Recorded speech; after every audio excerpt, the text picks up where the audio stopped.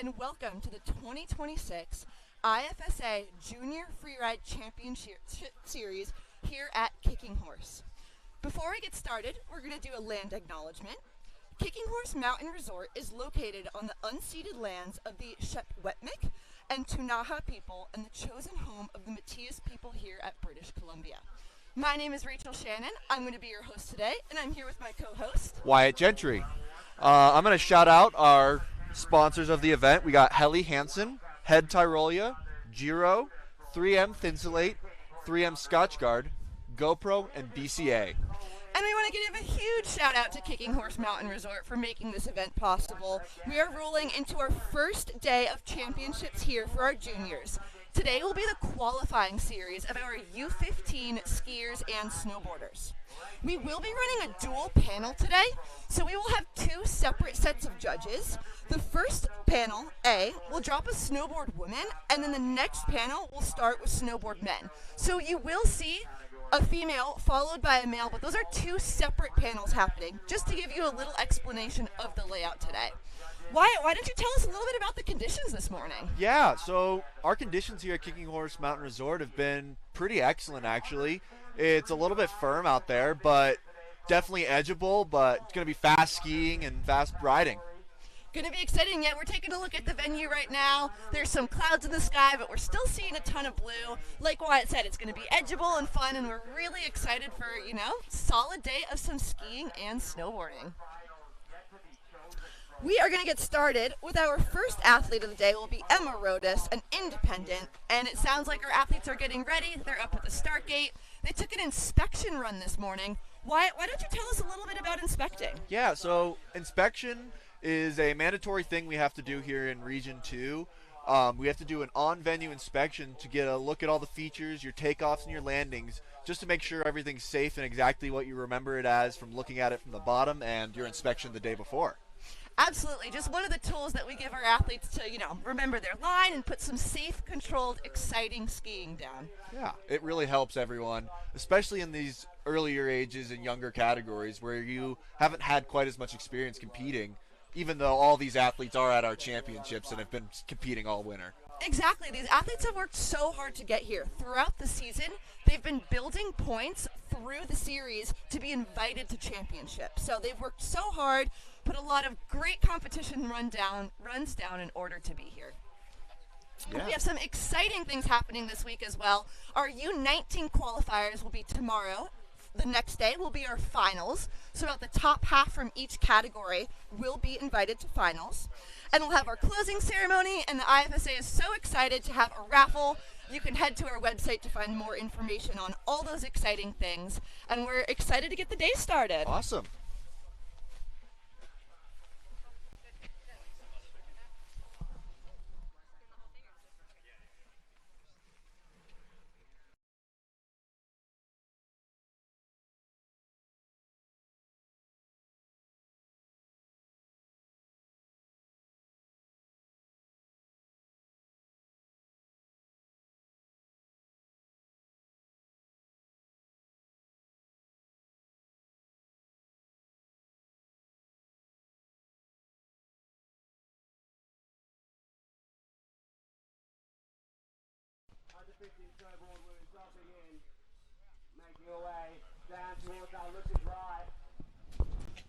All right, our first athlete of the day, Emma Rodas, is on course.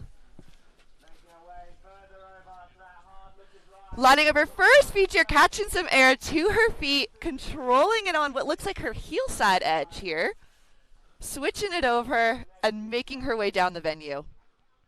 Looks like she's coming into this bottom right feature.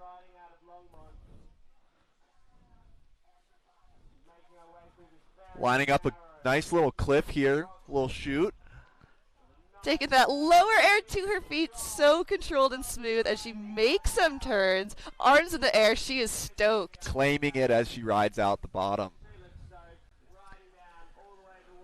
Looks like she's moving over towards this little windlip feature. Emma's coming to you from Longmont, Colorado, independent rider. Awesome grab. Love to see it. She was 3rd overall at Champs in 2025. First rider of the day, setting the tone for what we will see from our U15 qualifiers here at JFC at Kicking Horse. First rider safely to the gate. We are so excited to see it. Just put down a great run. All right. And like I mentioned, we will be running a dual panel. So now we are going to start off our U15 snowboard men with Fletcher Cochran. He's coming from us from Kirkwood Mountain. He's skiing for the Kirkwood Freeride team as well. Tahoe rider. You know, they're no stranger to steeps out there at Tahoe, especially at Kirkwood. They've got the cirque and all those really awesome terrain to train on out there. Yeah, they've got a lot of terrain. It's definitely going to prepare him for this a lot. So he is dropping in right now. Fletcher looks like he's going to line up that top feature there, take it up, and right back on his feet. Little bit of a control issue there, but Fletcher is on the move. Keeping it moving through that venue. Coming up to this cliff right below him. Nice little air. And here he makes his way. It looks like he's going to stack another one here. A little bit of a butt check, not quite holding on, but again, Fletcher is back on his feet and moving. Yeah, he kept it moving, so he's still got the fluidity movement. Why don't you tell us a little bit about the 5 categories the athletes are being judged on? Yeah, so every athlete is judged on the 5 categories, which it all starts off with the line score, and that is, as you move through the features, it adds up. Your line score gets higher and higher as you add more features and ski over more technical terrain. And on that, they judge your control, your fluidity, your technique, and your air and style. Absolutely. So those are the 5 categories that athletes are being scored on. Line, control, technique, fluidity, and style. And Fletcher coming in with a 360. Unfortunately not quite putting it to his feet, but we love to see the stoke and athletes going for the moves. Yeah, that was awesome. All right, Fletcher is in the finish corral. And we are going to head back up top to our next skier from Panel A, Scout Bilbrow. Yeah, she's coming out of Sun Valley, Idaho. She was 1st place at the Jackson Hole event this year and 4th place at JFC last year. So Scout, no stranger to JFC, here at the Championship Series again. Yeah, back at it, dropping in right now. Scout's making her way across the ridgeline. And once she drops in is where the judges will start scoring her line. So she is on venue, making some turns, and getting it started. Yeah, moving through this venue quick. It's nice to see some good controlled turns. Coming up to this nice feature in the middle. She's moving with some speed, too. I would say that was one of the faster starts we've seen to our U15 riders. Absolutely.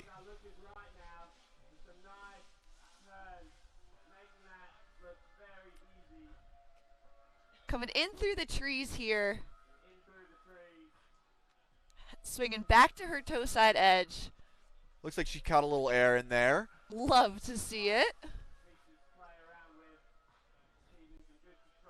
And will she head over to the money booter or just shoot it in? Looks like she's just making some nice turns down the venue. Coming into this bottom jump right here.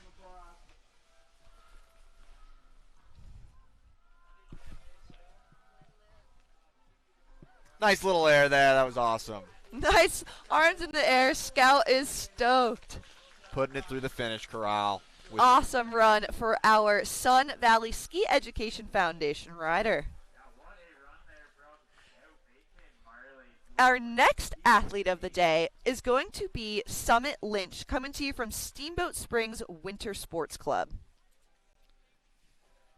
Everyone, all of his friends apparently call him Jibrat. Jibrat, love to hear it. Yep.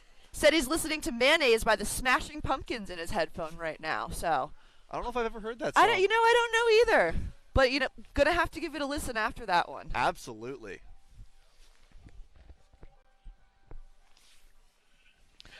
Summit was second at the Steamboat Spring event this year and third at Tau, so no stranger to the podium. Summit certainly has earned his spot here at JFC. Absolutely, and he is dropping in right now.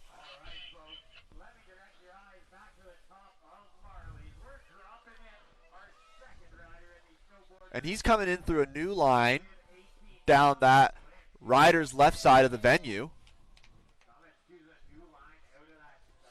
You know what? We're going to have to come up with some names for these features here. Should we call that one Salt and Pepper? I like it. Salt and Pepper, I like it. Yeah, I got some spicy techie rocks up there that Summit is doing a great job of navigating, staying nice and controlled on his snowboard as he comes into this mid-air.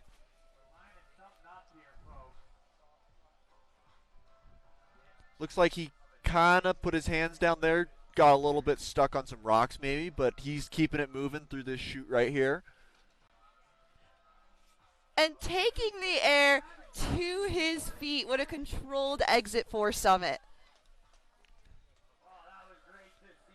Navigating through the chop there. It looks like, it might not be the smoothest there in that midsection of the venue. Definitely not. It looks like there's been some chunder balls that have come and dropped off the cliffs.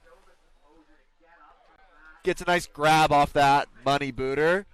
And coming in nice and smooth there. It looked like we saw some of our former athletes get a little caught up with the speed there, but Summit did such a great job navigating that exit. Absolutely. He's just keeping it fast and fluid. With a final air at the bottom, extra credit air. He's stoked coming through the finish corral. Stoked. What a good run out of Summit Lynch from Steamboat. All right, dual panel, back up to the top. The action never stops. We have Penny Haverty dropping in next. Yeah, coming us. Oh, she is an East Coast rider from Lincoln, New Hampshire. Riding out of Loon Mountain Freeride. We love to see our East Coasters here at Kicking Horse for JFC. And the East Coast had a pretty good season this year, if I do say so. I've heard that they had a great season. I never made my way out there, but I heard there was some excellent riding and skiing. Maybe East Coast was the place to be this year, and we're going to see what Penny has as she drops in right now. All right, Penny heading into our Salt and Pepper chute.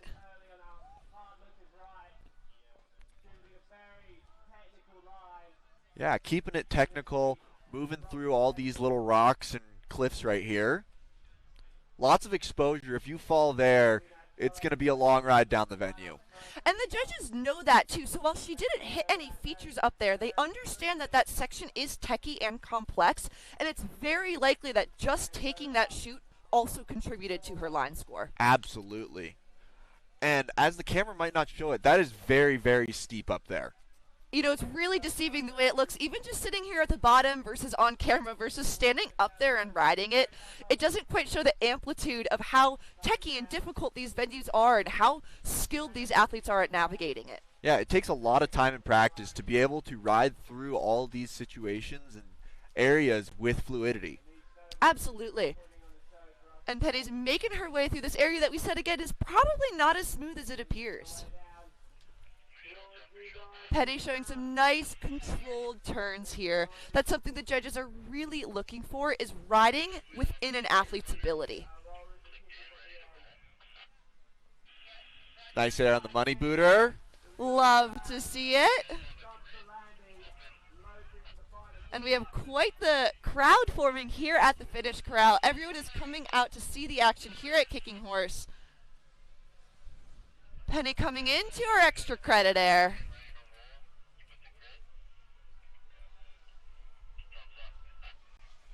Coming in with a 180 there, catching a little bit of a spin. Yeah. And as that might not add a lot to your line score, the judges love to see you keep your excitement up, and it will add to your overall result. Absolutely, and that's something that's so exciting about Freeride is it's this blend of strong technical riding, but it's also we want to see the freestyle element too. It's this beautiful blend of strong riding and tricks. Absolutely, like tricks just add to your all-around run. And if you can put it in there within your ability, it's definitely something that's good to add. And what an exciting feeling it is, too, to be like, oh, I'm going to spin at the bottom. You have it in your mind as you're skiing your run, and then to get to the bottom and put your trick down is just such an exciting feeling. Especially just getting to the bottom and being in this finish corral at our championships here. Exactly, yeah. The athletes have worked so hard to make it here, and they will be crowned the winner of the Americas, North and South America. The IFSA stretches from Alaska to Patagonia, 4 countries from Canada to the U.S. to Chile to Argentina, and we have, all athletes from all 4 countries are being represented here at JFC. Yeah, it's absolutely incredible. And Wyatt, you were an athlete last week. Do you want to tell us a little bit about how the Challenger Series went? Yeah, absolutely. I competed in our Challenger Series at IFSA. We had 3 stops between Whitewater Resort and 2 here at Kicking Horse after our Kirkwood event got canceled. We had similar conditions of firm skiing, but a little bit softer snow, and I made it all the way to the bottom, so I was happy. Awesome. Yeah, it was so fun watching all of our Challenger athletes ski and ride, and it was just a really exciting week. And then how fun to get to roll straight into juniors here at Kicking Horse I'm as well. so excited to be able to come back and watch this after I was here not that long ago competing with all of these athletes. And next on course, we have Kinsley Clausen coming to you from the Mammoth Mountain Ski and Snowboard team. Kinsley has dropped in and heading along the ridge line. Oh, I'm so sorry. This is Avery Landry. Avery Landry is coming to you from the Alpental Freeride team.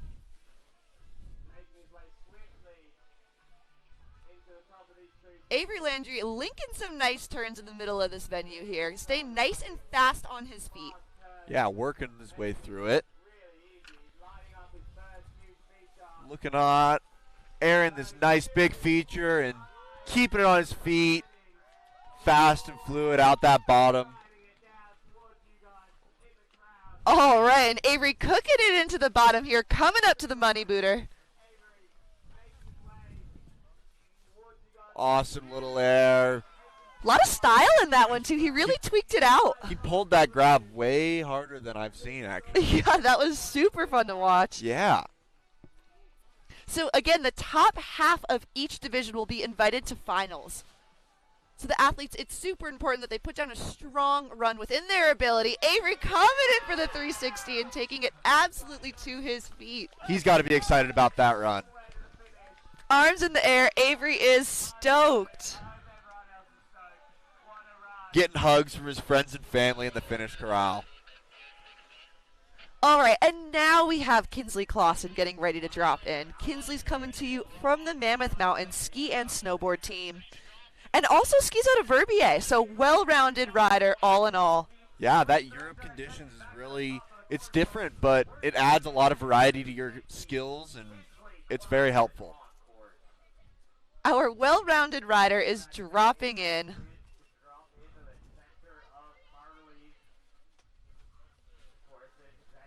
All right, Kinsley is linking some turns up top here, staying nice on her feet, controlled and smooth and everything the judges want to see, and I'm sure doing it for the soul as well. Absolutely.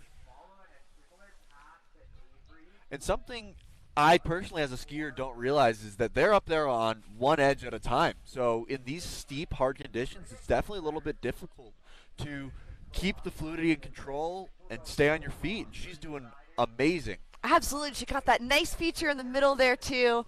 And yeah, like you said, Wyatt, it's harder to stay on one edge than it is for two. So, skiers have a bit of a different perspective, but Kinsley's making it look easy with another air there above the trees.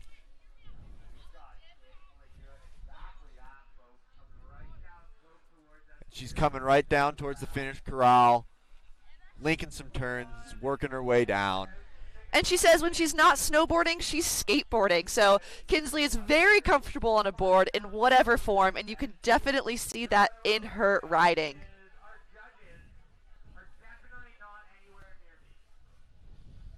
All right, and Kinsley going to wrap up that run as she makes it into the corral. Awesome riding out of our Mammoth rider. Yeah, that was a great run. Keeping it fluid.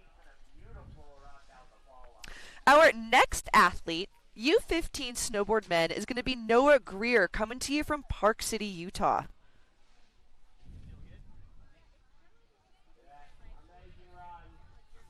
Looks like he's getting pumped up with some Kanye West up there. Yeah. It says Flashing Lights by Kanye West is his go-to comp song. I mean, it's got to get you excited at least. Yeah. All right. And here he comes. Just got word he's getting ready to drop in. And we have Noah on course. Working his way down that ridge.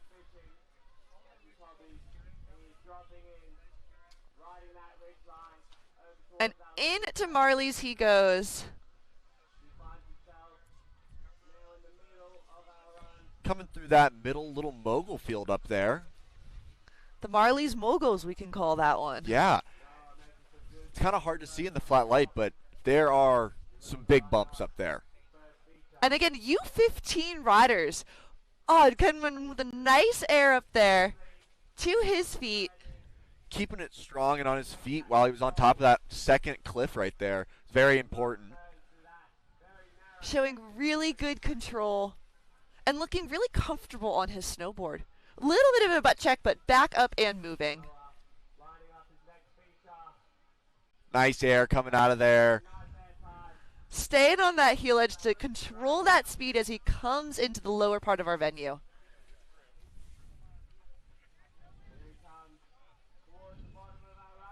Rolling into the money booter. What does he have? What does he have? Another tweaked out grab from Noah and coming out of it with some speed. He's going to come into the extra credit corral booter. Oh yeah, another grab for nice Noah. Nose grab there. And into the corral he goes. All right, panel A is ready for our next athlete, Tessa Cullerton. Yeah, she's coming from Sugar Bowl, Tahoe. She's definitely happy to be up here because I've heard the conditions there are not as good as it is here. Yeah, I heard Tahoe had a rough end to the season, but, you know, no sweat for Tessa because she is coming into the salt and pepper chute right now. Nice and controlled turns. Moving fast, too. Absolutely. And while the athletes are not being scored on their time, the speed at which they take their run contributes to their fluidity and their overall rider level, which is their overall impression that the judges will use to help determine their score. Yeah. And fluidity, how they always say is if you can turn a tap of water on, how would it flow down this venue? And that's the best way to explain it. Picking a smooth line, getting a little caught up. You know, that section there looks really chunky, but no sweat for Tessa as she takes the air and is moving back on her feet again.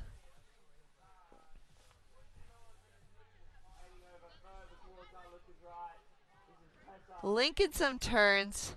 Working her way towards the money booter. Towards the money booter. I think we're going to see a lot of action on this thing today. You know, everyone loves a money booter. Absolutely.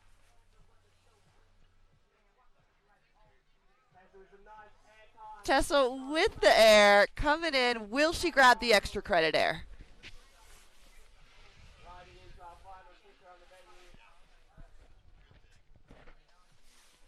All right, here she comes. And another air for Tessa. A little bit of a butt check, but she is back on her feet.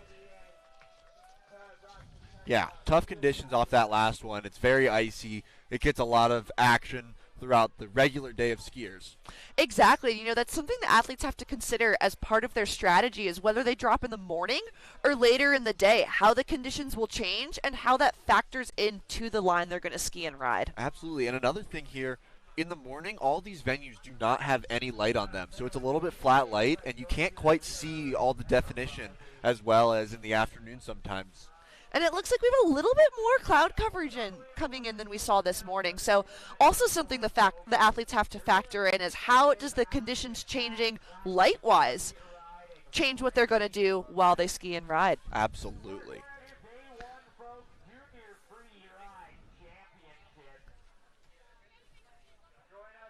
All right. Our next athlete is going to be Thomas Lawyer. Another East Coast rider coming to you from the J Peak Free Ski and Ride team.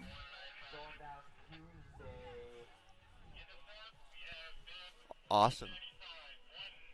All right, just dropping in. Yeah, just got word that here comes Thomas dropping in to Marley's here at Kicking Horse. Going to make his way along the ridge line. And it looks like he might head into our Marley's mogul section. Yeah, and you can't really see it from here, but it's not a big flat area up there. That's a ridge line. So you still got to keep your pace and work your way along it.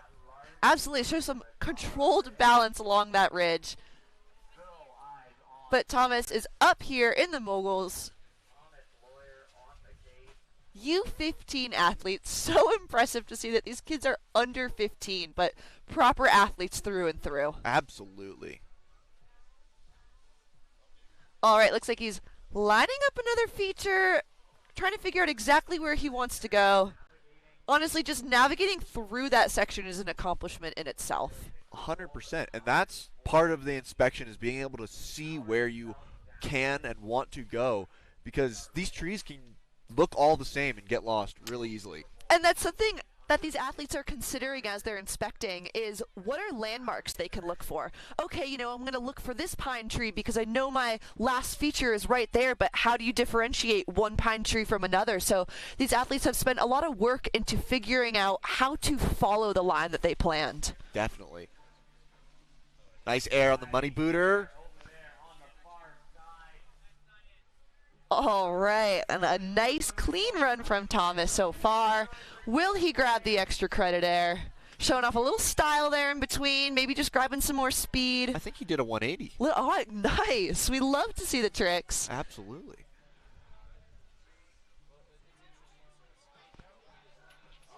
And the extra credit air for Thomas with the grab as he makes his way into the corral. Keeping his feet. Awesome. East Coast rider from Jay Peak. Representing Vermont and the Eastern Freeride Series.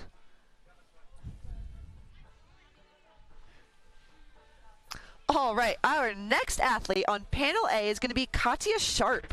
She's an independent rider, so that means she does not ride with a Freeride team, but rather has someone that is certified as a coach to help her through the season and coach her into the JFC series. Yeah, there's a lot of athletes out here that do that, whether it's your parents your coach or you have an independent coach that's just working with you personally.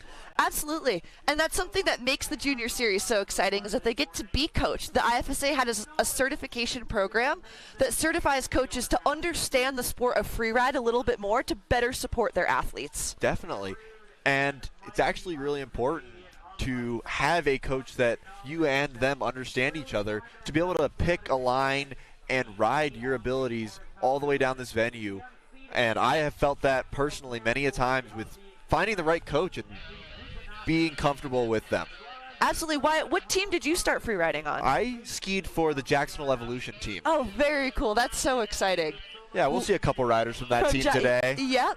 And, you know, we have, I think it was around 170 coaches here attending JFC this year. So they're showing up, they're bringing their athletes, and we have Katya dropping in right now, our independent rider from Seattle, Washington. Katya looks like she's lining up this top meatball feature, taking it to her feet, maybe kicked up a little bit of snow, but, you know, she's back and moving. That was a sizable feature to take at the top of the venue. Absolutely, and judges take that into consideration, is taking that air at the very beginning of your line and risking it all up there. Absolutely. So really exciting to see, again, our U15 athletes. I can't say it without smiling, because it's so exciting to see this next generation of free riders really elevating the sport. Yeah, very promising riders out here. Absolutely, and she is making quick work as she's already through the top techie section and into the bowl. Yeah, just working her way through this bottom chunder area. You know, we said we don't quite know what conditions feel like there with snow under our skis or snowboards. So I wonder if that is a moment for athletes to take a deep breath and get lined up for the money booter, or if they're still really having to hold on and concentrate through navigating the snow. I definitely think that they're having to keep their focused as they're moving through that. It definitely gives a little bit of time to think about it before moving in, but it's not easy riding. Absolutely. So, yeah, kind of a mix of both as they come in. Katya with one more extra credit air at the bottom. And into the corral she goes. Great run all the way through the venue. All right. Back up top, our next athlete, U15 snowboard men, is coming to you from El Colorado, Chile. I'm going to do my best with his name, but Keanto de la Torre. Yeah, our first Freeride Chile member. He is dropping in. All right, our first South American athlete on course, making his way across the ridgeline. And what you also have to think about, it's summer where they are right now. So they've been on the beach, and they're coming straight to the mountain. Yep, he's probably coming fresh out of the mountain bike, fresh out of the beach. And he's making it look easy through that top section. In the Marley Moguls, making his way further skiers right than we've seen anyone go so far. Yeah, he's working his way through this chute here. Navigating back on his heel edge, showing really a lot of control over his snowboard.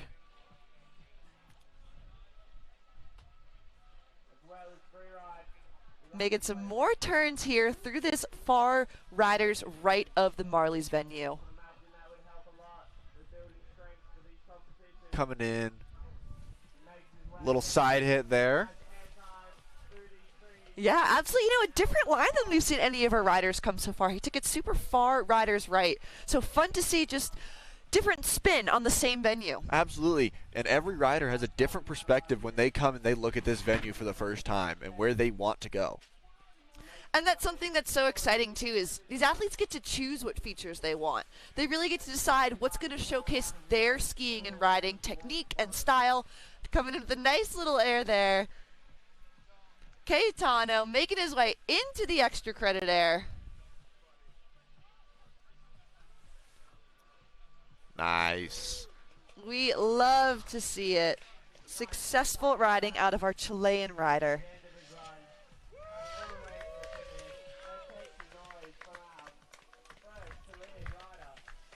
All right, we have quite the crowd joining at the bottom here. Everyone cheering on their friends. We love to see the Freeride family at it. Something that makes our community so special is just the support all the athletes have for each other. Yeah.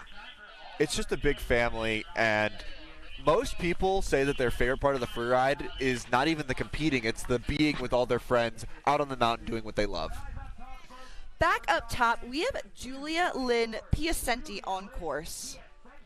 Coming from Utah, skiing for SBS EF team.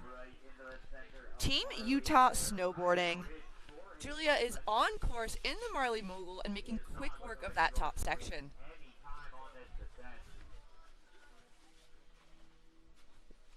Nice air, little turn into the chute there. Caught that far rider's left of that feature.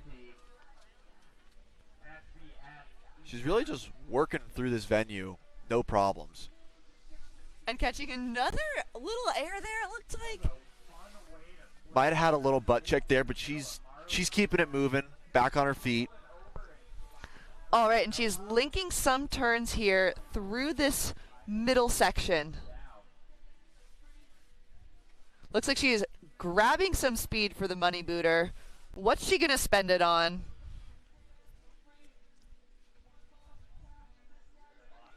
Solid air from Julia.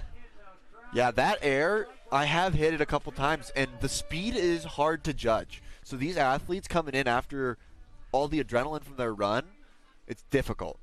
Absolutely. And one more with the extra credit air. Arms in the air. And like you were saying, Wyatt, it is hard to judge the speed, especially because the athletes haven't had a chance to hit that feature yet this run. They don't get to practice their line during inspection. They're really just looking at their features. So to have to, navigate it for the first time is not easy to do. Absolutely. All right, back up top. Dual panel, the action never stops. U15 snowboard then. We have Mucus Lucas Monteleone. Excuse me for the pronunciations. We have almost 290 riders competing at JFCs this year, so it is a lot of names, and we're going to do our best to represent all of the athletes as they show what they've been working on all season, like Lucas is doing right here on Marley's. Yeah, kicking up some snow, which means he's moving fast and keeping it moving through that top Marley's Moguls section. Coming in around that middle feature here. Wondering if he's going to line up another one. Catching just the corner of that one, it looked like. Yeah. Little bit of a butt check, but he is moving again. Really fast work out of that top section. Absolutely.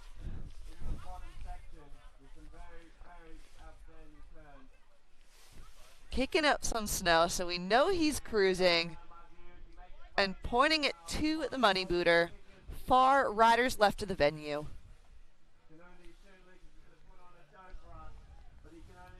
Nice grab. Love to see it.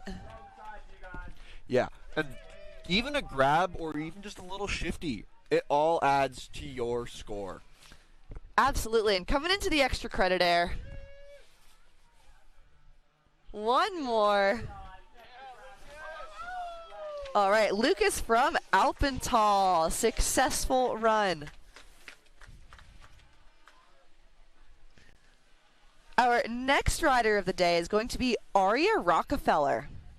Coming from my hometown, Driggs, Idaho. Driggs, Idaho. She's representing the Grand Targhee Ski and Snowboard Foundation.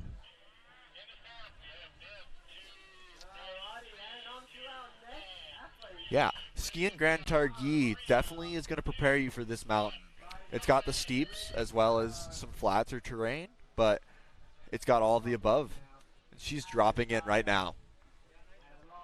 Multi-talented athlete too. She says when she's not snowboarding, she's a lacrosse goalie and plays the trombone and tuba. So multi-talented athlete. We love to see our athletes doing all the other things that just make it so exciting. Definitely. Keeping busy in that off season. Keeping busy in the off season. And here she comes navigating through the Marley Moguls, linking some turns, and getting ready to build up that line score.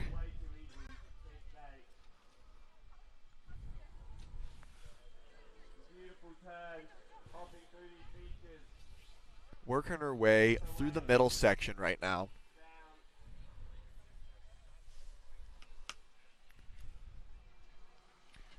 Nice and controlled. Looks like she rolled off a bit of a mogul there or something. Definitely something that she hit in between those two trees. Definitely.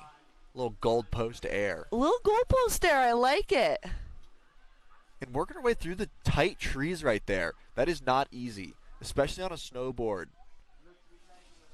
I know. I have so much respect for all the snowboarders, like you said, Wyatt, that are just doing it on one edge. As a skier myself, I can't even imagine. I've snowboarded a couple times. And let's just say I'm still a skier. Oh, absolutely. Me too. You know, I get excited when I can even link a turn on a snowboard. So to watch these U15 athletes ski a venue like this is just so impressive. Incredible. She's working her way through the bottom section into the finish corral here. One roller left. All right, Aria. Clean riding out of her as she makes her way into the corral.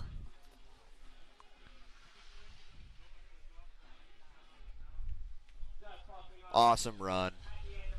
Woo, she looks stoked.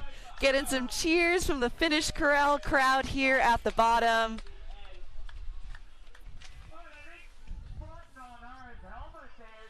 Oh, we love to see all the hugs at the bottom. So excited to see the athletes cheer each other on. And something that I think is just, like we talked about, so exciting in the sport is these people you're competing against become your closest friends, too, and really share the experience. Absolutely. At the top, you're up there as competitors. In the bottom, you're family friends. All right, next athlete dropping in, Otis Abramson. Coming from Alpental.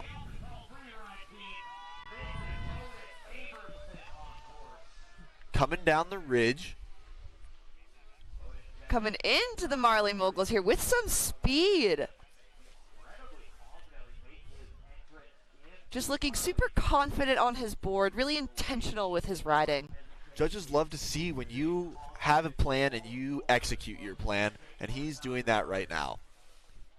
Making quick work of that top section. That was some of the smoothest I think we've seen up there. Getting ready to line up another feature. Quite a big chunk he bit off. Unfortunately, bit of a butt check, but he's back on his feet and moving. Working his way down the middle section, through the chunder towards the money booter. He said he's listening to Fire on the Mountain by the Grateful Dead right now. Love to see it as he comes into the money booter.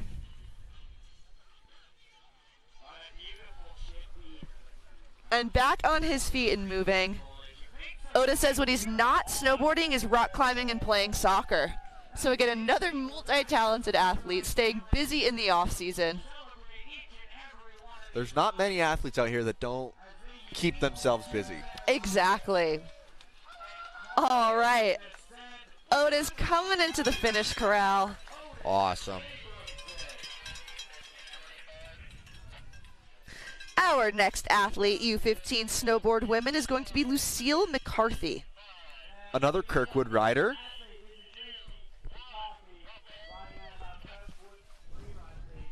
All right. Lucille coming into Salt and Pepper right now. Working her way down.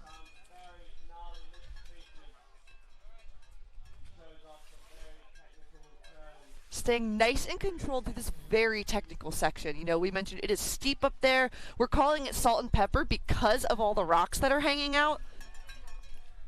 I'm sure there's a lot of snow snakes, but she's doing such a good job navigating her control. And working her way down towards this bottom meatball. The bottom meatball, I like it. We're getting creative with our names today. And you know, we saw a couple other riders get hung up in this section. You can see it's rather sharky. There's a lot of rocks poking out right there in that entrance. And as a board, you can see that their boards barely fit into that little area. They're having to work their way through that just to be able to get onto this bottom feature. And points it out nice and smooth for Lucille. Really clean exit out of that.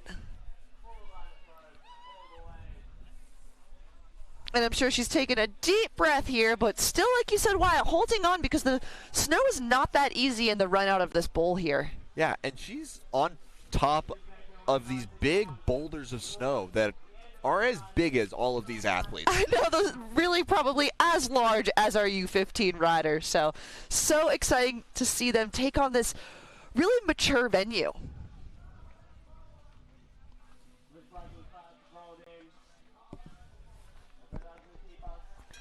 And Lucille's off-season sport is she's a competitive swimmer. So snowboarding, swimming, we love to see it. Our Tahoe athlete coming into the extra credit air with a final air to round out her run. Yeah, Tahoe Freeride team really puts out some really competitive athletes out here. All right. And into the corral, successful run from Lucille.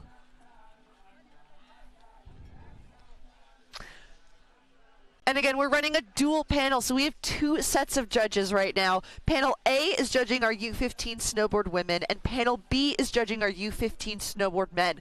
This means that while Lucille just finished, the judges can take a minute and score her run while the next athlete from the other panel drops. So it keeps the competition moving smoothly, it keeps more action on the live stream, and just overall allows us to add more competitors to our event. Absolutely. This is the biggest championship ever. It's the largest freeride event in the world right now with, we said, you know, almost 290 athletes. So we're so excited to represent The IFSA from Alaska to Patagonia here at Kicking Horse. Yeah, can't thank Kicking Horse enough for letting all of us invade their area. And they've been so accommodating too. They've just been so helpful in making this event run. Our next athlete, U15 snowboard men, is going to be Easton Kissinger. Coming from Vermont. Green Mountain Academy.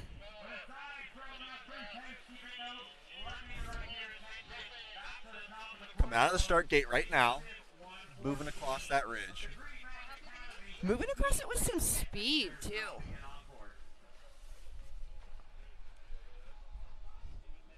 All right, and looks like he's going to get ready to drop in here and start his run. Working his way down.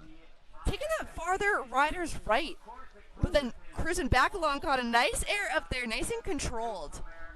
You know, it looks like he took that one a little bit more cross-court, which I think helped him get that control back under his board quickly. Yeah. Keeping the speed under control is very important for these riders, just so they don't lose it in that section right there.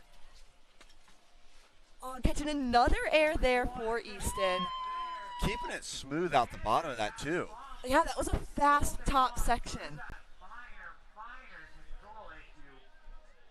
And it looks like we have another taker for the money booter.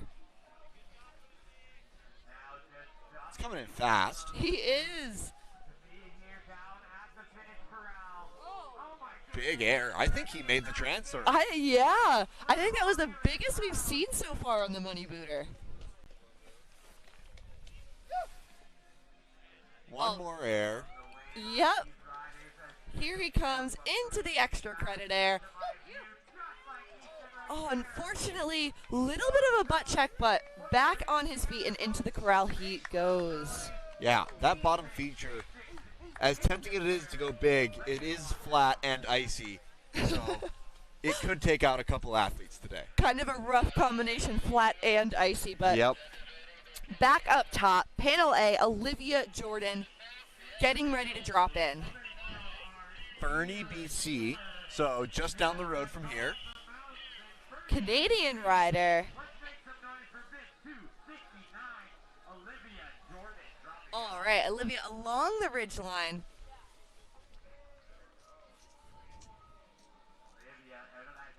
Lining up a feature here, it looks like. Looks like she's being super intentional with where she wants to go. Yeah, working her way through those little rocks up at the top that can just grab you and mess up your whole run. So important to come into the run nice and controlled, because I think that really sets the confidence of the athletes for the rest of their run. Absolutely. It's, you know, kind of hard if you're up there and you have a little bobble to then really shake it off and continue with the same control and confidence. So really smart, intentional riding. Coming into this steep section, very exposed as well. Yeah, that was definitely a technical zone that she went through that we haven't seen a lot of these riders really take to at all. Yeah, like we said, even if you aren't hitting airs, if you're riding in technical terrain, that adds to your line score.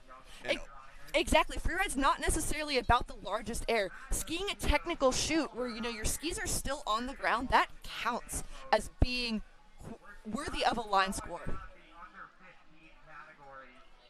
yeah, and all these athletes are 13 to 15 years old, or under 15. Under So, 15. Olivia catching another nice air at the bottom of the tree island. And cruising in through the rider's right of the Marley Bowl.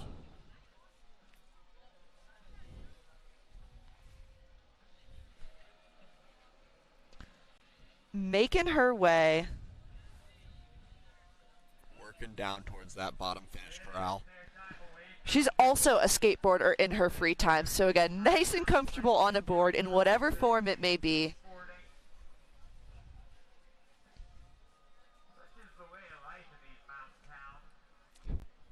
And gonna cruise her way in. Look like she's coming further down the line here.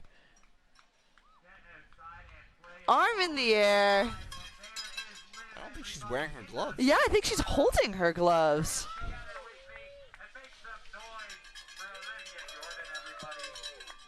Safe All into the right. corral.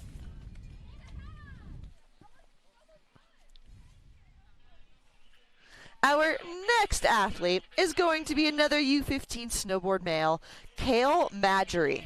As well, coming from Fernie, BC. He's got Pink Pony Club in his headphones right now, setting the tone. Oh, he's excited. He's excited. And it looks like we have another taker for our salt and pepper shoot. Really smooth entrance there. working over this cliff right here. Wow. Again, we talked about how steep that was and how techy that section is, and he's just making really smooth work. Yeah, and so the judges closed off most of that top section there, and he came right in below that closed section, getting another nice air.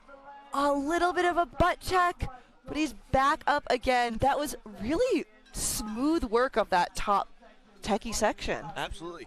And something that everyone might not know, even if you have a butt check or even a crash, you can still move on to finals if you have a really solid run up until that point.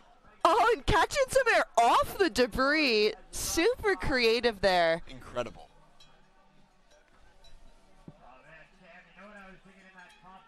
.360 off the money booter. Absolutely, as he cooks his way in. You know, that was just showing a really strong rider level. We had the techie section up top, we had the airs, and we had the tricks. So really well-balanced riding out of Kale. Absolutely. Another 360. Oh, smooth. He's got a very stylish stance to him as well. Now that he's a little closer and we can see it, he just looks so comfortable on his snowboard. Yeah.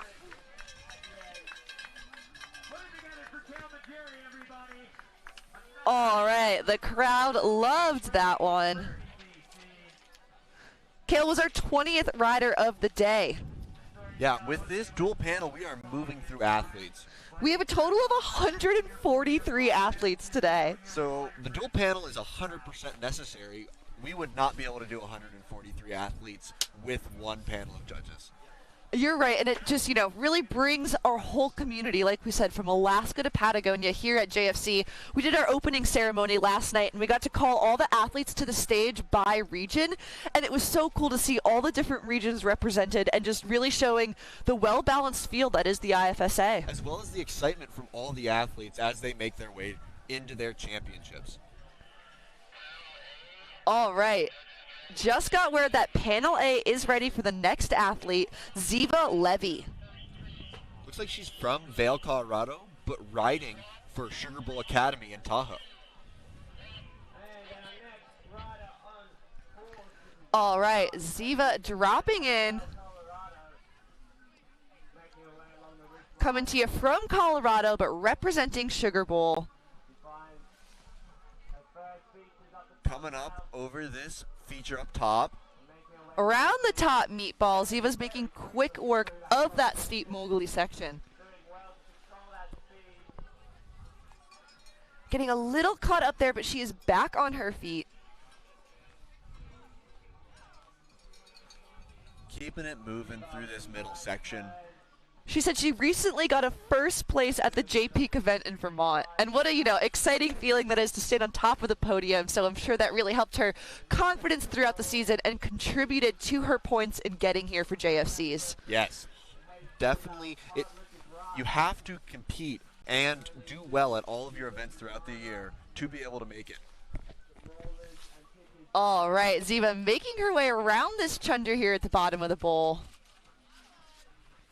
Linking some turns. Staying nice and smooth on her snowboard. Working her way down this bottom section.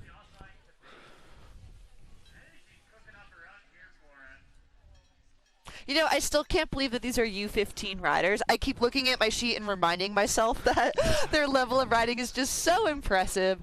Ziva showing off some nice, smooth, controlled turns. So exciting to watch. So exciting. All right. Back up top, U15 snowboard man, Panel B, we have Luxlin Hoke. Luxon, excuse me. Coming all the way from Alyeska, working his way down the ridge fast.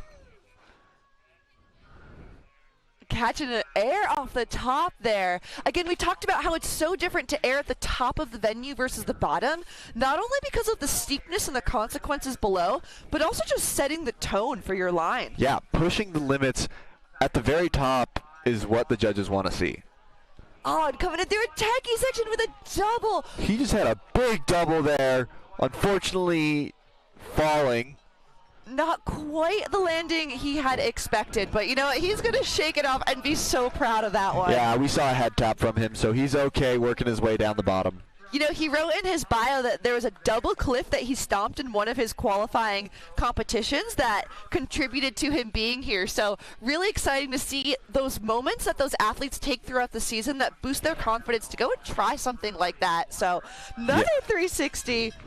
Yeah, that double Luxio. was not easy. It is firm conditions, and he made the double possible. He really did.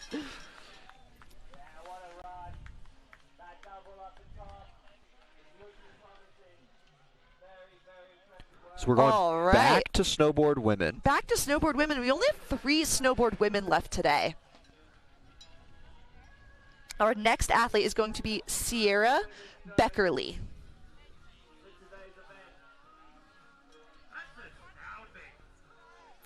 Sierra's coming to you from Mount Bachelor. All right, and just got word that Panel A is ready for Sierra.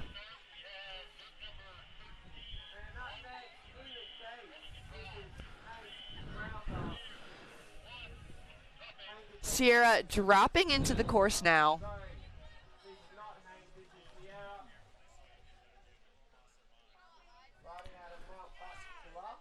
Making her way along the ridge line. Working her way into the Marley Mogul section. The Marley Moguls, coming in with a nice pop there, showing some style to her riding. Yeah, working your way through with little airs and turns, keeping it fast is always impressive on these venues. Coming in far rider's right. Looks like she caught a little bit of air over that top feature too. Keeping it moving through this middle section.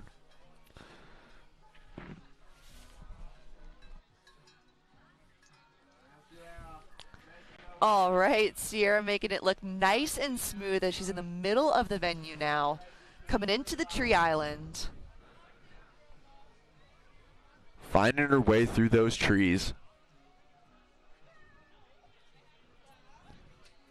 Catching that little bit of a feature there in the middle. Maybe not quite the speed she had intended, but she is still on the move and cruising. Yeah, that is one thing that is difficult, is imagining something in your inspection and then making it happen. And she's doing great at it right now. She got second at the Jackson Hole event this year. She said she was super proud of herself and just really enjoyed the venue. So competing all year to make it here to JFC. Working her way down to this extra credit air. Extra credit air. Will she get it? Ooh, catching another little feature there too. I don't think we've seen that one. She's just finding all the extra credit airs. All the extra credit airs. Boosting her grade here at JFC. Coming in with the grab and going to cruise her way in.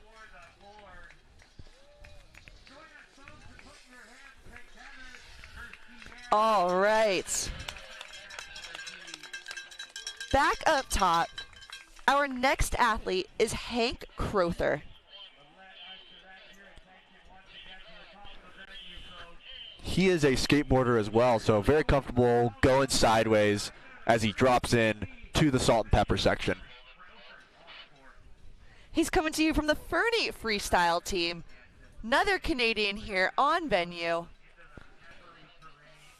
In the salt and pepper shoot. Working through it quick. Absolutely. That was I really like that big smooth turn he made. Just so smooth and so easy.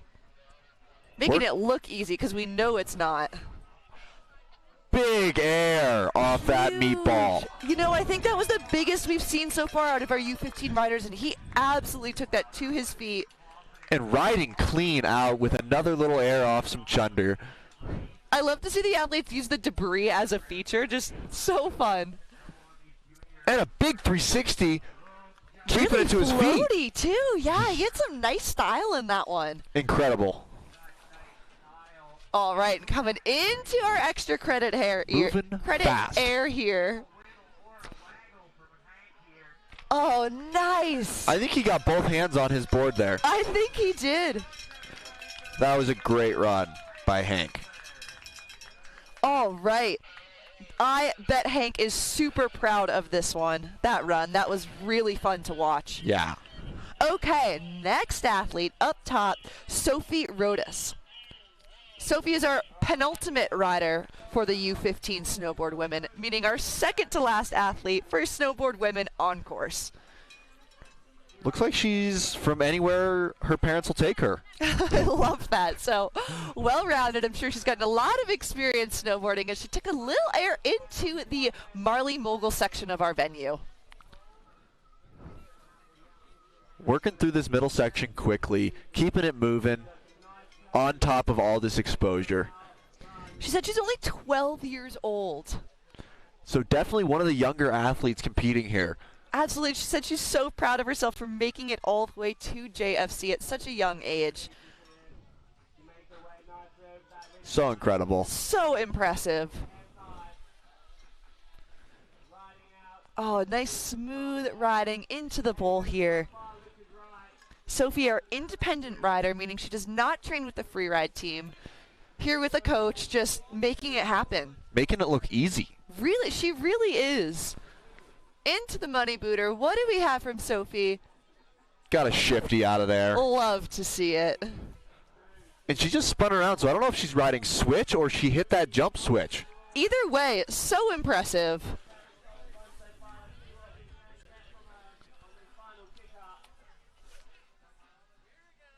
All right, she's going to wrap up her run here. Wave arms in the air. She is so excited coming into the crowd, and I would be too after a run like that. Of course, we love to see it. Excellent riding out of Sophie. Alrighty, our next athlete is going to be Alexander Crenshaw, U15 snowboard men. He's coming from Jackson, Wyoming. My favorite place on earth. I'm a little biased, but You have to be when it's your home resort, and when your home resort is as exciting as Jackson Hole. absolutely.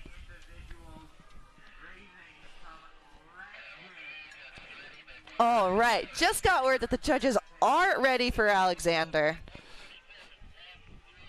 Alex is going to drop in and keep it moving because he is a Dick's Ditch bank slalom consecutive years champion.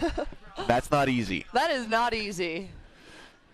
Making his way along the ridgeline. Coming into our top meatball there. Catching some air, keeping it to his feet. That was so smooth. Very smooth. And linking some turns. Making quick work of that steep section in our venue. Yeah, working his way onto this jump. Oh, unfortunately, not quite the landing he wanted, but he is back on his feet. Yeah, the confidence to come into a feature that fast, it speaks to his riding.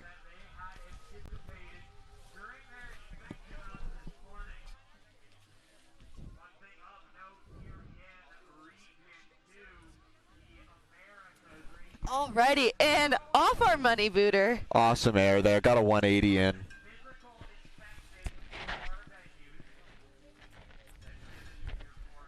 And into the money booter, into our extra credit airs. You're going to grab some speed. Only he knows. And another 180. With the 180, we love to see it.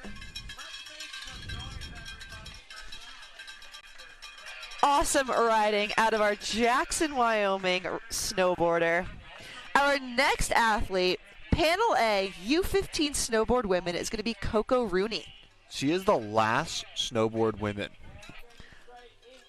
She's coming to you from Truckee, California, out of the Palisades Tahoe Freeride team. Working her way down that ridge. You can see her head poking out. She says she's listening to Only Girl in the World, so setting the vibe. We love to see it.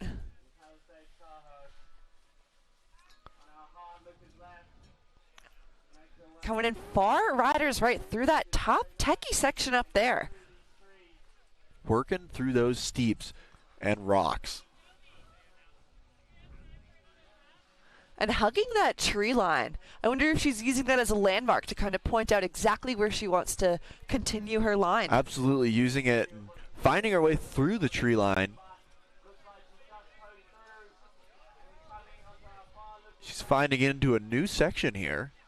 Yeah, we haven't seen any riders come to this far riders right on this top half of the venue still. Yeah, absolutely. Oh, catching a sweet new air, opening up that section for us. That's another thing the judges love to see is creativity and not doing the same line that everyone else does. And it's easy to get funneled in and just see the biggest air on venue and say, oh, I want to do that. Everyone else is doing that. But it takes a skilled rider to take a step back and say, you know what? My riding is going to be better showcased over here. I can show off my strengths as an athlete on this side. Absolutely. And during these runs, most coaches recommend you go for about an 80% run of your capabilities just to know that you can make it down and ride it clean and fast and fun. That's, really, really good advice. So Coco wrapping up our U15 snowboard women. Coming into the corral here. What excellent riding we saw out of all of our U15 snowboard women athletes today. That was some incredible riding.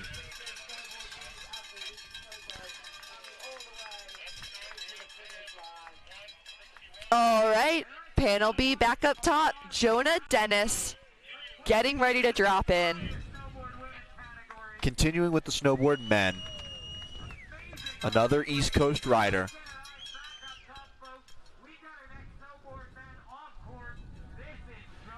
He is moving through the Marley Mogul section with pace. Making quick work of that top section and looking so smooth through those moguls too. Yeah, absolutely. Standing up tall and keeping it moving. Showing off that nice technique that those judges like to see. Again, that's an entire category that the athletes are getting scored on is their technique. So controlled, balanced turns. And technique and control are honestly the two biggest categories in my opinion, because if your control and technique aren't there, everything else is going to be dropped. And a straight line through the bottom of the bowl there. Max fluidity right there. Max fluidity. And a 360 on the money booter. Oh, wild. Really strong riding. Very strong out riding. of Jonah. All right. Do we get one more with our extra credit here from him?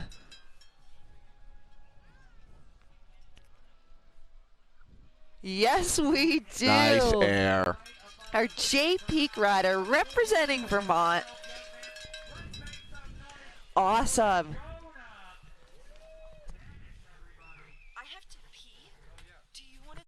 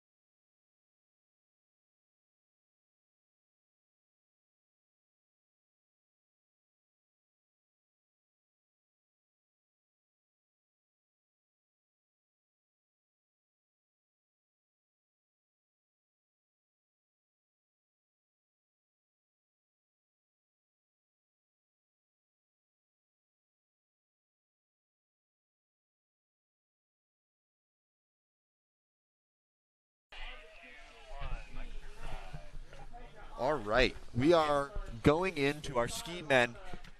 Josiah is on course, moving fast. Yeah, Zaya's making it down the course, going over to skiers left. And a big 360 off. Huge off the thing. Oh, and she does not quite stick it. Looks like he came up a little bit short and landed on that apron. Unfortunately, coming out with a fall, but keeping his skis on, so he will get a score. Yeah, that was one of the biggest errors I've seen all day. And another 360 off that money booter at the bottom.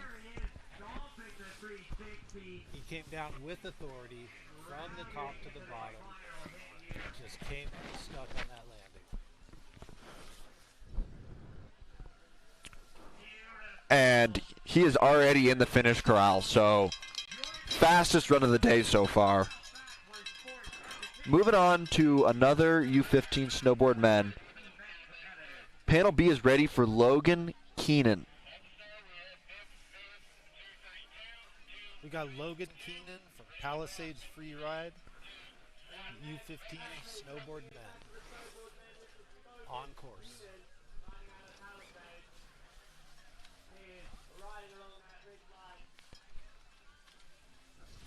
Working his way across that ridge in the Marley Mogul section. Going far, lookers left across the top.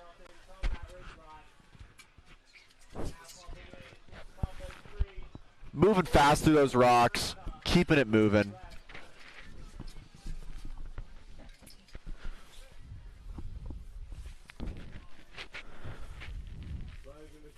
Working his way through those trees, doing a great job of keeping that fluidity up. Going far, lookers left, and then bringing it back through the trees. He's got a nice tree line going. I think it helps with the visibility, having those trees up there when the light's flat. Absolutely, and also helps you follow your line that you picked out. Oh, he's coming high on that ridge. That's the farthest over I've seen any athlete go. Looking like he's trying to find another air in here. Coming back through the trees again. Working his way through this venue quick.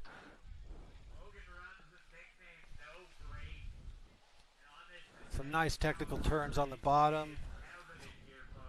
Yeah, doing a great job just keeping it moving, having fun with this venue, playing with it, and working his way down into this finish corral area. See if he'll hit that wind lip right on the bottom.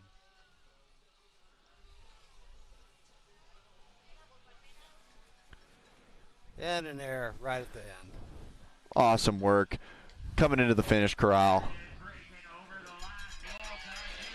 And we are back to our ski men. Tyler Moore, coming out of Vail, skiing for Vail's Ski Club. And he is on course. Tyler, high speed across the ridge up top. Looks like he's lining up that air right there. Oh, an air in right off the cornice on the top. Some nice, clean technical turns. Making quick work of the top part of the venue. Just worked his way through that chute there and coming on top of this air. Big air and keeping it clean out the bottom of it. Yeah, that was a really nice run. He kept that fluid top to bottom. Yeah, coming into our money booter over on the skier's left side of the venue. Tyler Moore. Big old shifty, keeping it fun. He's got some extra credit coming up here.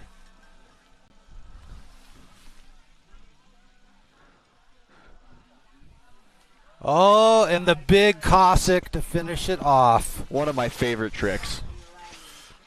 I wouldn't know that being a snowboarder here, but it looks like a fun one. It's a fun trick. Brings back the history of our sport. And we got Reed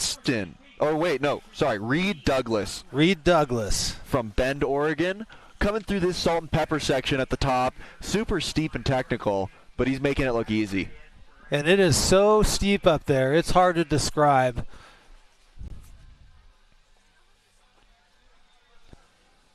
Working his way across onto this middle section. Reed coming through the middle section of the venue. Making some nice turns. Looks like he's trying to find his next section of his line.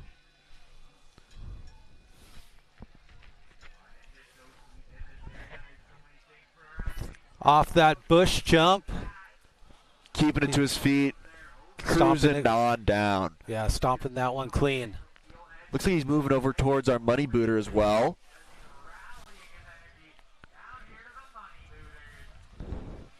Let's see what he can put down off this. Seeing a lot of action off this one today. Got a 360 in. Doing it for the people in front of the people. Doing it for Mount Bachelor Sports Education Foundation.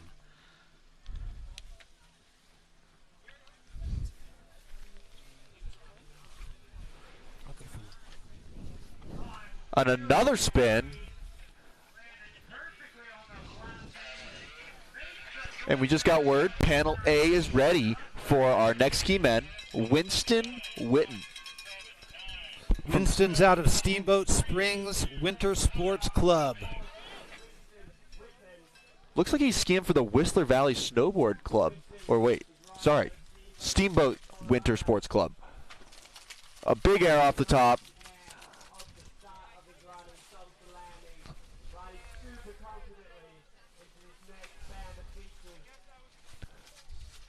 Winston, a new line. Oh! That he clipped that tree there. I hope he's all right after that. Sliding down. That was one of the... That was a big air. Hopefully he can self-arrest and be okay. Looking for that head tap. He is the first athlete that I have seen take that air today.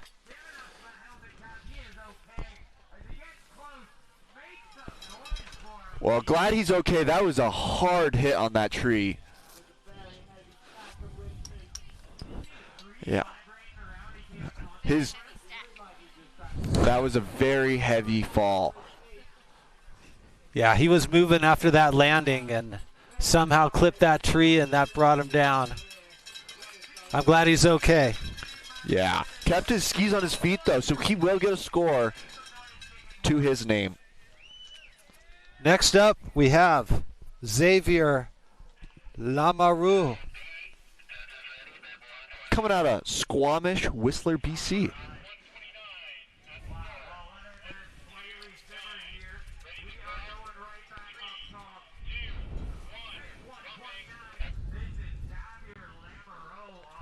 And he is dropping in, coming through this top salt and pepper section. Xavier Lamoureux on course through the very steep and technical top section of this course. Moving fast over this big air.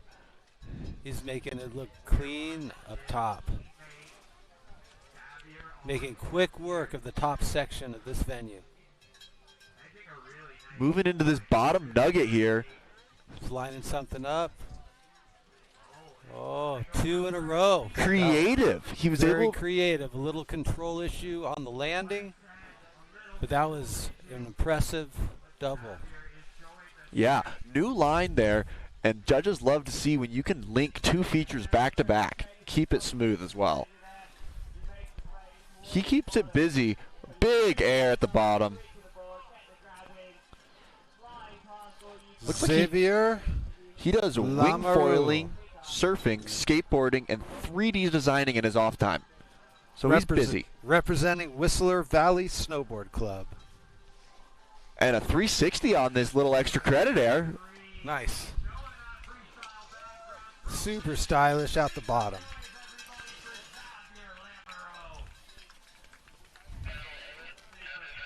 Back to our ski men, Walter Crossland.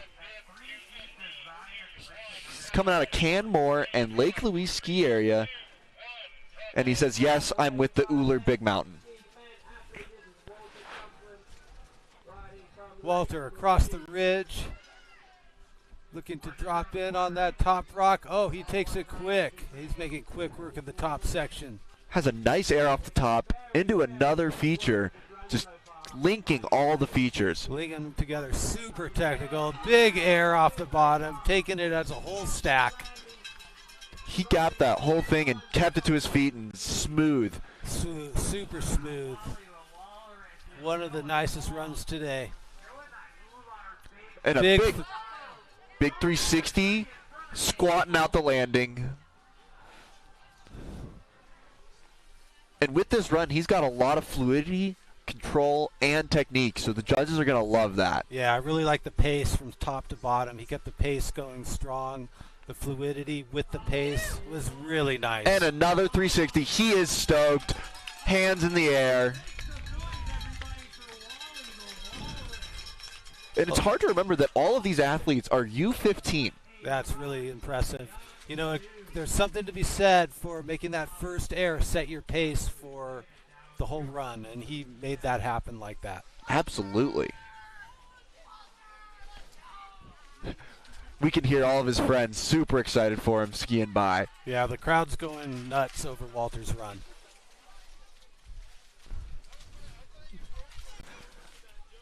Our next athlete's going to be Gage Holden out of Palisades, Tahoe.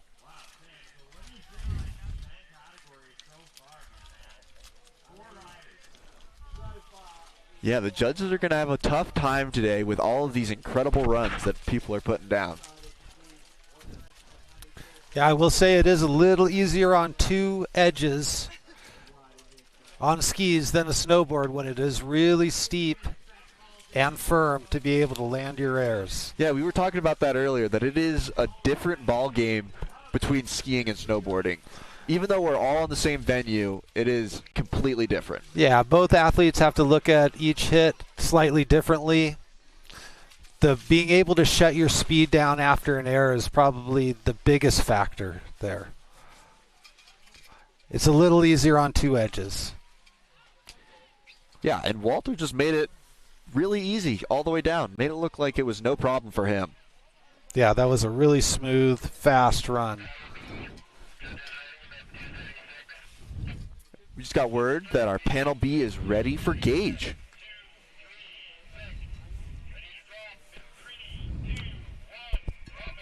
As he drops into our venue, working down that ridge.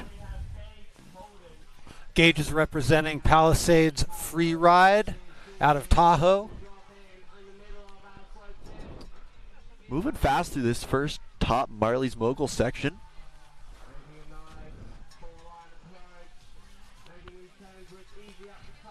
Looks like he's lining up a feature here in the middle. Yeah, he's one of the first guys I've seen do that one up there. It's hard to do a big air up there right in that zone. It gets really steep at that rollover. Right onto another air. Oh, nice, and he stuck it clean. Keeps it clean, going fast out the bottom. We've seen that take out a couple athletes today, and he's making it look easy. Yeah, he had some control coming out of that one. It was nice. And he's moving fast into our money booter here at the bottom with a big grab. Big indie grab.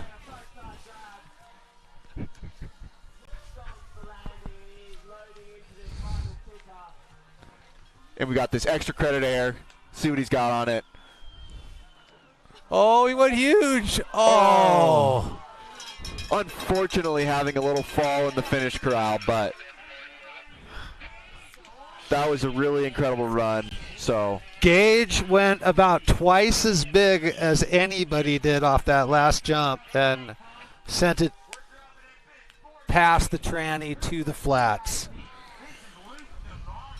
Oh, Lucas Navalti is already on course in the salt and pepper section. He is making it look easy and fast. Lucas on course, upper section of this venue. Look like he's lining up a little cliff right here. Nice, Lucas, lining himself up for this next air section. Let's see what he's got. Oh, he's taking the whole thing.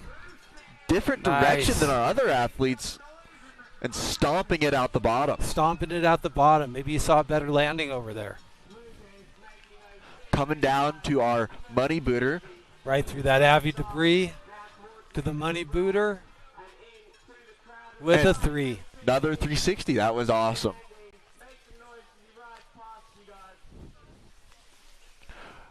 Coming in fast to our extra credit air as well. He's stoked. He's got his hands in the air as he goes by the crowd.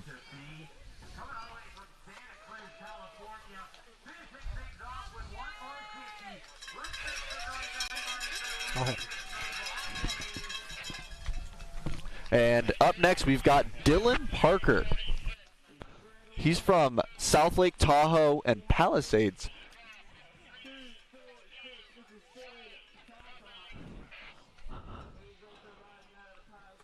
All right.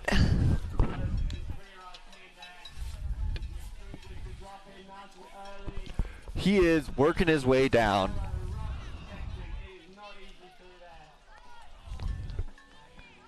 Dylan Parker in the salt and pepper section.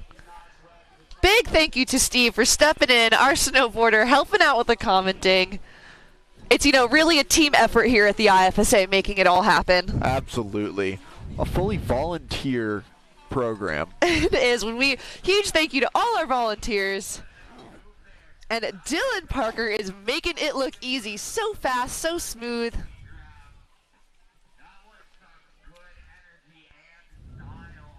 Palisades Freeride, our Tahoe Freerider, cruising into the money booter.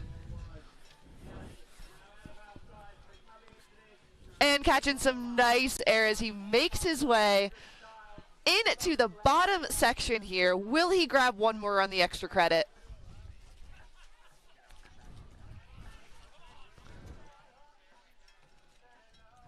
All right, here he comes with the shifty. We love to see it. He is stoked coming through this finish crowd. Oh, yeah. He's clapping. He is thrilled. We love to see the hype from all the athletes. Just feeling how proud they are of themselves is such an exciting thing to see in our juniors. Absolutely. And they've worked so hard all year for all of these athletes to come here and put down their run that they wanted to do. It's huge for them. It really is an honor to be invited to JFC Junior Freeride Championship.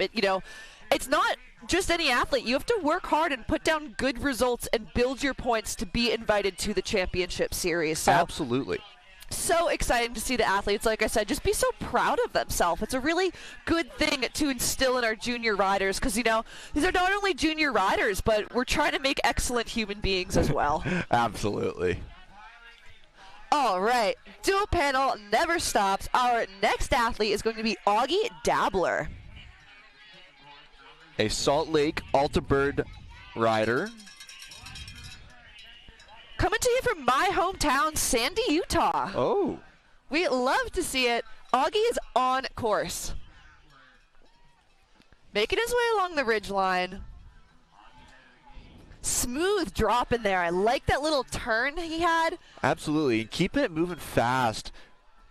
Coming over these features right here.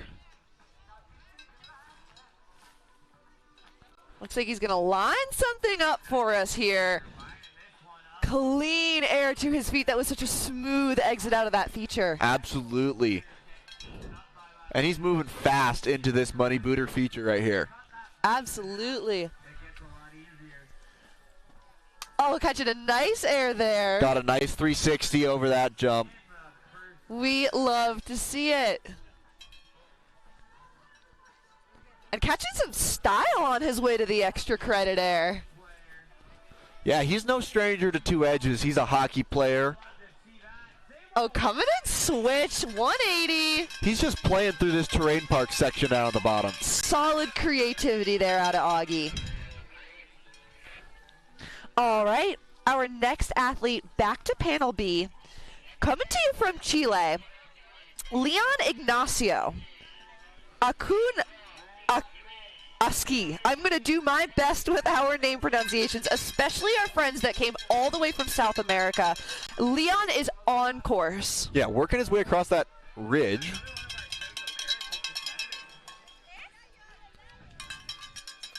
We'd love to see our South American friends come all the way up here just for this event. Such a beautiful blend of our communities here at JFC today. Making nice work of this Marley's Mogul section. Looking very controlled and confident on his snowboard. Absolutely. You can really tell in the stance a rider has whether they feel secure in their balance or whether they're a little more nervous, but Leon is doing such a good job of showing that confidence just in his stance. And if I'm not wrong, all of our South American competitors qualified for this over the summer. Absolutely. So the system is set up for athletes to just compete in the South American series to qualify, or they do have the option to come to North America and build more points. But that's a really good point, Wyatt, is that, there's different ways to get here, and we do this to really showcase that the IFSA is from North America to South America. We want our athletes to come to these different areas and compete all together. Absolutely. And he just had a great run, working his way down into the bottom here. And he's going to pop up for us over this ridge any second. I can see him. Here he is. Oh, yeah. Oh, catching one more air off that little bump there. Little chunder ball. Little chunder ball. I like it. He's excited. His family's excited. Oh, yeah. The Chilean crowd loves it. We see the flag at the bottom. All right. Back up top. Panel A, U15 ski men, Corbin Buck. Yeah, with this dual panel, it never stops. The action is always coming. And Corbin is working his way across the ridge, all the way to our skiers' right side of the venue. All right. Nice and smooth up the top. Catching an air there, far skiers right. And making quick use, comes off the bush air with another big air to his feet. Yeah, taking that air and bumping it up to 100. Corbin coming to you from Crested Butte, Colorado, making his way into the money booter. And a nice 360, and he got a safety grab in there as well. Nice. Oh, we love to see it. That was so exciting. But he is not done yet. I can feel it. We have one more coming to you from Corbin. Just playing in this bottom terrain park. Another 360. You called it. He was not done. He was not done. I could feel it.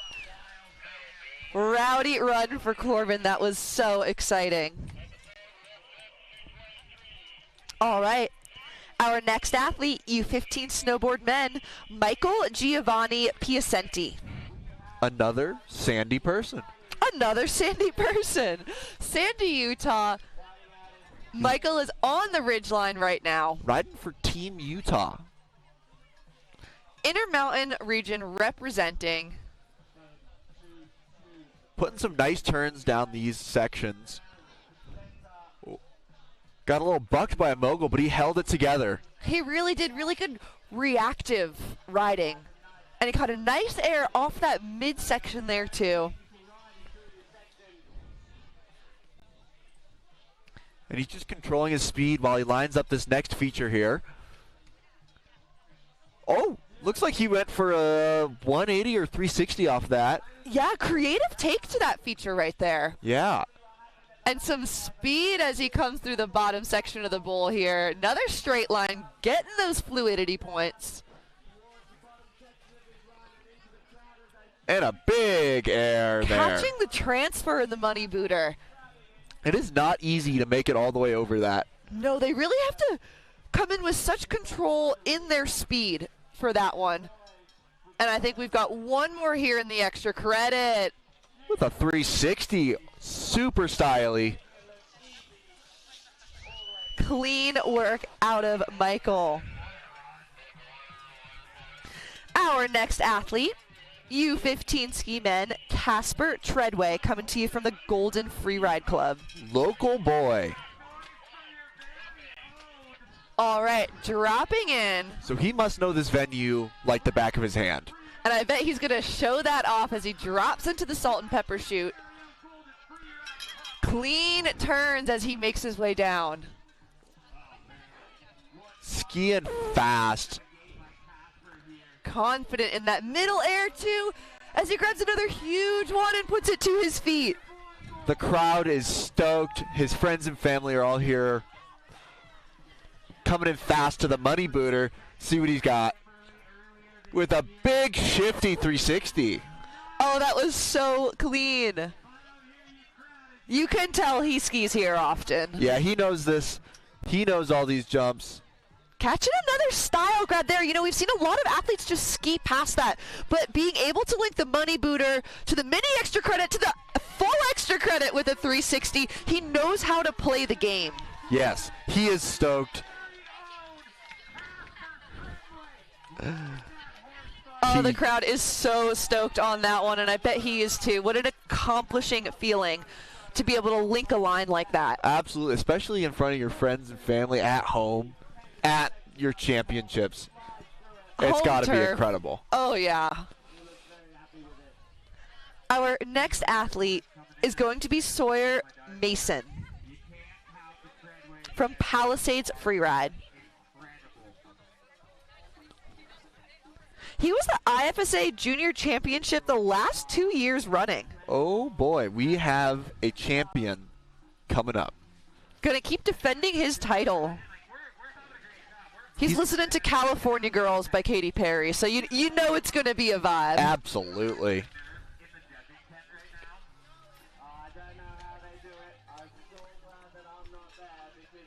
And it looks like Panel B just got where that Panel B is ready. All right. Sawyer dropping in on course now. Yes, coming in. Making his way along the ridgeline. And you know, the light looks like it has changed a little bit. You could see the clouds have filled in a little bit more up top. Absolutely. The flat light is definitely a factor that these athletes are having to play with today. It's a lot harder to really differentiate what you're going into when the light is flat like this, but it is no problem for Sawyer because he is making this top look easy. Moving through the features, lining up this next air. Oh, clean. I can't even imagine taking an air that size on a snowboard. So kudos to Sawyer. That is so impressive. Looks like he got a little bit going too fast on his run out and had a little butt check, but he's moving fast and keeping it moving. It almost looked like he was so excited to land. Absolutely. Got a little ahead of himself, but here he goes. Sawyer making his way into the bottom. Looks like he caught a little air there. You know, I couldn't quite see it from my angle, but I saw something come out of the air there. There Must be a little wind lip up there that we can't see from down here. All right, a successful run from Sawyer, our Tahoe athlete. Back to Panel A. Our next athlete is going to be Scott Shaw.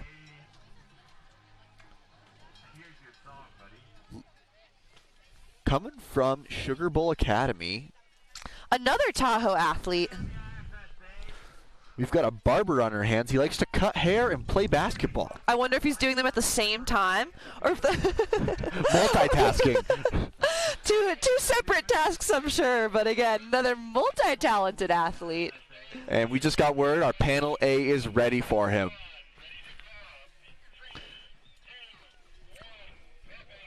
All right, Scott on course. Coming out of the start gate with some heat, showing off a little bit of a flare as he makes his way into the first air up top on Marley's. Whoa, keeping it together as he hits a couple airs here. A rowdy run so far. So fast and so big. Oh, unfortunately, coming out a little too fast and falling. It looked like his run, he was skiing with such speed and amplitude.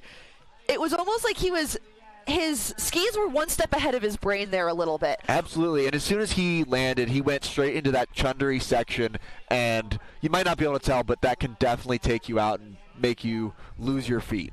Absolutely. So, you know, showing off really powerful riding out of Scott. Definitely. And he's going to make his way into the corral. Catch a little, maybe just for fun, air here on the extra credit. Oh, keeping it nice and controlled. That's something we really want to see out of our riders, is if they have a big crash, give us a head tap, let everyone know that you're okay, and then just come down the easiest way possible to preserve the snow for the other athletes and not risk falling again to slow down the competition. Absolutely. Wow, he did keep his skis on, so he will get a score. Exactly. Next athlete, we will go back to snowboard men, Silo Stevenson.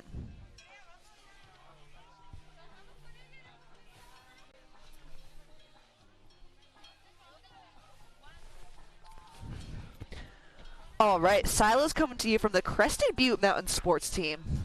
Colorado had a bit of a tough year. They had to cancel quite a few events down there in Colorado this year, but a lot of creativity from the region and from the IFSA to bring some more events and make sure that these athletes had enough starts to get here. Absolutely. I think everywhere's had a tough season, but Colorado definitely took a lot of it.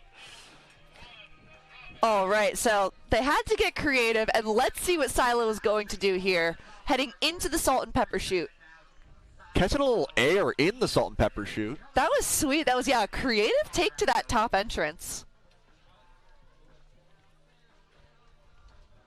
And linking some nice turns here. Oh, and he's taking them from the top. Wow, that was so clean. You know, we've seen a lot of people get tripped up in that section, but not Silo. That was a smooth exit out of the salt and pepper. And he is still moving fast towards the money booter. Coming into the money booter with a 360. Another clean stomp from Silo.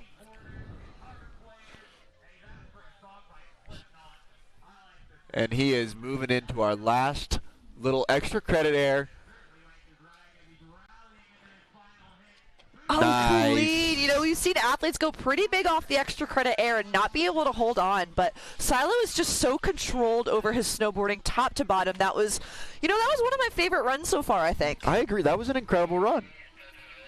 All right, just got word that judges are ready for our next athlete, U15 ski man Liam Simmons. Awesome. He's coming from Whistler and Whistler Freeride Club. Lots of incredible skiers coming from the Whistler Freeride Club. He said he got his first win at a 3-star comp in Spain this year. Wow. Exciting to see athletes travel between Region 1 and Region 2. And Liam showing off some nice turns. Moving so fast through this section. Lining up in air right here. Oh, wow. Off the bush, so clean, straight to bolts. Moving over towards the money booter with some pace.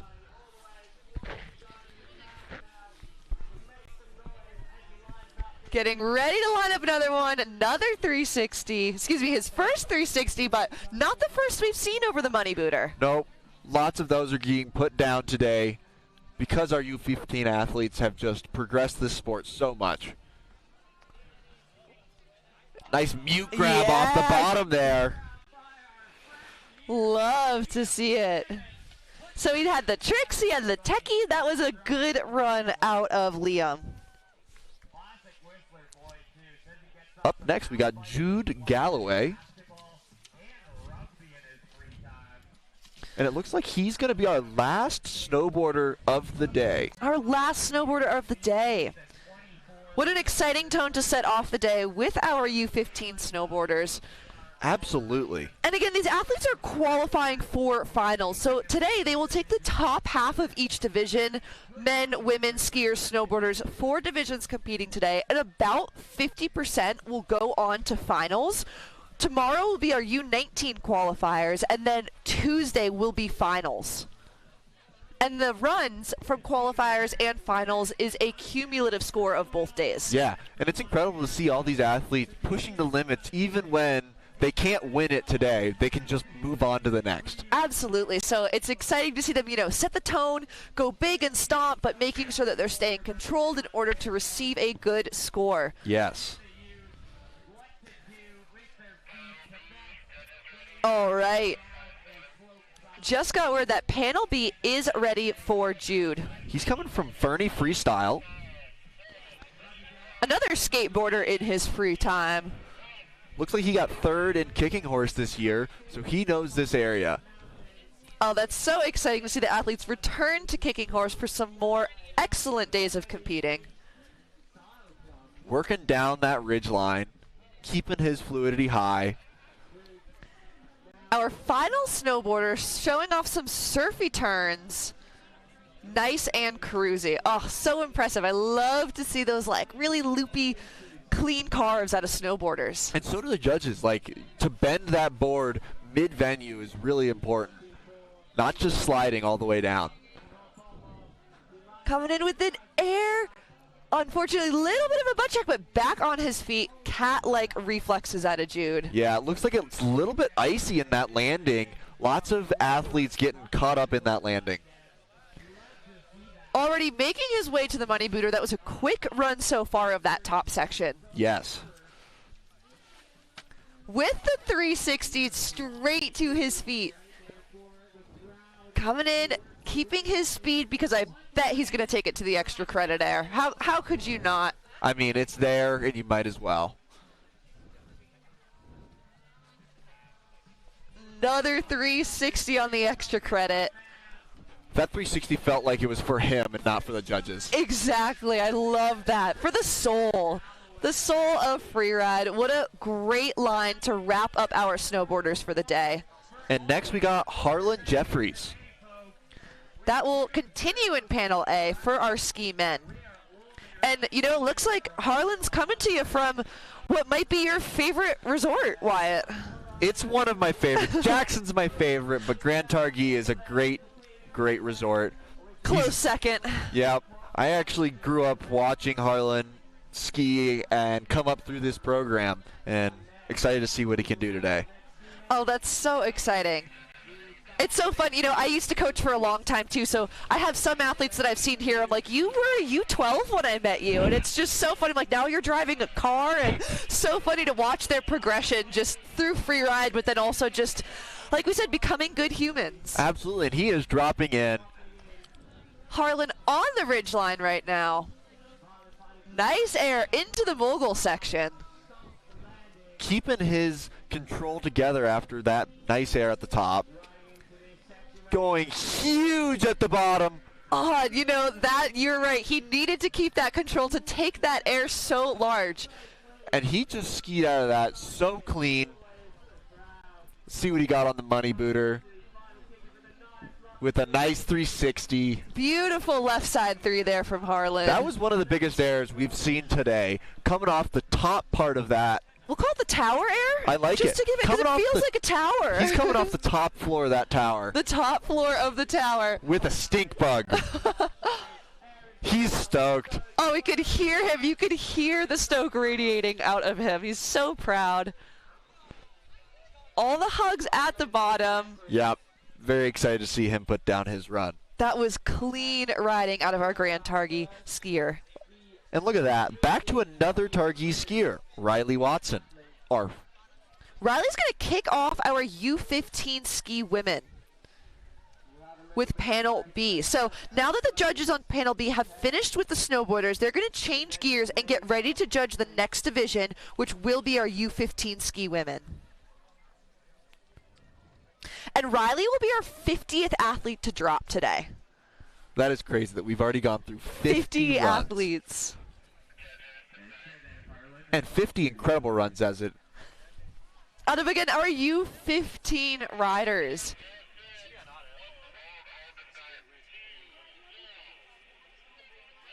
All right, I can see from the top she just got her final fist bump before she drops in. And Riley is going to set the tone for our ski women today. Clean air off the top. She is skiing fast through the middle here. Looks like she's lining up the similar air to Harlan. And stomping it. Coming out fast. Powerful skiing out of Riley. A lot of amplitude behind this girl. With the 720, and she stomped it. That was gorgeous. Oh my goodness. Riley came here to throw down. That took me by surprise. I love to see it. That could be the only 7 we see of the day. That was incredible. Riley means business. That was wild. I hope she is so proud of that run, top to bottom. Absolutely. A lot of flair. That was rad. And that is going to be a very good score in the air and style category. With the cork 7. And, you know, juniors are not allowed to invert, which means no feet above their heads. But for them to be able to throw a cork 7 and control the axis enough to not let their feet go over their head shows such calculated, intentional trick throwing. That is very, very difficult. That was awesome. I'm a big fan. Yeah, and for a U15 to be throwing a cork 7, I think there was only one thrown in the Challenger series. I know, that's so. There were a couple thrown, I remember, but not a lot that were landed. So yeah, to see a U15 athlete show that level of trick at this level of competition, I'm blown away. Absolutely. Oh, I can see her at the bottom right now getting all the hugs from her friends. She has the biggest smile on her face, and she should just be so proud of that. Absolutely.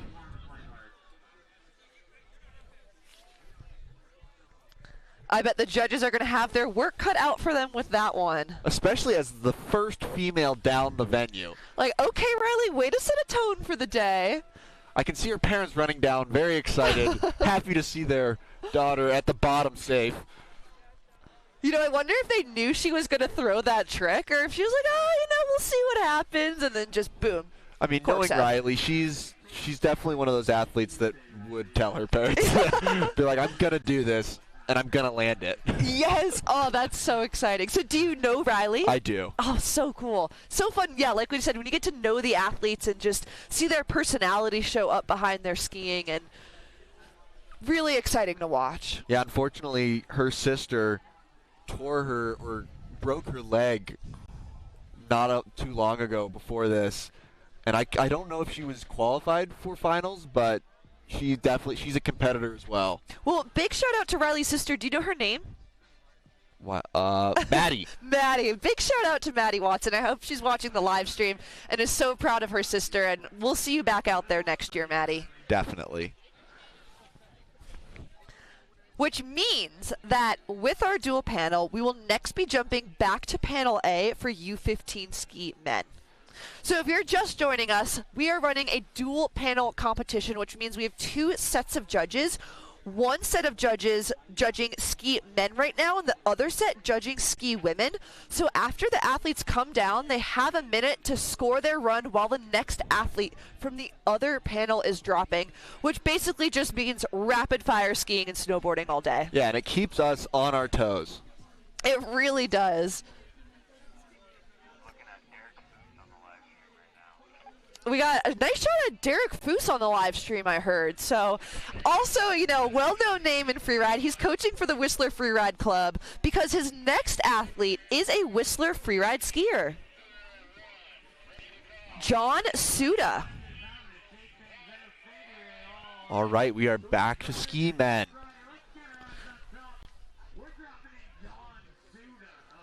John making his way into the venue, catching that air off the top.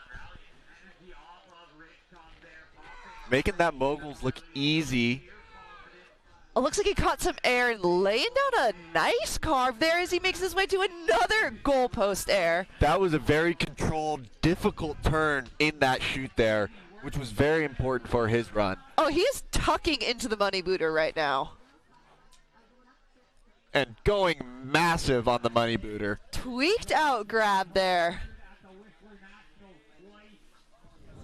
Looks like he's going to catch our pre-extra credit before our extra credit air. Yes. Really building that score, going for the high grade, and to his feet. Into the finish corral. A quick run out of John Suda from Whistler.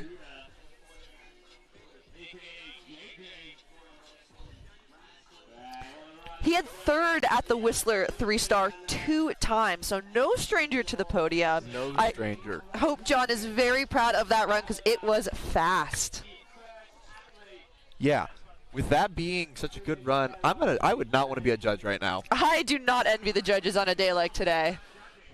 There is such talent coming out of our junior series, and they're really showing it off here at our first day of championships. I mean, the fact that this is just the first day of 3. And this is what we're getting to see is incredible. Back-to-back days, too. Again, U15 qualifiers will be today. Are happening right now, actually. Yep. U19 qualifiers will happen tomorrow, and then the top half of each division will compete in finals. So the judges and the technical director will take a look at the scores and decide which athletes will be advancing to finals.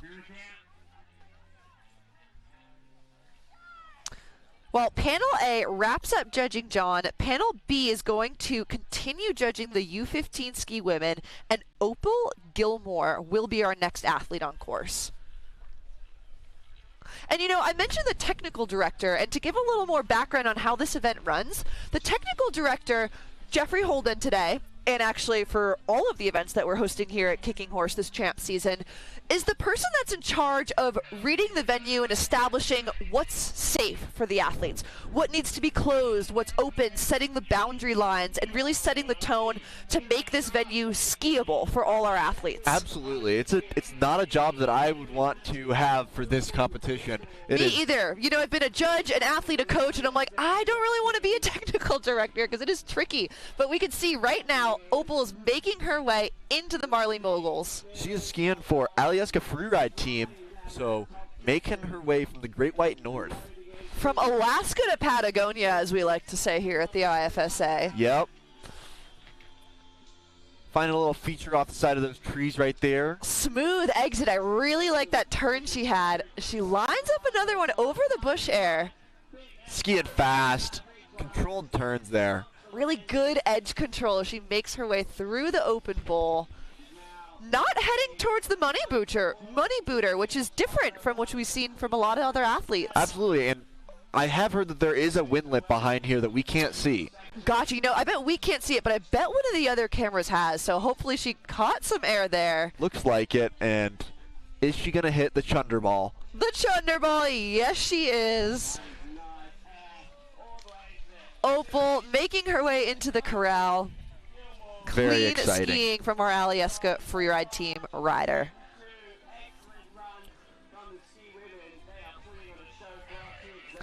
All right, judges are ready for Panel A. Next athlete, U15 ski men, William Weisenbaker. Coming out of Jackson Hole and Sugar Bowl, skiing for the Sugar Bowl Academy. He is dropping in right now.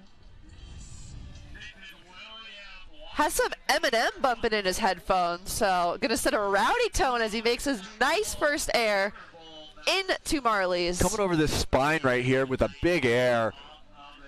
Straight into the meatball, going huge. That was massive. Smooth turns too as he comes into the money booter. It is not easy to go that big and keep it controlled. No, he looks so light on his feet when he skis. And a big 360. Into the transfer. Yes. And a lot of these athletes throwing the 360, that's a risky move after a good run like that. But it definitely adds everything. He is stoked. A final shifty to tie a nice bow on his run. And you're right, Wyatt. You know, if you have this great run, we've seen a lot of heartbreak errors at the bottom where people will have this great run up top and unfortunately not quite put their final trick together, which does have an overall impact on their final score. So it's a really brave decision to go and wrap up your run with a trick like that. Yeah, it's also intimidating coming into that feature knowing what you already have done. But no problem for William as we shift gears back to ski women. Izzy Fisher dropping in. Local girl coming from the Golden Freeride Club. Golden Freeride Club. Shout out to our local freeride team training their athletes here at Kicking Horse. Izzy taking a nice air off the top section there. Clean turns through the moguls up there. Knowing where she's going, looking for her next feature right here. Oh yeah, and we talked about landmarks, how athletes set up knowing where they're going to go. And Izzy looked super intentional as she dropped off the lower section of our tower air. Yeah. Being a local girl, she might not need landmarks. You're right. She's probably like, this is my backyard. I do this all the time. Coming into the money booter with a nice air, little shifty. Yeah, nice style to that air there that she had. All right. Our pre-extra credit. With another hop back down. Another hop back down. And every air counts. To the Cossack. arm in the air. Izzy is stoked. That was excellent skiing. That was very great skiing from the local. Oh, all her friends hugging her at the bottom. Oh, we love the Freeride family. So fun. All right, our next athlete, back to panel A, U15 ski men, William Androsco. Yes, coming from the Snow Basin, Utah Freeride team. Big shout out to his coach, Ethan, that came here with him. They're running a great program down there at Snow Basin.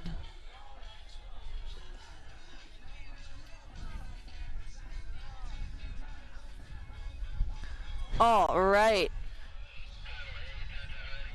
Just got word that panel A is ready for William. Awesome.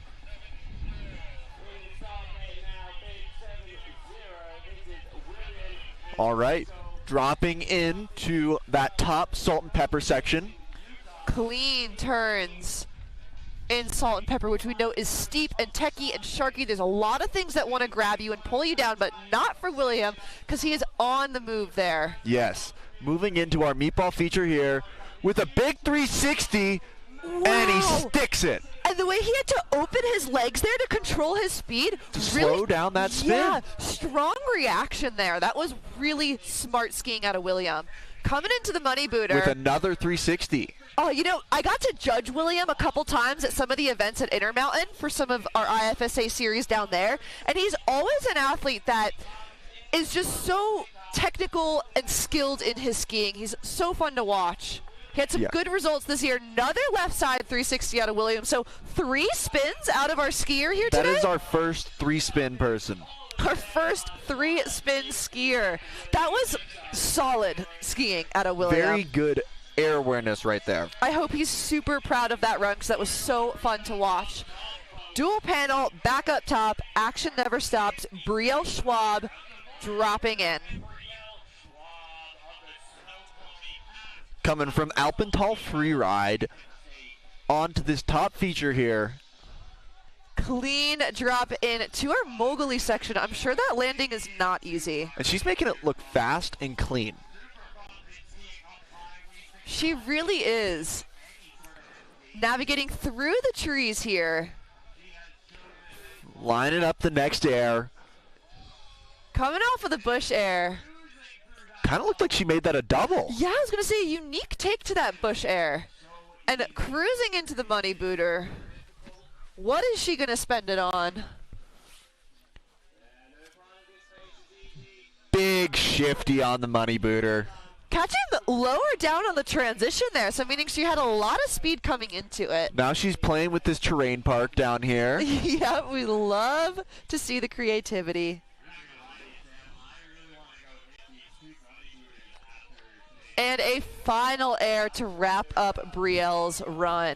That bottom air, you can almost see a divot forming from how many athletes are hitting it. And that's, again, something else they have to consider is how are the landings going to change throughout the day? You know, Brielle was the 56th athlete to drop, so she has to keep in mind there are 56 other athletes that are skiing and riding their hardest on the same venue. Yeah, and how about those last athletes of the day? There are going to be 130 athletes that drop before them. All right, Hagen Strokes dropping in. Coming to you from Aspen Valley.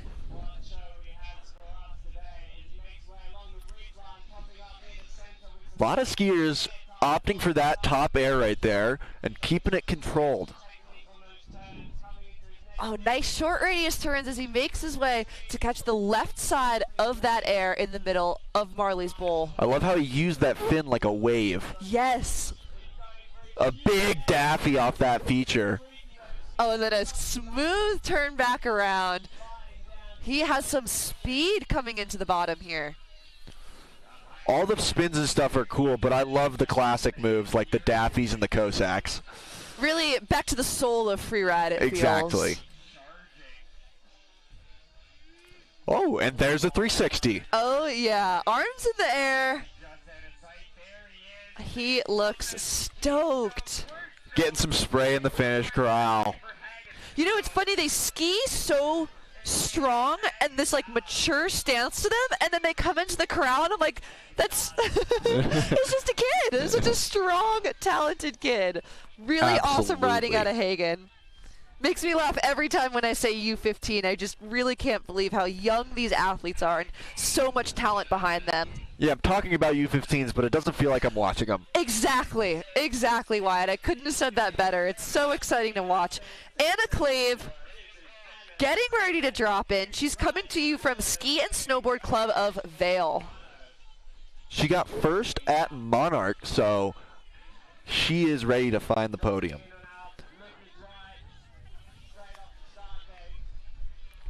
Riding this spine right down the middle. Catching a little bit of air off the top, it looked like. Getting ready to head into the meatball section. Taking the lower meatball to her feet. And she just straight line through that chute into it. Oh, oh no. Unfortunately, not quite holding on through the run out. I hope she's okay. She ran into some of that chunder balls there.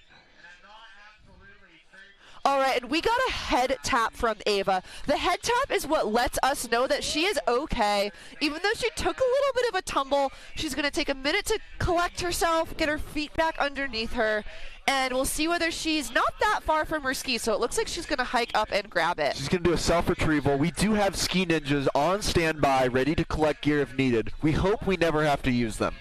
And we also have our whole team of ski patrol safety team at the top, getting ready to respond if needed. So, you know, always making sure that the safety of the athletes is the first priority, because freeride is a pretty gnarly sport. It is a dangerous sport, especially on these venues with all these cliffs and rocks and trees. It doesn't take much if you hit one of those. But these athletes do such a good job, again, working with their coaches to really understand the amplitude of what they're doing and make strong decisions. That's something that our technical director really emphasized in the meeting yesterday, is he wants to see strong, controlled, safe skiing out of these athletes. So Ava getting her ski back under her. She did unfortunately lose a ski, which means she will receive a did not finish, a DNF, so she will not receive a score for this qualifying run. Was she our first DNF of the day? Unfortunately, she was. So we made it 58 athletes, given some were snowboarders, but that was our first athlete to lose a shoe. So far we are off to a really strong start. You know, I'd never seen a snowboarder DNF until Challengers. At the last day of Ozone, I watched the snowboard come off of one of the riders' feet. I mean, both bindings coming off is crazy. Wild. It was really wild. You know, freeride always keeping us on our toes. You think you've seen it all until you haven't. Absolutely. Anna making her way, Anna making her way safely into the corral. And Panel A is ready for the next athlete, Reed Haynes. Another Alaska guy coming from the Alyeska Freeride team.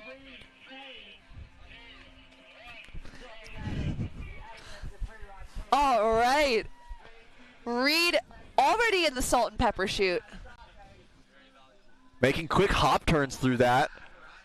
Wow, that was a unique style in that section there. Again, so many athletes can ski it the same way, but Reed going for a big 360 off the meatball there. Stomping it. All right, Reed coming into the money booter. With another 360, stomping it.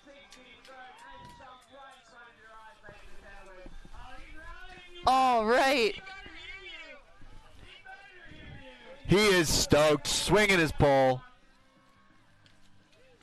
And he is so excited coming into this finish corral. And I would be too with that run.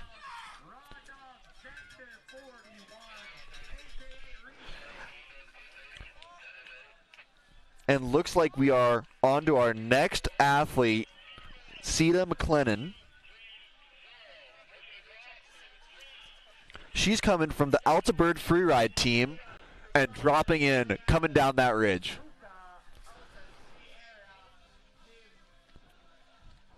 Moving into this top feature, keeping it clean.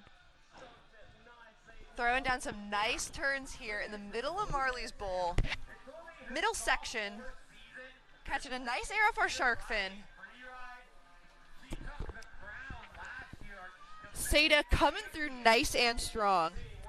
And this is our reigning U15 JFC's champion as a rookie last year.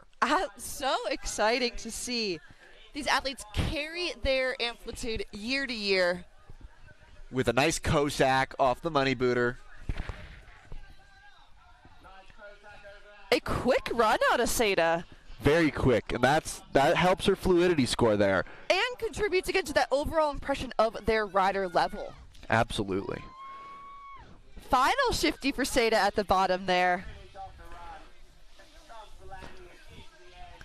All right, I bet she is stoked on that one. That was, definitely one of our faster runs that we've seen so far from our U15 ski women. Yeah, putting it down.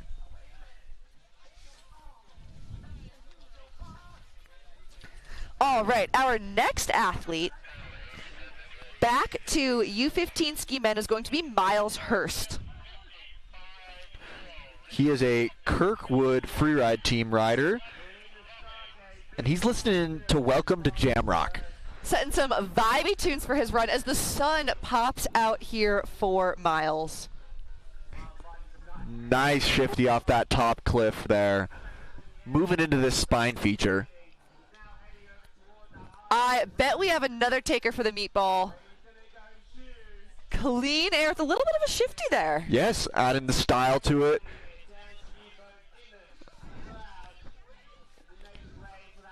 He is moving into the money booter. Yep, coming into the money booter. Beautiful left side 360. And as the sun hits the venue, you can see how much more moguls there are than you would think. It really kind of highlighted how different it feels when you can't see all that texture in the venue. Absolutely. Another air out of Miles here off the extra credit air.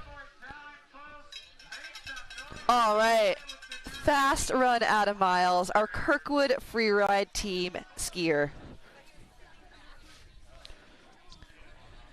Which means we are going to head back to panel B for our next U15 ski women, Sage Gavra. I like it. She's another local. Lots of people from Golden. Lots of people from Golden representing the Golden Freeride Club. Sage is on course. Let's see what she can put down.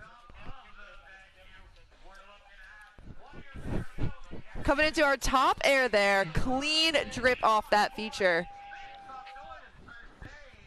Working through this middle section, lining up another little air here. Keeping it clean. Caught the nice side of that shark fin. Coming into the tower air. Beautiful drop to her feet there from Sage. And I bet we know where she's headed. Looks like she's moving towards the money booter. To the money booter she goes. Nice. Big air. To her feet and on the move. Looking so balanced on her skis. Yes. Getting the extra credit air. Extra credit air. There That's you go. what it is. There's a nice Cossack. Her friends have a sign for her in the finish corral. Oh, how exciting. Solid run out of our local skier.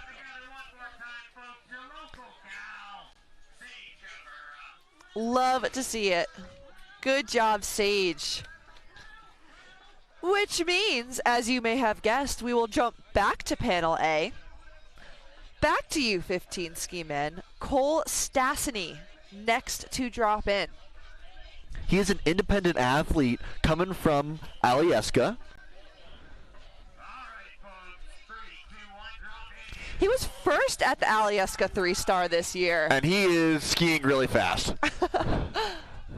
Oh my. With a big 360. That is such an impressive air to spin on. Straight to bolts. Fast work of that top section as he makes his way into the money booter. Screaming Seaman 360, which that is very scary as a skier to cross your skis mid-air. While you're spinning nonetheless. That might have been the fastest run of the day. I think he's up there for top speed. Little cross at the bottom there. And again, while speed is not a factor that's going into their run specifically, it is going to contribute to their fluidity and their overall rider level. So while they're not being timed, showing fast skiing, you know, it's harder to do than just skiing it slowly. Absolutely. Fast skiing in control is very difficult, and that just adds to all of your scores. So Cole really setting the tone there for some sweet skiing. U15 ski rider. I just can't believe it. That would not have been done when I was in U15, I can tell you that. All right. Back to panel B. Mavany, House of Shell. Doing my best with the names. Mavany is coming to you from the Snowbird Freeride team. Altabird Freeride team. Yes. Lots. Oh, she is already halfway down the venue. You look down for a second, and she catches a nice air there. Wow, that was so clean. Mavany making it look easy. Again, as we talked about, you can see the texture coming out of the venue, so we know it is not smooth up there. Catching a little air behind that tree. She's going to make her way into what we said is a wind lip down here. Yeah, there's a little wind lip right down here. And it's not manicured like the money booter is from all the attention it gets.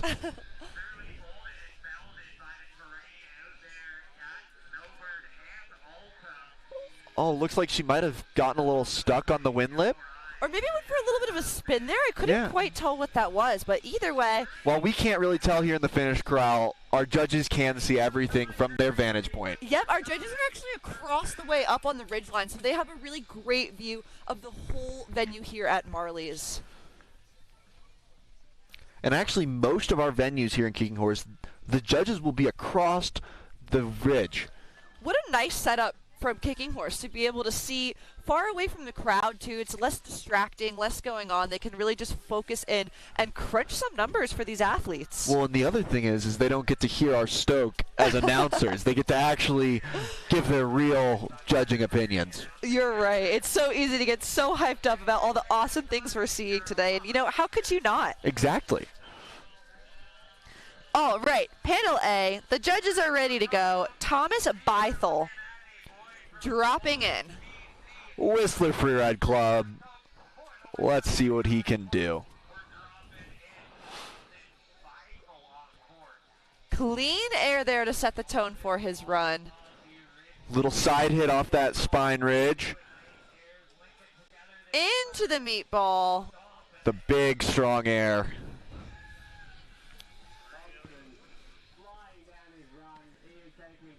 It looks like he's going to go into our money booter. Going huge.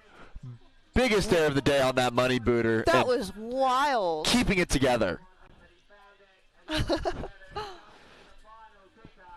Catching a little pop there. He is pumping into this bottom air. Going huge again. You know, I feel like I could tell that their ACLs are still made of rubber because that flat landing, they're like, what flat landing? I can tell you I have hit both of those airs and my knees hurt after. Yeah. ACLs not made of rubber. Not anymore. All right. Excellent riding out of Thomas. Back to ski women. Oriah Trammell will be our next athlete to drop in. Skiing out of Mount Hood from Westland, Oregon. Riding for the AFG Freeride team. She was proud to get third at the Alyeska 3-star this year. So she made her way all the way up to Alyeska.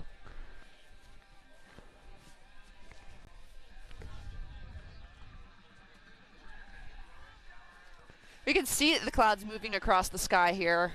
Yeah. But no wind from what I could tell. You know, even from the top, the start flag doesn't look like it's blowing too much, which is exciting. No, and that's the thing is, a lot of these athletes, they have to time their arrival at the top so they don't sit there for too long and get cold. How do you navigate that when you compete, Wyatt? It's really hard, I'm going to be honest. You got to think about how long it takes to ride the chairlifts, how long it takes you to ski down, and how quick athletes are skiing the venue. So it's definitely a difficult task. And, you know, again, these junior athletes have their coaches to help them out with these tasks, too. So a little, you know, that as they move into adults, it's a little more independent for them to have these tasks be displayed to the adults. But the juniors have their coaches to help them. They have their team behind them. And even, again, if they're not on a team, then they're here with a certified coach. So exciting to see the way these juniors are learning to navigate the sport. Absolutely. And one thing that I do love about this dual panel is how short it is between each athlete. Because as a rider, when you're standing in the start gate and the judges are taking their time with getting it right, it can kind of be scary when you have to stand there knowing that you're about to drop in and do your run. You know, my hardest thing about timing my run as an athlete standing up top is when to buckle my boots, because I like my boots cranked super tight, but if they're cranked tight for too long, you don't get all the blood flow. So I've found that that's my hardest part with timing it. Absolutely. And as free riders, we know one of the hardest parts of this sport is the nerves. It is such a difficult thing to stand at the top of the venue and know you're about to do something like ski this venue and put down your run that you want to do. And all the athletes manage those nerves differently. Some like to be really pumped up in the start gate. Some like to be a little more calmed down. So let's see how Oriah is going to manage the nerves. But I'm sure she's going to look super confident as she drops into her first air here. Lining up that top feature. What nerves for Oriah? Yeah. You can't even tell. Nope, she's just skiing like she knows how to ski. Doing what she's been practicing all year. Coming into our shark fin. Staying nice and clean. She comes into what looks like the lower section of the tower here. Taking it off. Coming out fast, but keeping it controlled. Solid top section for Oriah.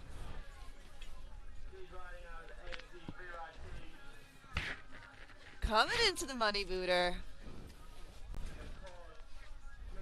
Nice grab there. Nice. Good control.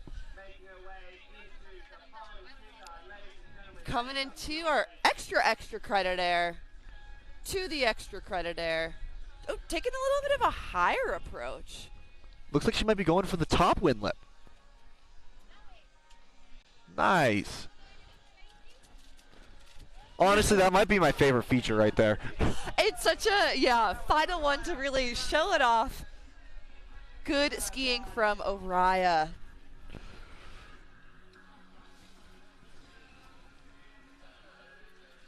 All right, panel A judges are ready for Tavian Haddad. Another Whistler Freeride rider.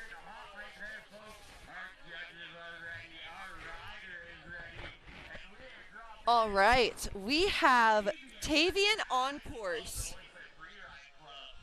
Taking a higher approach on that air, but crushing the bumps.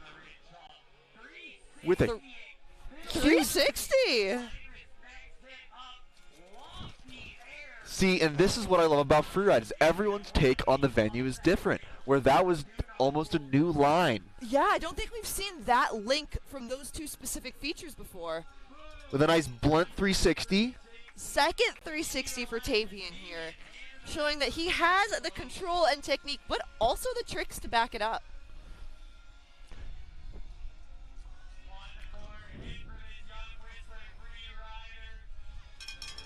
With the tweaked out mute grab at the end. Lots of riders keeping it on their feet today. That was awesome. Yeah, you know, we really have seen a lot of controlled skiing and riding today. That's what we love to see, especially from our U15s that sometimes can get a little nervous before they drop in and ski a little too fast for their ability, but not these riders today. They're making really strong, smart decisions today, which is not easy to do when, like you said, you know, you have the nerves, you have the crowd, all the excitement. You're here at JFC, your run is being live streamed. Like, there's a lot of factors that are going into the skiing today. Yeah, this could be a lot of athletes' first time skiing for a camera. That's so true. You know, I didn't think about that. next athlete, Alexis Gronick. She's a Palisades Tahoe rider.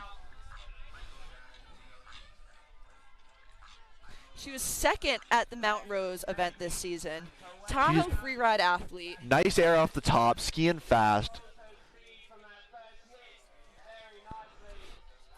Coming into the meatball. Looks like she landed in the chute, but holding it together. Strong turn there. Controlled her speed back so fast. They really need to have a strong reaction time behind their skiing too. Coming into this money booter here. Big shifty air. Big shifty out of the money booter. Some of Alexis's favorite things to do is to work out and hang out with friends. And that is one thing that us as skiers have to do, is do off-season training and work out to be able to put down these runs. It takes a lot of strength to be able to do what Alexis is doing right now. She had a nice big mute grab there and skiing into the finish corral. Our Tahoe rider, successful run for Alexis. I honestly couldn't tell you what my favorite run of the day is. These have been so good. There really have been a lot of impressive skiing and riding runs put down today. And again, U15, I just can't help but laugh when I say it. I can't believe these athletes are under the age of 15. And I am so excited that we have 140 of them here. We have a total of 143 athletes today. And those are all U15. All U15. Incredible. And again, just the top half of each division will advance to finals, which will be a cumulative score of their qualifying run and their finals run. But back up top, Kyland Morrison. Skiing for the Palisades Tahoe Freeride team. Taking that top air nice and smooth.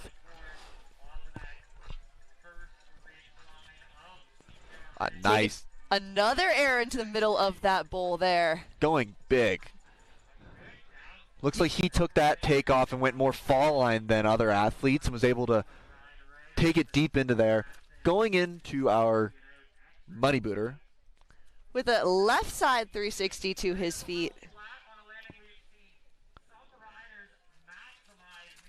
But he is not done yet. We know there's one more feature at the bottom here.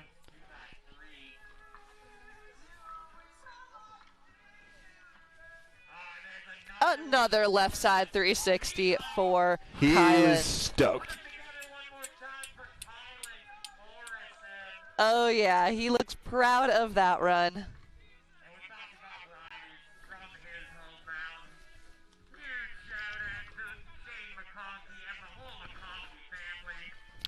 All right, our next athlete will be from Panel B, another U15 ski women, Indy Tomic.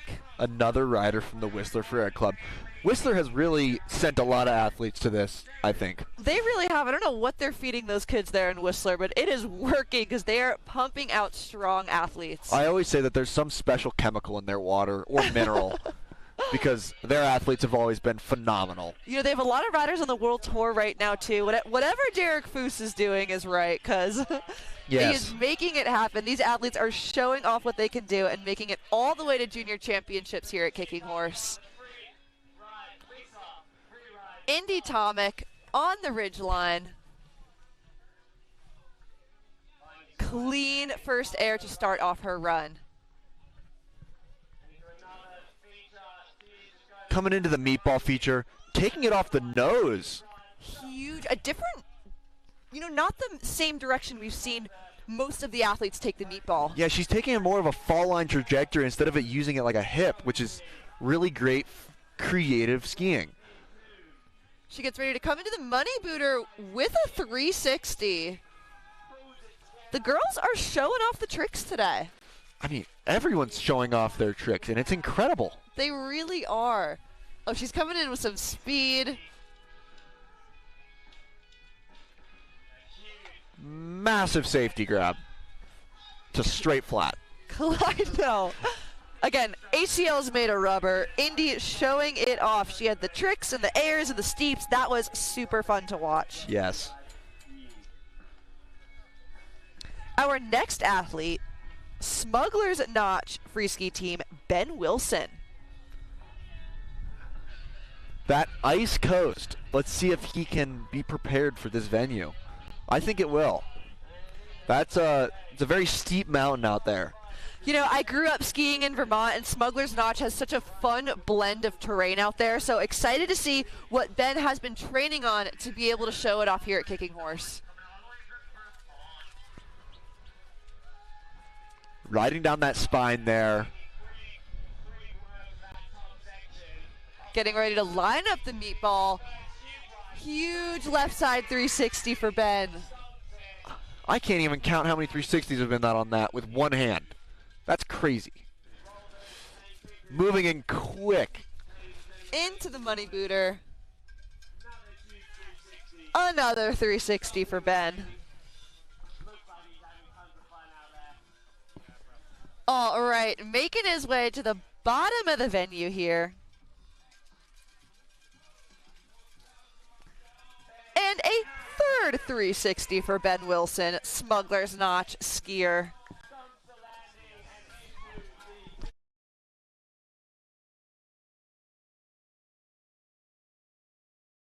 All right, Ben Wilson just wrapped up an incredible run with 3 360s.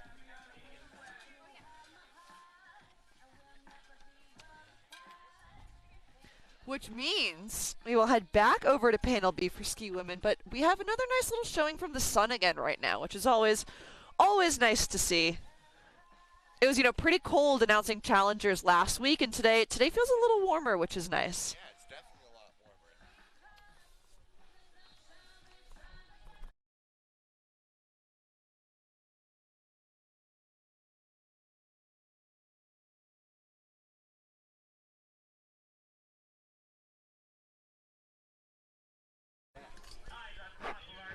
Maddie Beck, another Whistler Freeride Club athlete,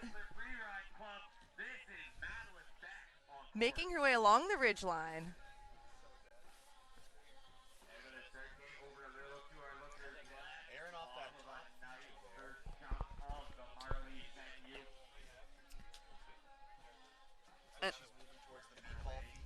Move into the meatball.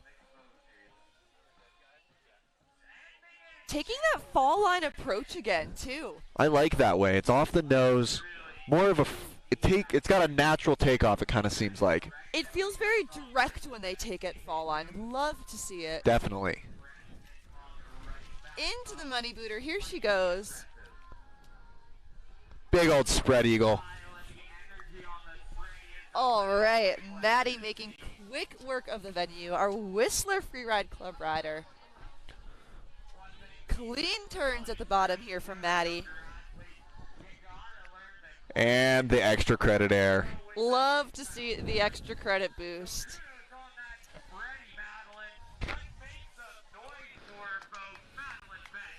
Exciting run out of Maddie Beck. All right, which means we are hopping back over to Panel A. Cooper Hunt, U15 ski men, getting ready to drop in. Coming out of Colorado, Aspen Valley Ski and Snowboard Club. Coming down that ridge there. Coming into that first air, clean drop off the top into that moogly section and throwing down some turns here. Coming off the side of the shark fin. Moving through it quick.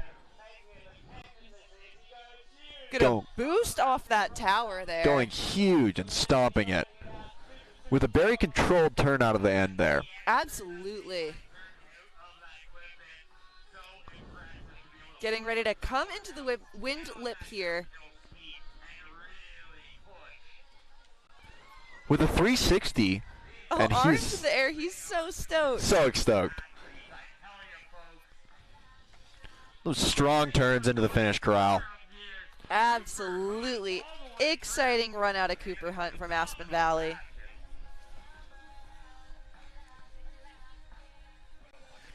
Our next athlete, U15 ski women from Panel B, Bryn Montano. Looks like she's skiing for the Taos winter sports team. You know, I skied Taos a couple years ago for one of their events, and it is the coolest ski town I think I've ever been to. Really? I've never been down there yet. If you haven't, it is so worth the trip. Just the architecture of the whole town feels so unique. It doesn't feel like your classic mountain town cabin vibe. Yeah. It has that deep desert feel to it with this incredible terrain at Taos. It's certainly not a beginner mountain. It has the steeps and techie riding, and it's a really exciting place to be.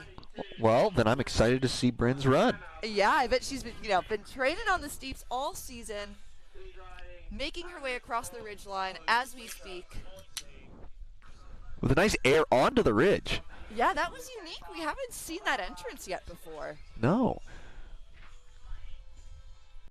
Put in some clean turns down here. Coming through the trees onto that hit there.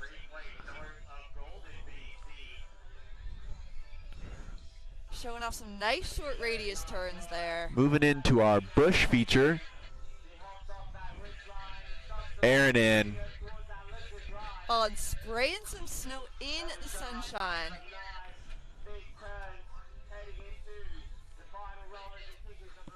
Another taker for the money booter, if I had to guess.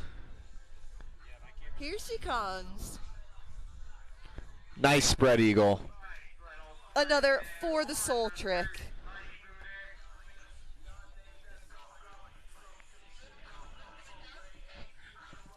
Coming through the bottom terrain park here, coming into our extra credit air. We love the extra credit air. Another spread eagle out of Bryn. Awesome run. All right. Honest- And Bryn was our 74th athlete of the day. Can't believe we've already watched 74 athletes ski the venue. The split panel is really making it move through quick. I mean, we have almost watched the exact same amount of riders as the entire Challenger Series had in it. That's, yeah, pretty wild. And we're pretty much halfway through our day. Yeah. And it's only 12:30, give or take, too. So making great time. Again, shout out to all the Kicking Horse staff that made this possible. Back to the top for Ben Killen. Coming out of Mad River Glen, skiing for the Mad River Glen free ski team. Mad River Glen, ski it if you can. Ben Killian catching some beautiful air off the top there.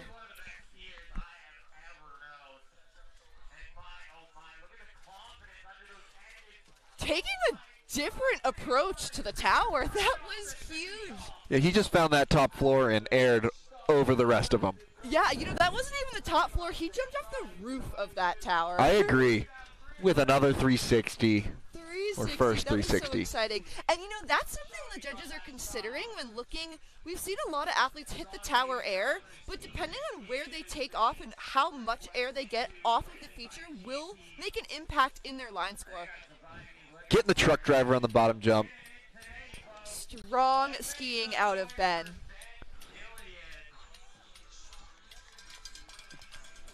So we will take a break in our dual panel. Unfortunately, that means our next ski women did not check in. So we're going to take a break from panel B, and we're going to let the judges finish scoring Ben and then jump back into ski men. So quick little break in our dual panel, but we are going to keep the action moving.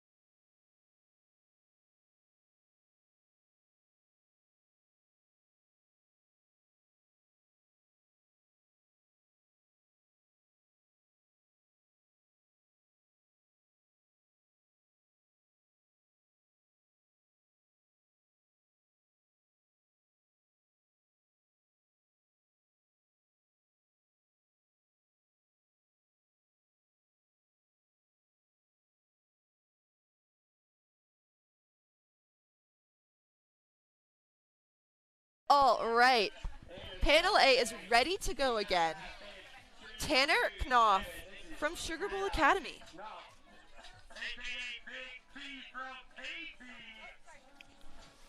Oh, Tanner he is in the salt and pepper section. skiing fast, spraying snow, catching air. Airs.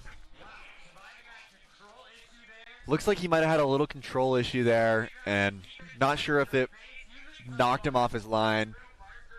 But he's really moving. coming into the money booter with some speed here for maybe Oh, the largest 360 we've seen today. yep. Might have had a little control issue, back slap there, but he's skiing. He's on his feet. Wild. Yeah. Wild riding out of Tanner. And that is one of those situations where you get going a little fast and you might get out of control a little bit. Did But- he hit the dab on that last air? Did I you think he see did. that? I think he did. That Bringing was it funny. back. Yeah, bringing it back. All right, our next athlete, Samantha Waite. She's a Mad River Glen rider. Another East Coast rider. Ski it if you can, Mad River Glen. Strong air off the top there.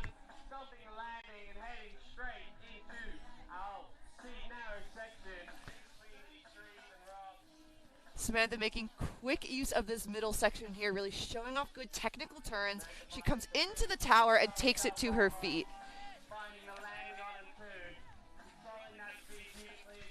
She had a first place finish at the Mad River Glen 3-star this year.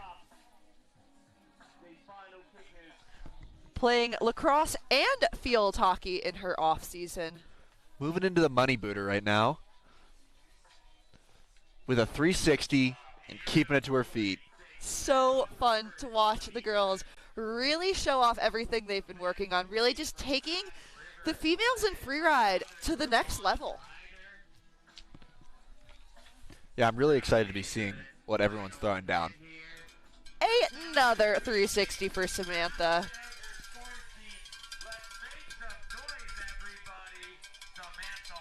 Wow, really excellent skiing out of our Vermont rider. All right, our next athlete is going to be another Vermont rider, coming to you from Smuggler's Notch Free Ski Team, Warren Larned. All right. The East Coast is showing up strong this year.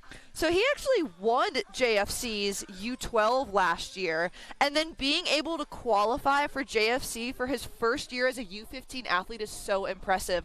That's not an easy jump to make, going from U12 to U15, being, a small fish in a big pond at that age. Absolutely. I mean, the difference between the U12s and the U15s, it's not as much as you would think, but there is definitely a big gap. Which means, he's first year in U12, so he's probably around 12 years old, and Yeah. he can be competing against kids as old as 14. Yeah. So he qualified here throughout the season, earning enough points to get invited to JFC his first year as U15. I'm already impressed with Warren. And looks like we're getting a little more sun here today. A bit of a break in the clouds. I'm enjoying the sun for sure. Absolutely. Going to make it, easier for everyone to hang out and watch, and easier for our athletes to see where they're going. All right, Warren is dropping in, making his way along the ridgeline. On course. Clean first air for Warren. Airing over that spine there.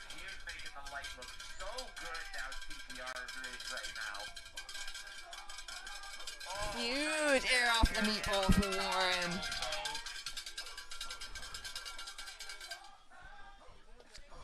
It's so incredible how good skiers can make big airs like that look so easy.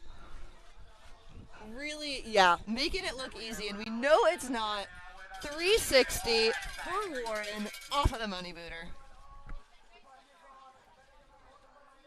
Really clean technique there. I love watching the turns he's been throwing in the bottom section of the venue. Another 360 for Warren. He's going to make his way into the corral. His first year as a U15 athlete, and you know, I can see why he qualified for JFC. Yeah, strong run there. All right, just got word that Panel B is ready for the next U15 ski women, Seoul Hausdorfer.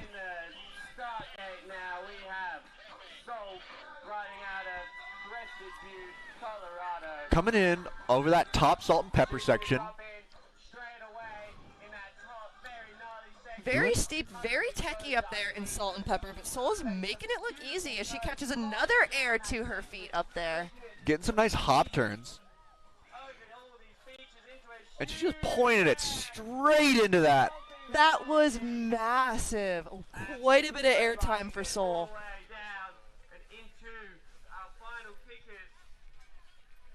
Skiing past the money booter, but coming in with speed, so I bet she has something else lined up for us here. What a top section from Seoul there. Oh yeah, final shifty to kick it off for Seoul. Keeping it together all the way into the finish corral. That was a massive air that we saw out of her on the meatball. I honestly think that might have been one of the biggest airs I off think that so feature. Too, yeah. And she took it that cross-court airway, so really using that top as a lip to boot herself over all the exposure and just find a really clean landing there. Yeah, and I can tell you that the landing is not down there. Like, most people are landing up high, and she just gapped the whole thing. She gapped the whole thing. Oh, love to see it. All right. We will head back to Panel A for U15 ski men. Another Mad River Glen free ski team athlete, Colton Rapagel. Colton getting ready to drop in here. Getting the 3-2-1 count in, dropping in. Coming in along the ridge line. Into that first air. Clean bite off the side there to his feet. He's just playing with that. He's having fun with it. He really is treating it like a playground. Nice, fun, cruisy turns, catching the side of the shark fin there. Moving into the tower. Clean air to his feet off the tower. And gonna cruise his way. I'm gonna guess to the money booter, but only he knows. Looks like he's moving to the money booter. Oh yeah, he's going to the money booter. Nice 360. Nice 360 there. I love the money booter and I love the 360s, but I really want to see someone tap the tree. It's really big. Yeah, we'll keep an eye out for that one. And are we gonna get one more off the extra credit? Left side 360 for Colton.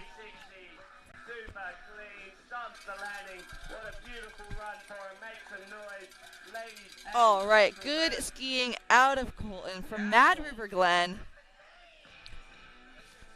Wow. Another great run from an East Coast skier there. All right, our next athlete, U15 ski women, Roisin Schaberg. Another Vermont rider from J Peak, East Coast really representing. As a former East Coast skier myself, I have to say it's so exciting to watch all the athletes come out of Vermont and New Hampshire and New York and come all the way here to JFC and just really represent the East Coast. Yeah, and it looks like she won the TGR Grom Comp, which is not an easy thing to do. That is a YouTube part or a little YouTube or ski series that you can post, and all of the TGR athletes actually vote on their favorite video part from all the young athletes. That's so cool. Wow. So yeah, well-rounded athlete. She also said that she got third place at the USASA Rail Jam. So, you know, she's a jibber. She's a free rider. In her free time, she's fishing, horseback riding, and doing art and spending time in nature. What doesn't she do? Yeah, I know. all the fun things. Roisin getting ready up top, just waiting for the final cue from the judges to set her qualifying run. And if you're just joining us, we're here at the 2026 IFSA Junior Freeride Championship Series here at Kicking Horse. Today we have our U15 athletes.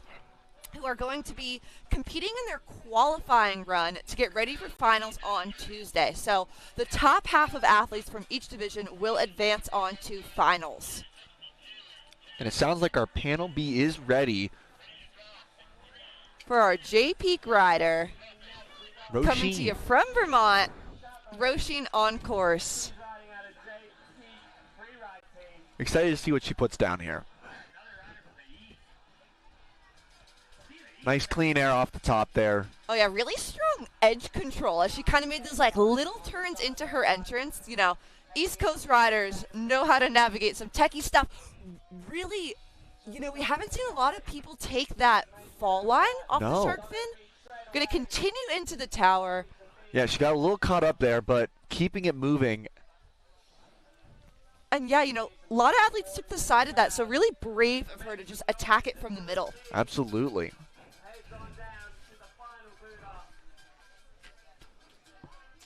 Roisin making her way to the money booter.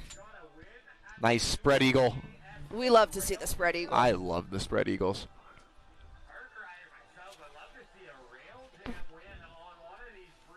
Coming into the extra credit air. With a nice 360, squatting out the landing. Love it. All right, Roisin Schaberg. And up next for our ski men, we got Finn McCashin. Finn McCashin, another local Golden Freeride Club, so training here at Kicking Horse. Well, let's see what he can do with this venue. Dropping in, Finn making his way along the ridgeline. Smooth use of that top section there. Pointing straight for the meatball. Oh, I love to see that transfer gap. He was so smooth in the air. It just absolute floated through that. Well, and it shows that he had the control because he was able to grab safety in the air. Wow. Nice lofty 360. Oh, yeah, that was a quick run out of Finn, too, you know. Really showing that it's his backyard. Extra credit there for Finn. You can He's hear got the crowd. one more tweaked out safety grab, and he is going to put his arms in the air because he is stoked. He's excited. All right, Finn was our 83rd rider of the day, so we're just over halfway here today for our first day of qualifiers at the IFSA 2026 Junior Freeride Championship. Wow, day 1 of 3. Day 1 of 3. Yeah, we just had a nice sun patch there, but might be some clouds for a minute, so these next riders are going to have to take that into consideration with a little bit maybe flatter light than the previous athletes had. Our next athlete is going to be Mia Lapik from the Alpental Freeride team. Looks like she's had plenty of time on the podium between Crystal, Alieska, and Whistler. Yeah, second at the Crystal 3-star, second at the Alieska 3-star, and third at the Whistler 3-star. So keeping herself nice and high up on the rankings to get qualified here for JFC.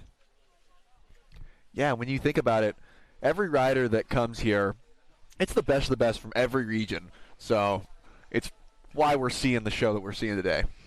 Absolutely, and the ranking is what determines athletes' invitation to JFC. So the 2026 season actually started in South America this past July, where we had a lot of our South American athletes down there competing, a lot of North Americans coming down to Chile and Argentina to kick off the 2026 season.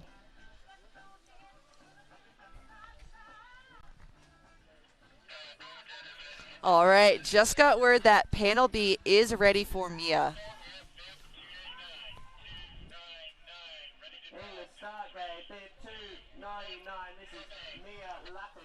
All right, dropping in.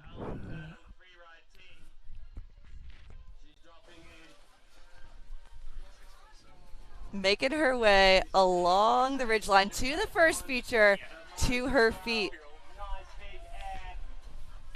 Yeah. Great job controlling the speed right there. Catching the side of that shark fin, which is a fun transition to take it into the tower, which is exactly what Mia's doing, and put it clean to her feet. Very clean, awesome riding. And she's going to come into the money booter. She's got her eyes on what she wants, and that's the money booter. With a nice little air there. Absolutely.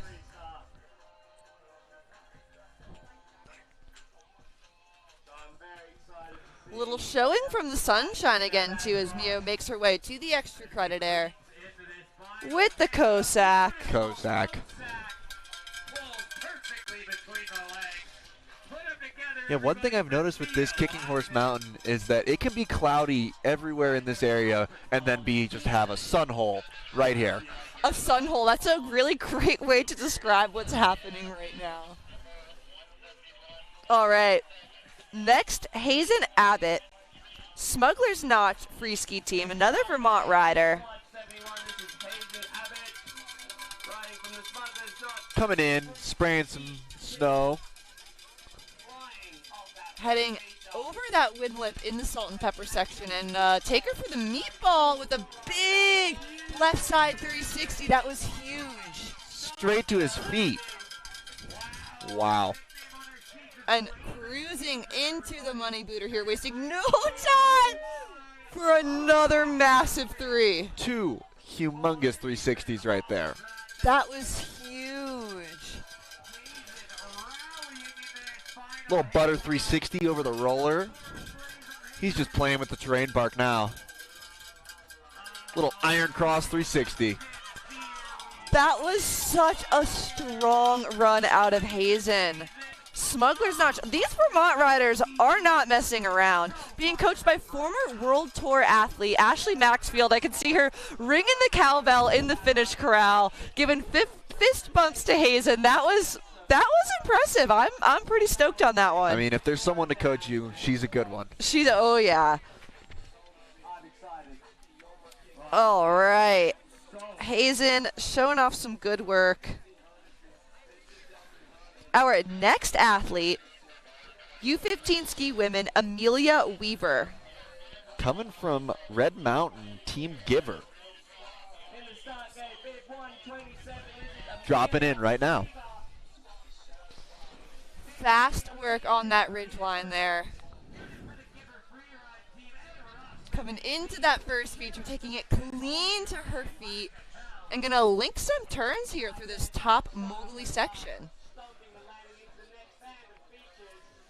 I bet we've got another taker for the shark fin tower. Oh no, keeping us on our toes. She's headed into the bush. Big. Huge. Unfortunately getting a little stuck up in the landing, but she's back on her feet and she's continuing on. Absolutely, and since she kept both skis on her feet, that means she will still receive a score. So she's gonna come into the money booter, shake it off like nothing happened. Catching Still nice air. Finishing her run, getting a few more airs in.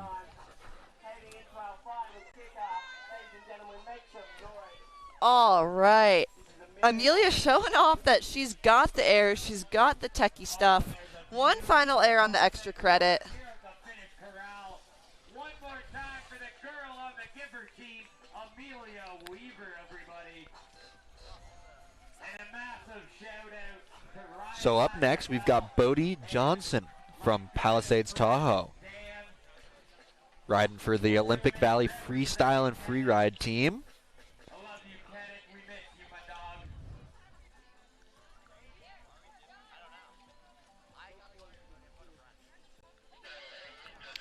All right. Bodie getting ready.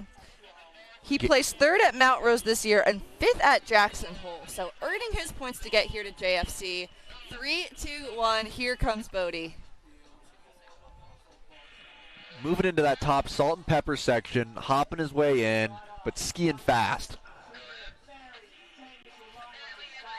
Techie work up there, too. He took a different approach through that chute.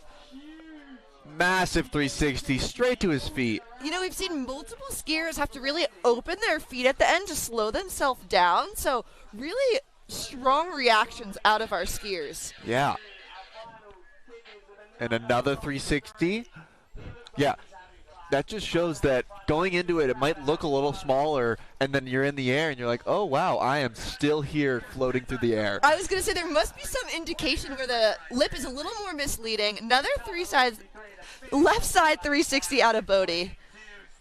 360s to the bottom. We'll take it. We'll take it. I'm sure the judges will take it too. And the other thing is they might not have ever hit that air before, so there could be a little lip there that kicks them a little harder than they expect.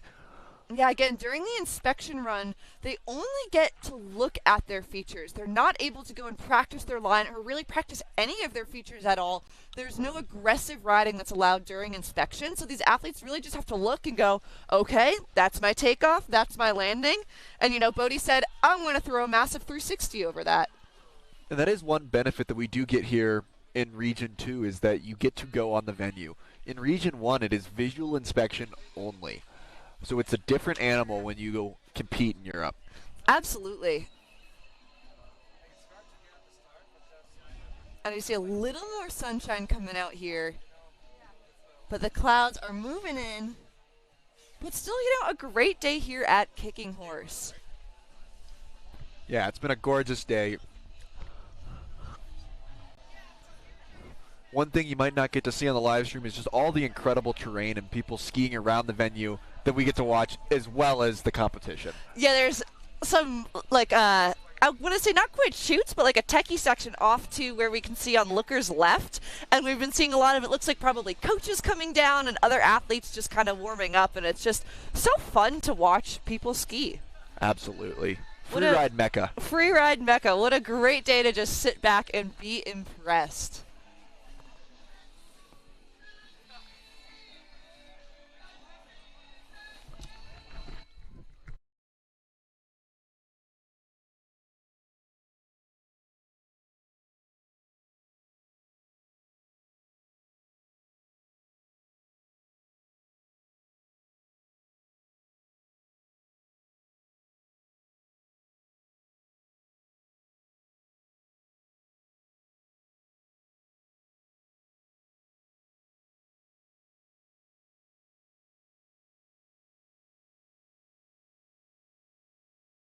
All right, just got word that panel B is ready for Penelope Coughlin. This is Penelope Coughlin riding out of the Palisades. Sounded like Into Salt and Pepper, Penelope is representing the Palisades Freeride team, showing good work up here in this techie Salt and Pepper section, finding a really smooth exit out of that. I don't want to call it quite a shoot, but, that techie section. Yeah, absolutely. Nice big air off the meatball. Strong skiing out of Penelope. Just out of view and heading down towards. Heading into the money booter. Money booter.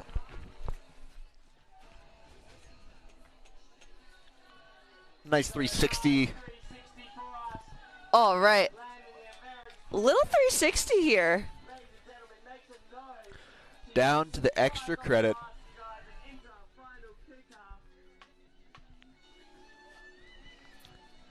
Another 360 for Penelope. It's a popular trick today on these jumps. Popular trick today. I feel like we've seen most of the athletes spin left today too. And I wonder if that's more setup of the angle of the takeoff or if that's more of just skiers like to spin left. Well, as I know that jump at the top is a little bit more set up for a left spin, but also most skiers spin left. It is the regular way, as we say it, not the goofy. Yep, I love that. I found that too. A lot of the athletes I've coached and friends I ski with, it's more common to see skiers spin to the left. So exciting to see when a takeoff is showing that off. But on course right now, we have Lachlan Simmons. Coming from the Whistler Freeride Club, he is showing his skills skiing fast. With a clean top air, already halfway through the venue, another left side 3. Oh, unfortunately, corking it a little bit too much and landing on his back a little bit, losing a ski. Hopefully he's okay, tumbling down. Yep, getting his feet underneath him. Waiting for the head tap. I can't quite see from there, but it looks like he did tap his helmet. He looks there okay. It is. Official head tap, so we know Lachlan is okay. And I wonder if they're going to send a ninja down to grab his ski, because I think it's a little further than he Looks like is. he's got 2 poles and a ski above him, so this is going to be our first ski runner of the day.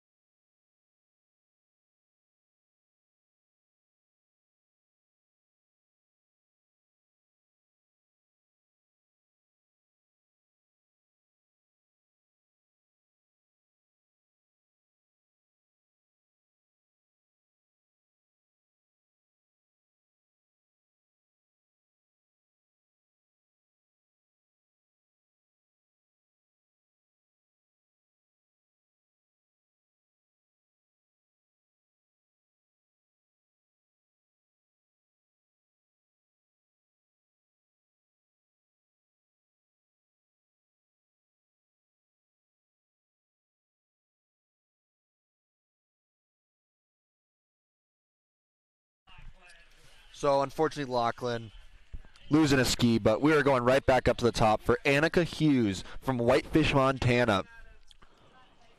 She's using the flathead freeride team. Coming into this top feature here.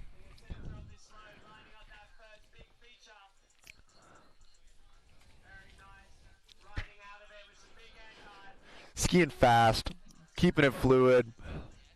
Coming into this middle shark fin feature. Scoping out where she wants to take off. Taking off the nose section.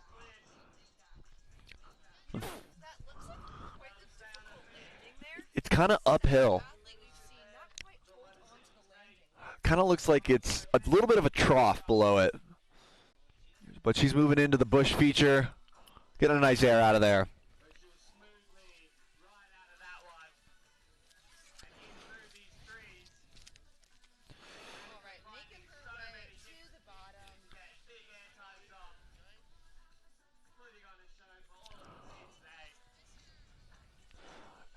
As she works down towards the finish corral, looking towards maybe the windlet feature down here.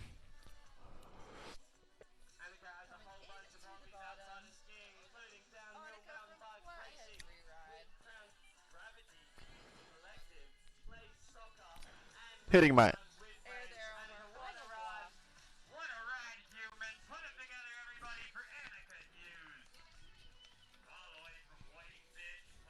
All right, and Annika was our 90th athlete to drop. I can't believe we're almost 100 athletes in already. I mean, one of the biggest days in freeride we've ever had. A long first of 3 days here at JFC. We kicked off with our opening ceremony yesterday. And I was really excited to see the whole community come together and just get really excited about some freeriding.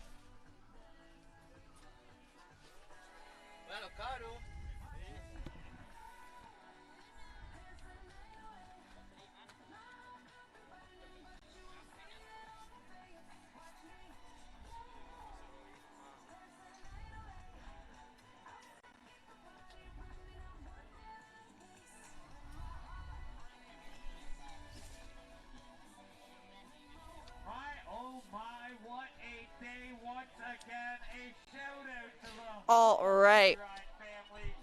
Our next athlete will be from Panel A, Luke Levitt.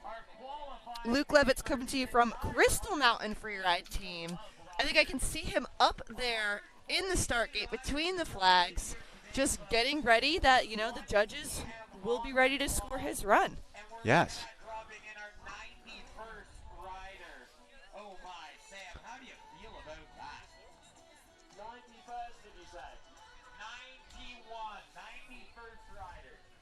Yeah, as a technical director, the other thing that they have to take into mind is, can this venue hold 140 athletes, and will the snow hold up and be safe for everyone to ski through it?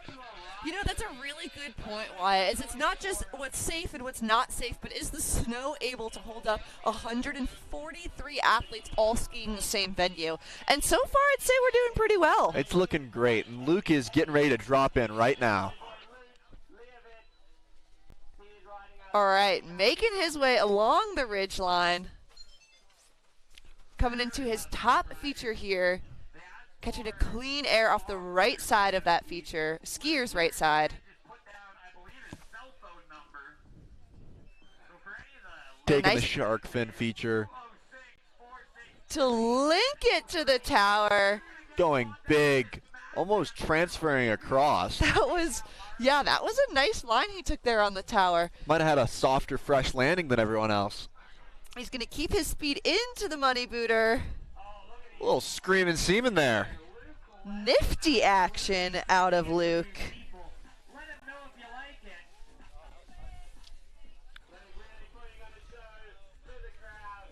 One more off the extra credit air with the left side 360. Keeping it smooth into the finish corral.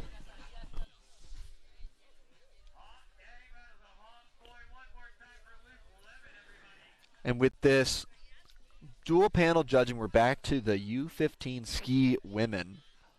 Elizabeth Drummond, coming to you from the team summit out of Breckenridge.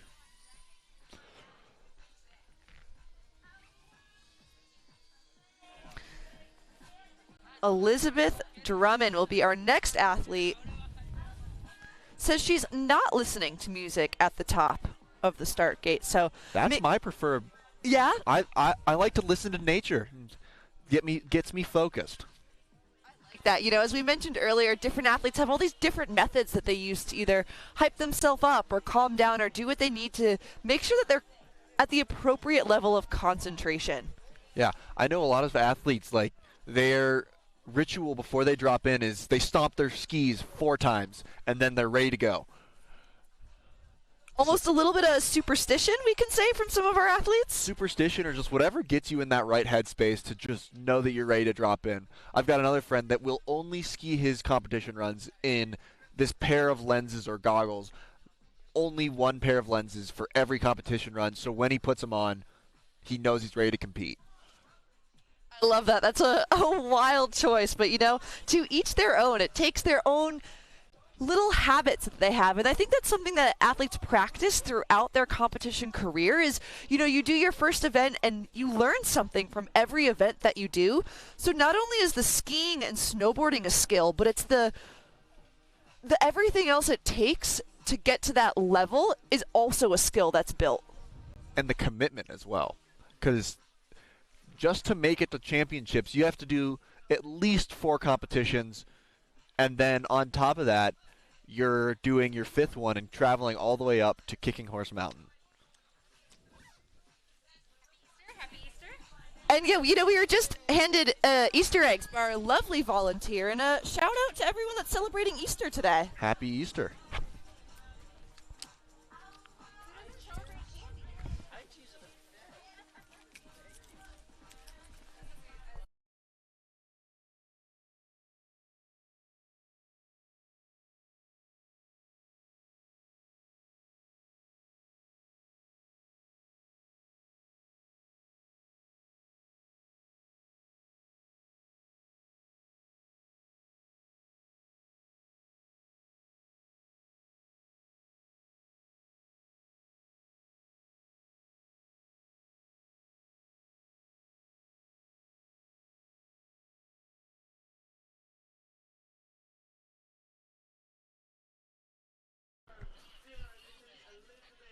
And Elizabeth is dropping in now. All right, Elizabeth, our Team Summit Colorado skier, making her way far along the ridge line and coming in further skiers right than we've seen a lot of our athletes go. Catching an air there. Moving in to the shark fin feature. She's really keeping this fluid here, not letting herself get caught up. Yeah, oh, beautiful air off the tower, and she had a nice far diagonal line to her ski line, which was exciting. Absolutely. And like she moved with a purpose to each feature. We love to see it, traversing with a purpose, but coming into the money booter here. With a 360.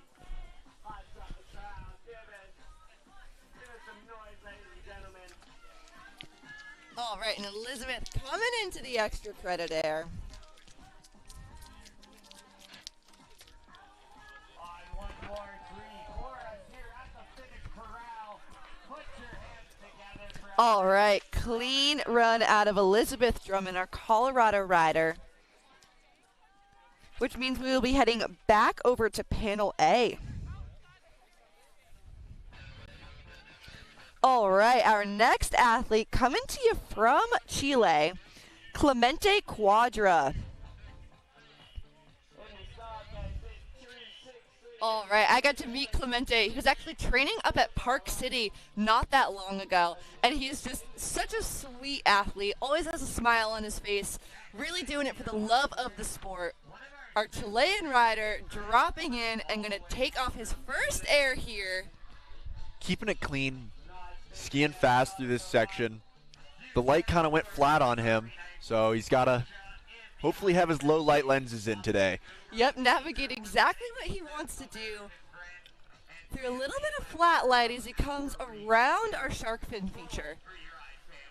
Moving towards the bush air, it looks like.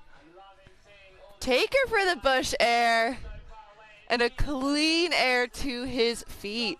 Yeah, off that air, you can't really tell, but you have to gap over this little apron just to make it a smooth transition, and he did great. Coming into the money booter. What does he have here? Left side 360. Keeping it classic.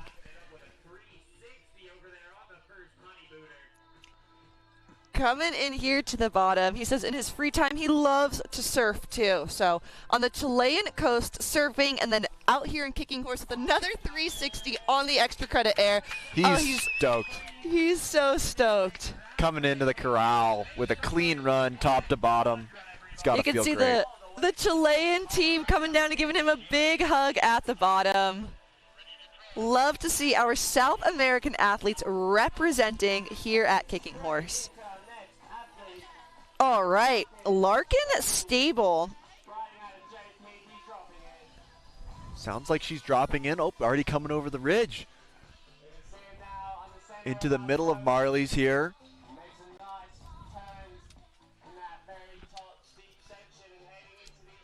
Larkin making some nice use of this top section here. Yeah, she is keeping it moving, skiing fast, pointing it towards the bush feature. Catching good air. Our Vermont air showing some good, our Vermont rider showing some good air and some good clean technical skiing as she comes into the money booter.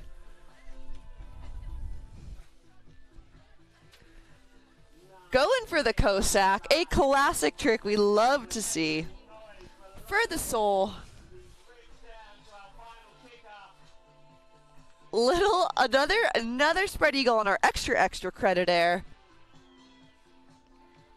With a shifty on the proper extra credit, a clean run for Larkin.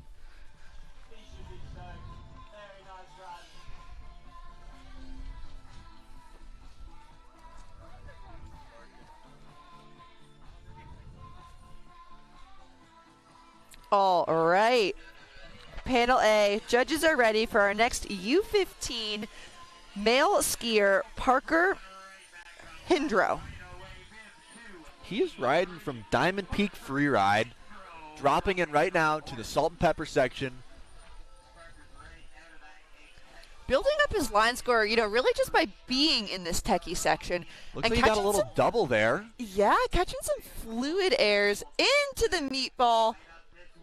Had to pop a little bit to make it over those. You do have to gap a little bit to make it over those rocks. But did a great job navigating quickly on his feet. Left side 360 on the money booter. Coming to you from a Diamond Peak all-mountain team, so our Tahoe athlete. Yeah, one thing that I love, we have had 95 athletes through this venue, and there's a lot of similar lines, but everyone puts their own little twist on this venue, and it's awesome to see.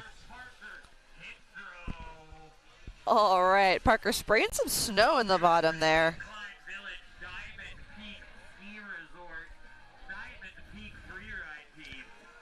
Our next athlete, Annabelle Mamouzian. She's coming to you from Mad River Glen Free Ski Team out of Waitsfield, Vermont, a place very dear to my heart. I used to live in the Mad River Valley, and I think it's one of the most special places on earth. Have you ever gotten to ski in Vermont, Wyatt? I unfortunately have never been able to ski in Vermont. I actually, for my first time this year, went to the East Coast and got up into the Northwest. Into the Northwest? Where'd you go?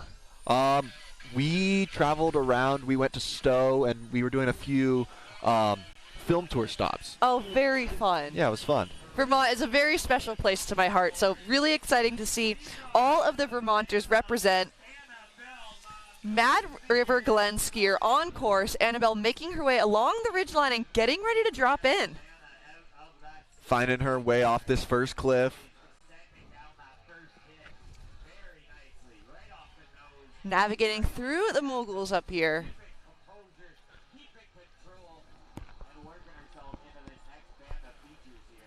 Looks like she's finding her next feature. Nice air off that. Gapping over a little traverse, it looks like. And then going to line up the bush air here. Turning it back into the trees and finding her own line through there. Awesome.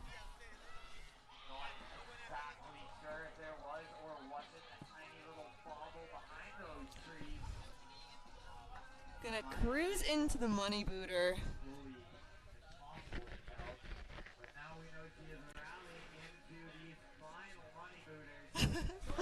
With a full spread. Full spread.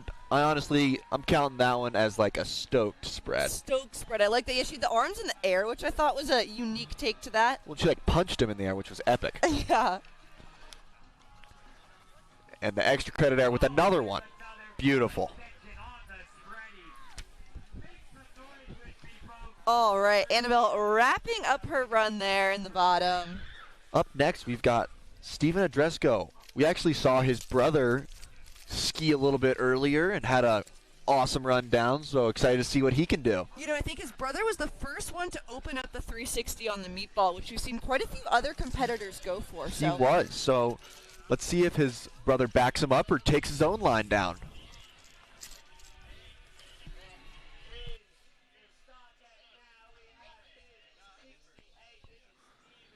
And he is coming down the ridge. Steven Andrusco on course, representing the Snow Basin Sports Education Foundation. Making some nice turns down this venue.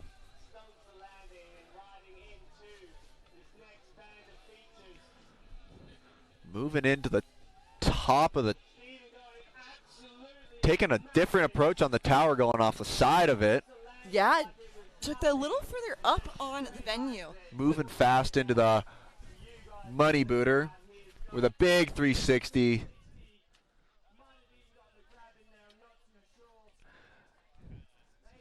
All right, making his way into the bottom there, catching a nice little pop. And coming into the extra credit air. The nice The truck driver. reaching for the double nose truck driver. One of my favorite grabs. Yeah, it's a difficult one. I can't really I don't know if I'm flexible enough for that one. I feel like it doesn't just take the balance and control, but it takes a little bit of flexibility to reach for that one, too. The people that do the truck driver, they stretch a little bit. That's something I want to point out here as we are finding ourselves pretty much halfway through the skier heat here. What do you want to point out for me? Well, remember.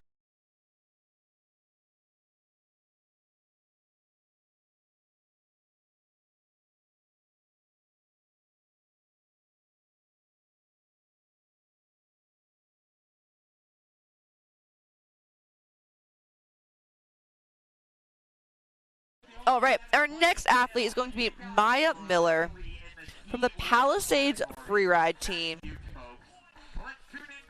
Apparently she's already a professional ice curler, so Let's see what she can do with this snow mountain. All right, into the salt and pepper section up here.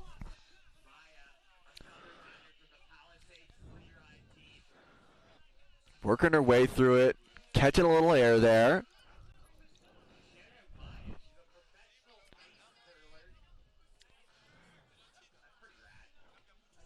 And a nice big air out the bottom of the meatball there. Catching that fun transfer on the meatball. Headed straight for that money booter. We'll see what she does off of it. And a 360 to seal the deal. A 360 from Maya on the money booter.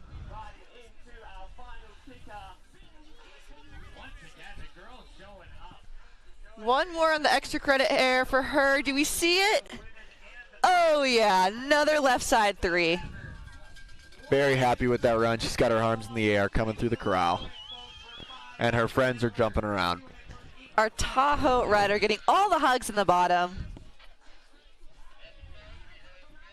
And our Panel A judges are ready for Dylan Stanfield. Another Alta Bird free rider. Heading down the ridge towards the center of Marley's.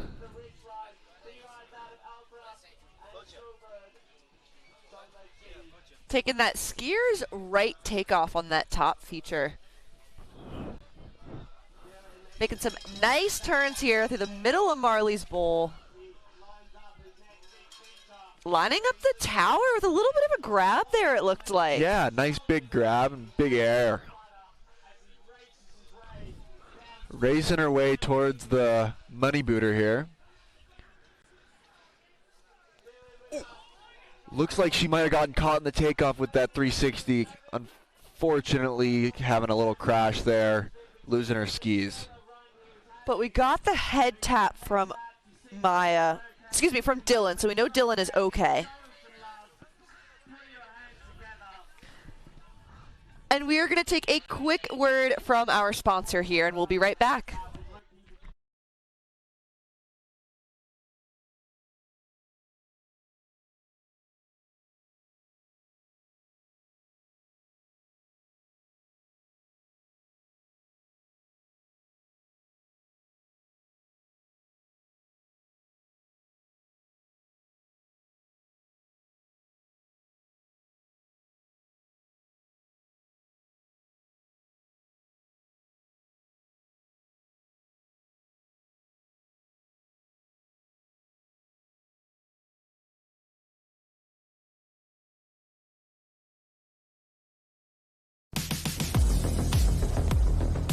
There's nothing like the thrill of discovering a new ski spot, but you can't underestimate the challenge. Okay, Simon, go left at the beginning, then right, and rip it. That's why you need someone by your side who knows the terrain, no matter how experienced you are. That was a good one. Let's do it again? Yeah.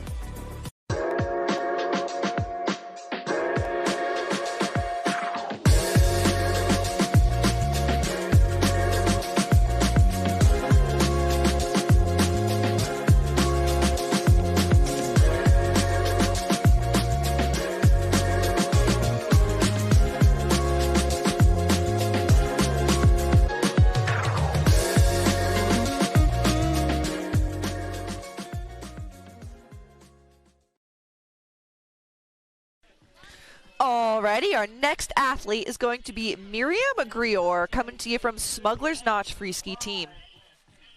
I honestly think there's as many free riders from the East Coast this year as other places.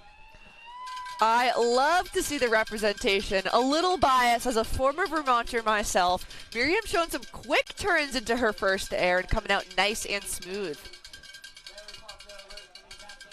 Working her way towards that shark fin. Catching some nice air off the side there. Looks like Linking to the tower, the bush. Looks like we got to take her for the tower. To her feet. Looks like she might have hit a little wall there, but was able to power through it. Heading back through the trees instead of to the money booter with a little air out of that tree island. Looks like she's finding a couple mogul airs as well, which is awesome. Playing with that field. Yeah, some good technical riding from our Vermonter. Kosak off the wind lip. To our final nugget. Miriam to the bottom. Oh, arms in the air. Oh, we love to see it. She's so excited. Awesome. She's so excited. All right. Next out of panel A, Ethan Benson. Coming from Revelstoke, not that far from here. The Revelstoke Ski Club Freeride team. He is on the Marley's field there, coming into the shark feature. And looks like he might connect it back to the tower. With a 360 off the tower. Unfortunately, a little bit more of an impact than he was expecting, looks like, but kept his skis on. That was the first spin off of the tower that we have seen. So opened up a new creative approach to what we've seen. You know, had a couple Polish donuts out of there, but that's okay because he's going to pick up a little more speed for the money booter. He's trying to pump into it, it looks like.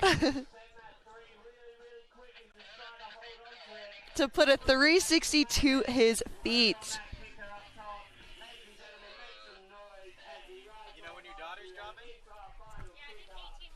All right, Ethan making his way to the extra credit air. Our Revelstoke athlete going to come safely into the finish corral. Oh, it looks like he came down with only one ski pole, so we have a ninja on course retrieving his other pole, and that's actually really smart riding, is if you lose a pole on venue, keep going. You don't need two poles to finish. You need to leave the pole behind and keep skiing. Yep, that's what our ski runners are for. Shout out to all our ninjas today that are making it possible. They're up there, clipped in, boots ready to go, and be able to just grab any gear that needs to happen. So big thank you to them and all of our volunteers today. Absolutely.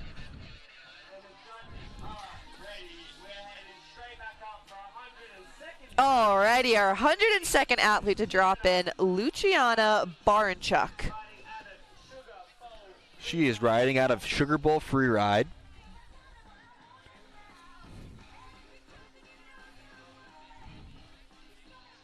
Another Tahoe athlete.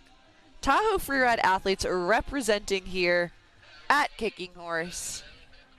Just got word that the judges on panel B are ready.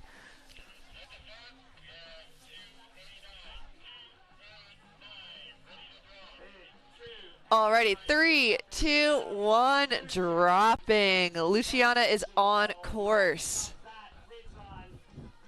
Riding the ridge line. Headed towards that middle feature. No hesitation, straight off the air. Little bit bucked on the landing. That will be a control deduction, but she is still on the move. Keep it going, nice and fluid.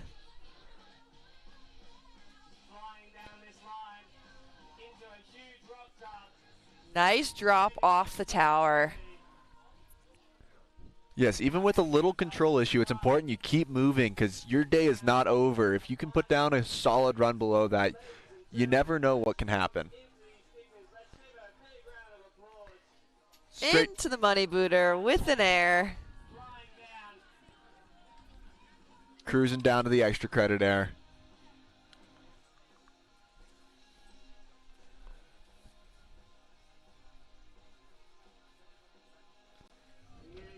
One final air for Luciana, our Sugar Bowl Academy athlete.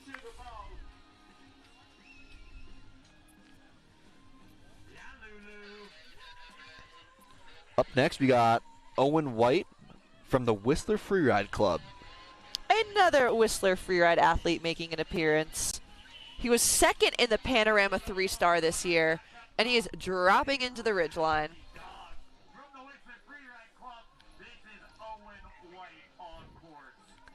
Straight off that first top air, moving quick towards the fin.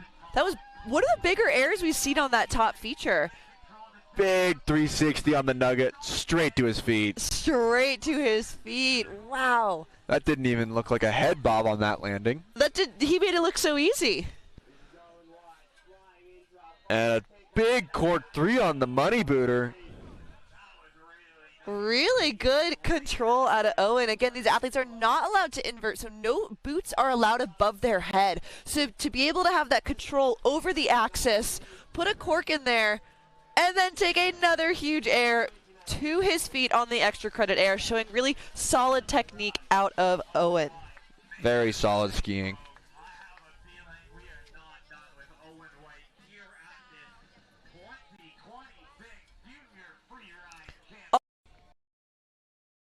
Her first ever year competing, and she made it to JFC. That's a huge accomplishment. Are in finals on the first try. Absolutely. So our junior series is divided into 2-star events and 3-star events. Athletes are only allowed to compete, junior athletes are only allowed to compete in a total of 4 events throughout the season, and 3 of them can be 3 stars. The 3 stars are weighted a bit heavier than the 2, meaning it's a higher level of competition and they're worth more points, which is why they only get 3. And out of the 4 events total that they're allowed to do, their best 3 of 4 scores will count towards their ranking, and the ranking is what invites them to JFC. So they're building points throughout the series over the course of the 2026 season to be invited to the final championship event.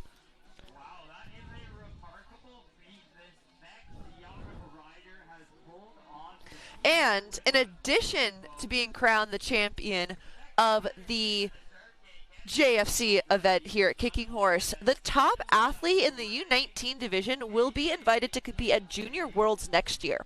And while the total number of athletes being invited to Worlds has not yet been calculated by the people in Region 1, we do know that those top athletes from each division will be extended an invitation to Junior Worlds next year. Yeah, it is an incredible honor to represent your country and everyone you know at Junior Worlds. And that's really what most of our U19 athletes are really looking for, is that invitation to Junior Worlds. All right, and we have Cecile on course. Her nickname is KK, coming to you from Fairfax, Vermont, the Smuggler's Notch ski team.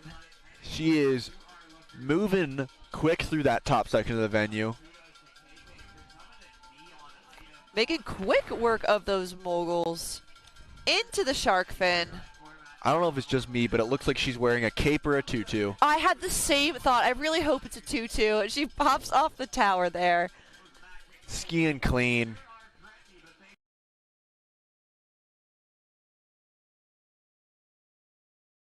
Booter.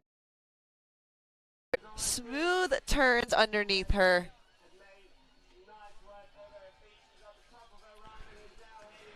Little Cossack there. Little Cossack action from Cecile. Keeping it classic, keeping it smooth. Willie, I can't wait to see if it's a tutu or not. I know. Because style points from me, and it's a tutu with the Daffy. All I'm saying is that's gotta add to your air and style. I'm a fan of the tutu. I'm not a judge today, but I would give some style points there. I mean, you have to. So we got Vaden Singh up next from Jackson Hole Evolution. He was 4th at JFC last year. So returning back to the championship series this year, Vaden is on course. He says his nickname is Darth Vaden, which I love. That's a perfect nickname. Navigating through that techie section up far, lookers left, skiers right. So he comes around the shark fin and into the tower. Taking the second step of the tower, going big. Heading over towards the money booter, skiing fast and clean.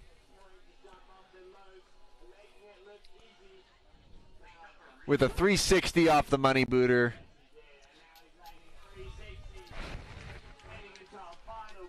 I think we got one more from Vaden here. Oh, coming in switch. Oh boy, this Something might be we our haven't first taker seen on the yet. switch hit. With a switch one. A new trick that we have not yet seen today. That is the first switch one of the day. We love to see it. Yeah, so much fun. Keeping it creative, Vaden Singh from Jackson Hole Evolution Team. All right, our next athlete on panel B, U15 ski women, Charlie Rinzema. Another Whistler Freeride Club athlete. Another Whistler Freeride Club athlete. They are showing up and representing as Charlie comes into her top feature and takes it to her feet. Moving over towards this middle spine, catching air. Looks like she's eyeing up the nugget here. Eyeing up the meatball. And to her feet. Taking it off that fall line nose. Another taker for the money booter, it looks like. Moving fast into it with a big air. Huge. That was one of the larger airs we've seen from our U15 ski women. She's in a tuck right now. She's grabbing some more speed. An extra credit there for Charlie, but I don't think she's done yet. Oh, with the tweaked out safety. You know, it's so fun that the majority of the athletes are heading towards the money booter, but you don't really know what trick they're going to do. So even though it's the same feature, they're all putting their own creative spin on it. Even if it's a 360, they differentiate from just a straight three to a really floaty ones to threes with grabs. So a lot of different uses out of the same feature. Definitely. And not everyone takes it the same way, too. And with different speeds, too, which also keeps it interesting. Definitely. All right, Maverick Martin dropping 3, 2, 1. Maverick on course. Olympic Valley Freeride team dropping straight into the salt and pepper area.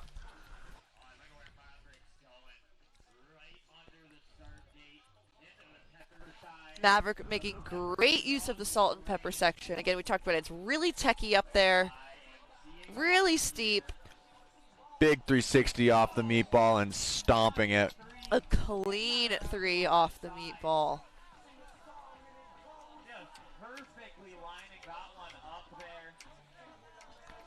And heading into the money booter with another 720, second one of the day, stomped. That was fun. That was a great cork 7. Oh, he's stoked. You can see it in his skiing there, throwing little slashes. Gonna hit the 180 and come in switch. He's stoked. Oh, all his friends are so stoked for him at the bottom, getting tackled in the finish corral.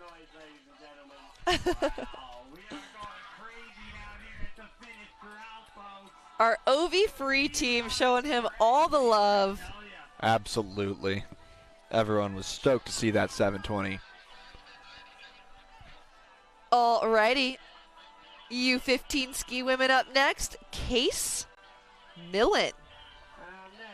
Another team giver rider.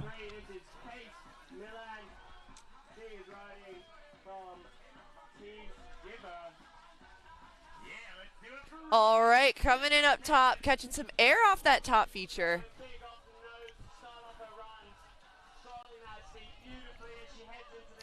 Really smooth turns here out of Case. Yeah, just keeping it fluid through this middle section. Looks like she's lining up the tower. Nice safety grab, taking it to the bottom. That was some big air time for our U15 ski female. That was so fun to watch. Really strong control out of Case. Big air with the spread eagle out of the money booter. Love to see the spread eagles. You can Not hear her. done yet. One more for Case. You can hear her hollering on the venue. Oh yeah, we can hear her from here. She is stoked. That's very intimidating going into your run knowing you're about to go big. And yeah, that middle air off the tower was huge. Quite some air time there.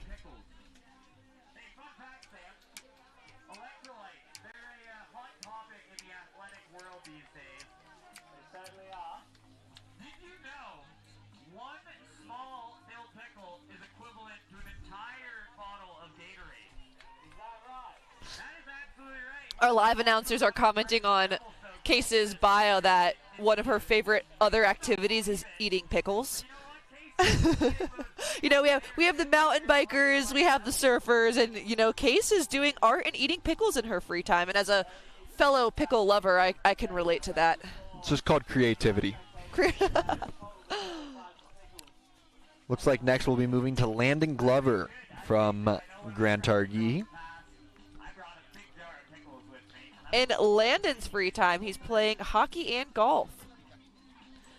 And he's an independent rider, so Landon's not skiing with the Freeride team, but he is skiing out of Grand Targhee, training with either a parent coach or just someone in the area that's been willing to take them under his wing and just really get Landon here all the way to JFC.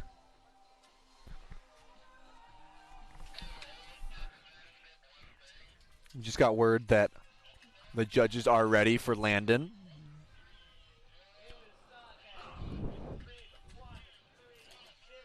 Dropping in. Heading over towards the middle of the venue. Coming into the first air, nice drip off that feature, Super controlled into that mogul field. Heading towards our shark fin feature. He's going for that middle drop off of it. middle drop, which we've seen a lot of athletes get caught up on, but not landing as he went for a huge 360 on the tower. Stomping it, heading straight over towards the money booter. And another nice 360, lofty and clean. With the tail grab there, it looked like, too. Looked like he might have gotten the tail grab, capping that blunt. And he's just cruising into the finish corral. Another 360. An extra credit 360 for Landon. That was a really exciting run. You know, I think that was the first successful 360 we've seen off of the tower. Definitely it was. Which is not an easy task to do. No, so Landon's showing us that it is possible to spin that one and take it to your feet. And judges think about that. If Yeah. you're the only one that's able to do something, that's got to be a benefit. Alrighty, Noah Popovich on course.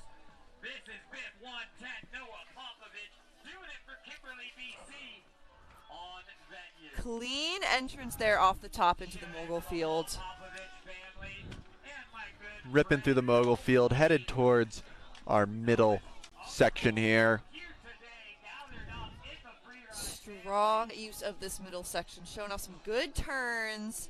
Noah here Another feature for the side of the tower there. keeping things well and controlled. And I And think good, strong skiing through the bowl. we're going to have another taker for the money booter. You know, Noah got first at the El Colorado event this year in Chile.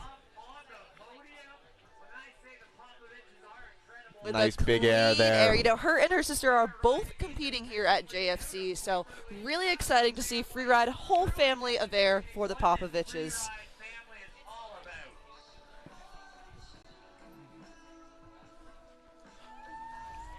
With a Daffy on the extra credit air. Into the finish corral. Clean skiing out of Noah, coming to you from Kimberly. Lots of clean skiing today. Lots of clean skiing today. These athletes are making great decisions. Their coaches are helping them make great decisions, and we're so thrilled to see it. Up next, we got Thorsten Kemmer. Coming to you from the Kirkwood Freeride team, making his way along the ridge line. Taking the top section of that middle air. Looks like he's headed towards the fin and meatball. Headed to the meatball.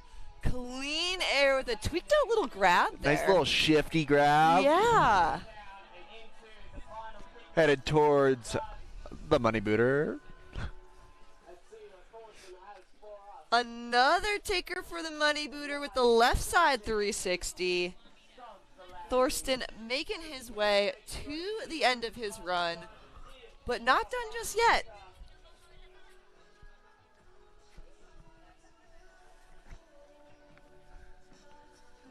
With some clean style there on the extra credit. And into the bottom, a nice run out of Thorsten Kremer from the Kirkwood Freeride team.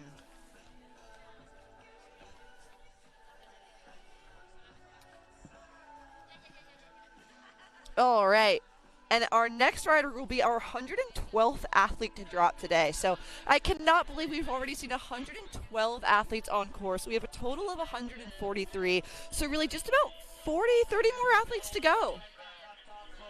And Quinn Phillipson is going to be our next athlete to drop in. Another athlete from the Whistler Freeride Club. It says here, in addition to hanging out with her friends and skiing, she's also doing gymnastics. So definitely building that air awareness and building those tricks and applying them to skiing. And she's already halfway down the venue here, catching some nice air coming into the meatball. Clean air off the meatball, taking more of that fall line approach as she points it to the money booter. We've seen a lot of the athletes head towards the same feature, but they've all taken it a little differently. Different tricks, different styles, different size and amplitude to their airs here. And Quinn went huge on the money booter. Huge air for Quinn as she tucks into the bottom here. Gonna grab some air for the extra credit and then cook her way to our final air in the venue. Nice shifty there for Quinn. A clean run top to bottom from Quinn Phillipson, Whistler Freeride Club.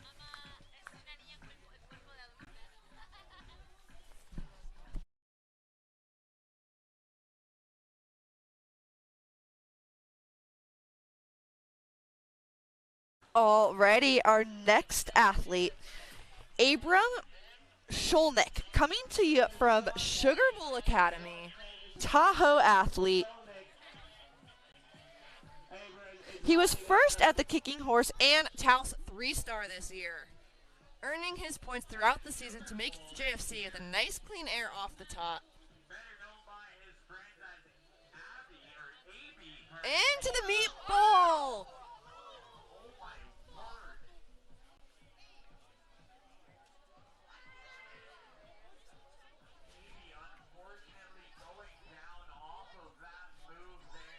All right, we have a hand in the air, so we know that Abram is okay. It looked like he just got bucked off that takeoff a little bit, put him fully off axis, and I'm sure not the air that he was going for there, but he is safe. He has his feet underneath him. He has his arms in the air, so he is stoked on that one.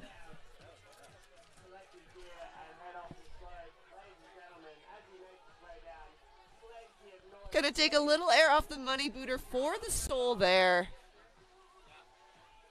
You know, U15 athletes, I swear these kids are made out of rubber. They can just bounce right back. Definitely.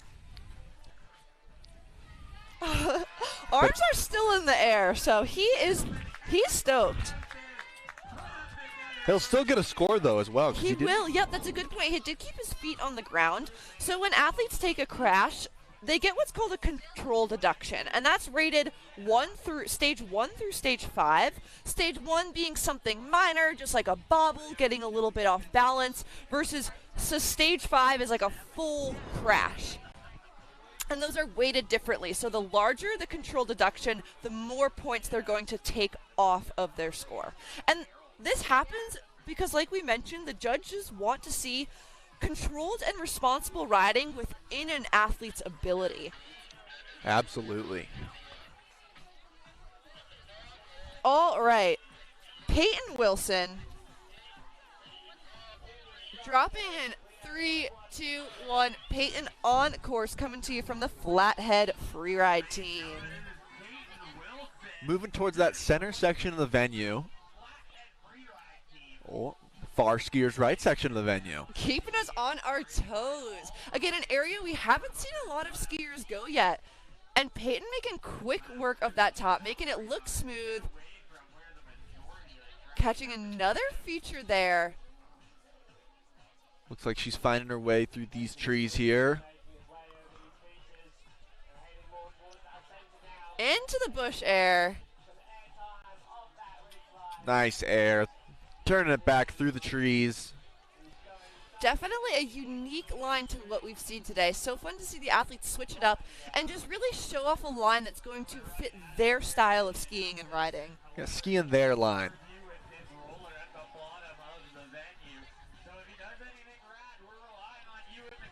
Nice grab.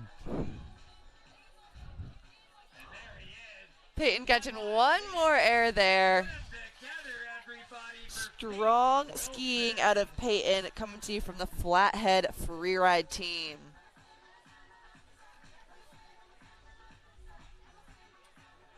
Our next athlete is going to be Carlson McLaughlin, IFSA Freeride team skier.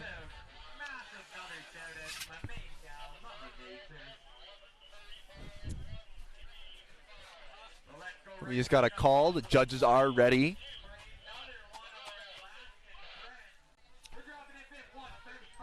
Coming to us from Alyeska, skiing through that pepper section up top. In the salt and pepper chute, making nice quick turns of the top section of this venue. Looks like maybe lining up a feature for us here. Skiing nice and smooth through that chute. Looking for that meatball. Gets the 360. Sticks it clean. Nice. A different approach to, I feel, from that we've seen off that spin there. Definitely. Landing a little bit more into the pocket of that transition. Exactly. With another 360 on the money booter, catching the transition there.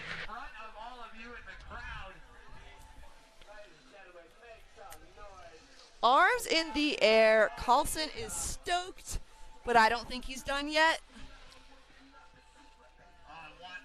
Solid little iron cross off the extra credit air. Extra credit. All right, our next athlete, a skier very dear to my own heart, Aria Chung, coming to you from the Jackson Hole Evolution team. I got to meet Aria a couple years ago down in Chile, and I've become friends with her and her dad, who's been with her in her freeride journey, and she is just a absolute force of a skier. Definitely. She just enjoys to be out here. Really calculated skier. As you can see, as she takes her first air nice and clean. Coming in nice and strong to her shark feature here. Taking that side approach, which we've seen a lot of the others ski. And coming into the tower. Lining it up. And pointing it clean to her feet. Looks like she's working her way down. Showing off some really strong turns in her skiing. Aria Chung, will she hit the money booter? Looks like she's coming for the extra credit air. Another thing is that Aria skis every run with a horn on her helmet. And you know, while you might think it's a unicorn horn, it's actually a narwhal horn. It is. And she had a nice Cossack there at the bottom. You can see the narwhal horn. Aria made it to the bottom, nice and clean. Stoked to be at the bottom for sure. She was first place, the champion of the U12 JFC series in 2024. She has such a bright future ahead of her in freeride. I'm so excited to see what she does in the ski industry. Definitely excited to see that and follow along.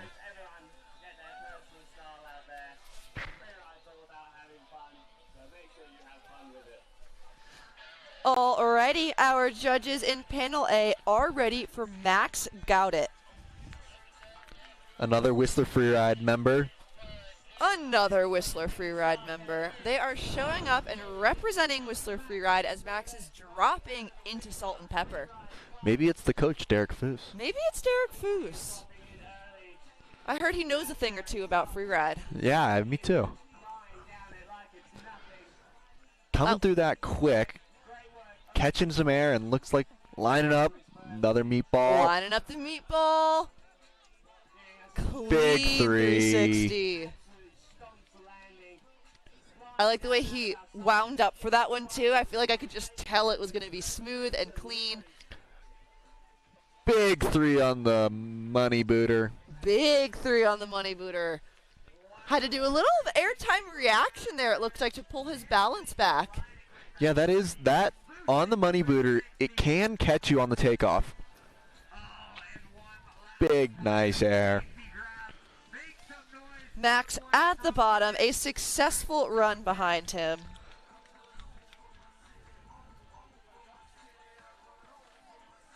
We only have about 25 more athletes to go. Wow. I mean, I know, really moving flew by. quick. It's 2 o'clock. 2 o'clock here at Kicking Horse, so You would really solid day of competition so far. Well, 118 riders, 117 riders, you would expect it to be 4:30. All right, our next athlete is coming to you from the Mammoth Mountain Ski and Snowboard team, Isla Cruz. You know, her mom was actually down here helping us run this live stream today, so we love to see the whole family get involved in Freeride and showing up. Isla competed at JFC last year as well and was 4th at the Whistler 3-star this year and 4th at the Kirkwood 3-star.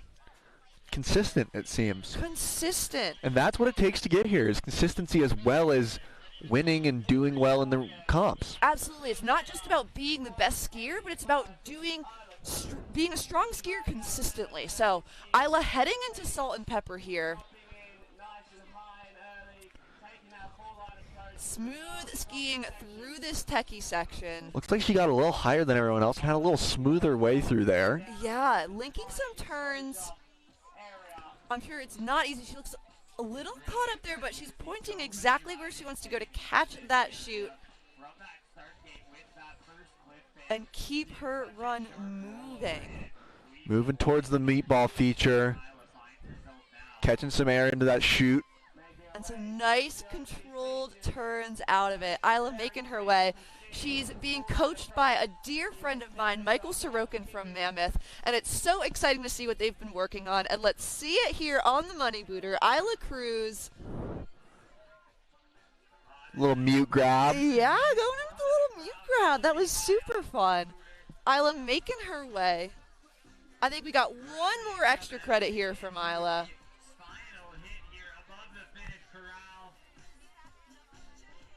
A little Daffy there on the extra credit. Extra credit, Daffy. A successful run from Isla.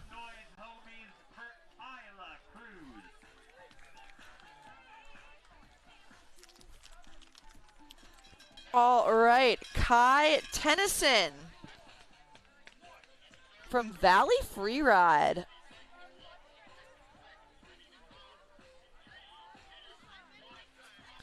Kai dropping into the course.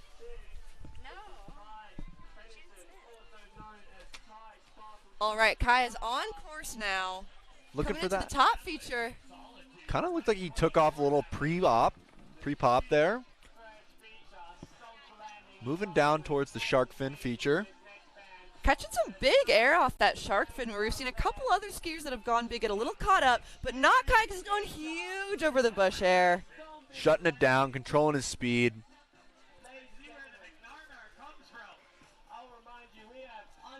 Nice air out of the trees.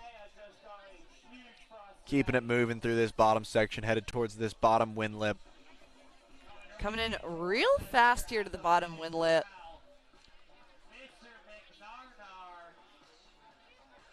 Oh, and I couldn't quite see, maybe a little bit of a control issue there, but back on his feet and moving. Unfortunately, I think he tried to go for a 360 and maybe got caught up a little bit. It happens, you know, that is the name of the game. Absolutely, this is Freeride. This is Freeride.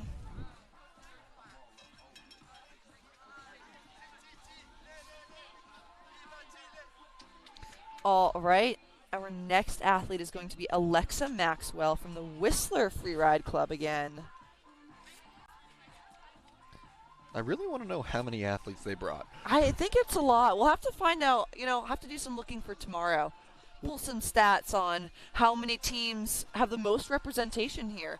And it's so exciting to see teams that have so many athletes here, but then also teams that are maybe newer to freeride or are independent athletes that are still showing up regardless of the size of their team and really making an impact on the community here.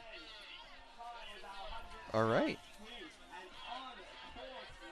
Alexa dropping in.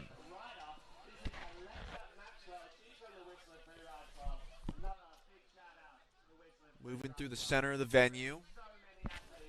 Clean air off the top there into the mogul section. Skiing down that middle chute. Looking towards the tower, maybe. Really smooth work of that middle section into the tower. Clean air from Alexa. Keeping the fluidity clean, which is hard to do through that because it can catch you so hard. That's a great word for her run, Wyatt. I would absolutely call Alexa's riding nice and fluid. Huge air off the money booter. That was the biggest spread is a nice eagle. landmark of whether they land before or after it to really feel the amplitude of how big they went there. She is full tuck into the bottom here. So hopefully she doesn't go too. Oh, yeah. Big shifty. Good Beautiful. transition. That was probably the biggest spread eagle we've seen today. That, I think, was one of my favorite runs just due to its smoothness. Absolutely.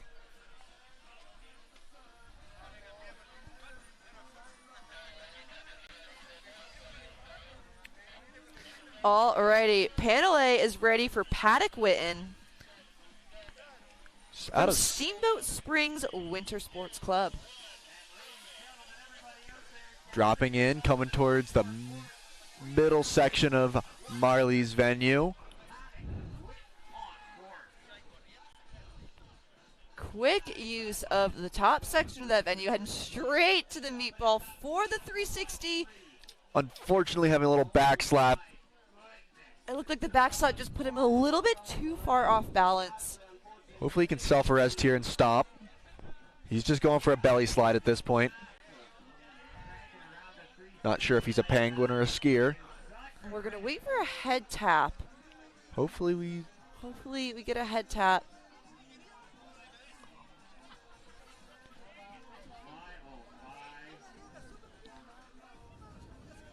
And I think that was it.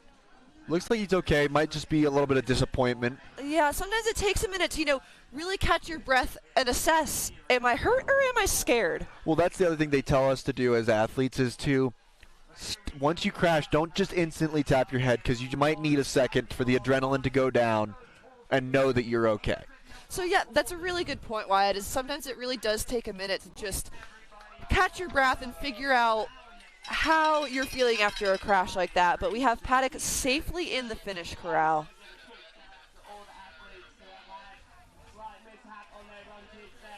All right, our next athlete is Hannah Fastnett. Another flathead freeride competitor. Hannah dropping in to the middle section of the Marley's Bowl here. I like how she's riding the spine. Yeah, riding the spine. Fun, creative approach to that top section there. I don't think we've seen that exact line yet. Nope, catching a little air off of it. Big off the meatball. Straight to her feet. I'm going to make some nice turns here.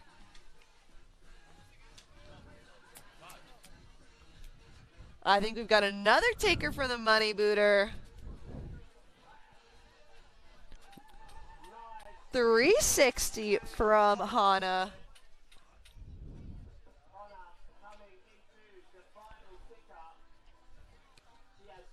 Coming through the terrain park, moving towards the extra credit air. And another 360. Another 360 from Hannah. She was first at the Whitefish 3-star, first at the Bridger 2-star, first at Whitefish 2-star, and second at Castle 2-star. So no stranger to the podium. That was a nice run out of Hannah.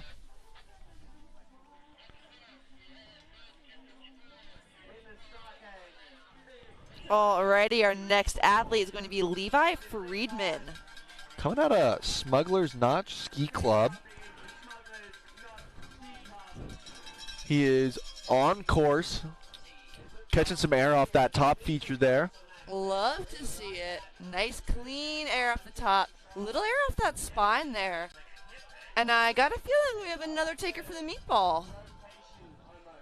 Nice big air. And going to cruise his way to the money booter.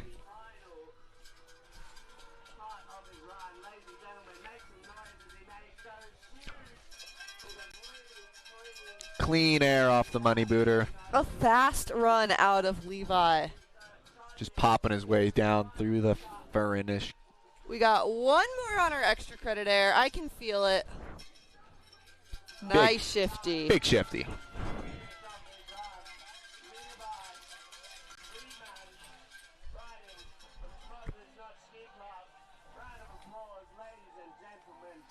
All right. Levi was our 123rd athlete to drop. I cannot believe we were in 123 athletes so far. It's crazy. Our next athlete is going to be Josie Swallows from Aspen Valley Ski and Snowboard Club.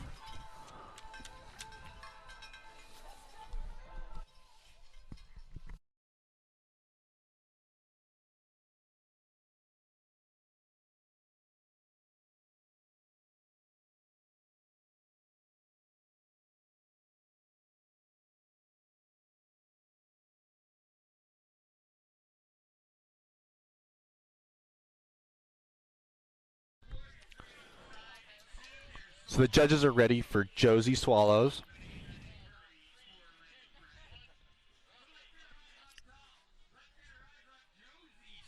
And she is moving towards that middle section of the venue. Looking for that top air there. Nice air.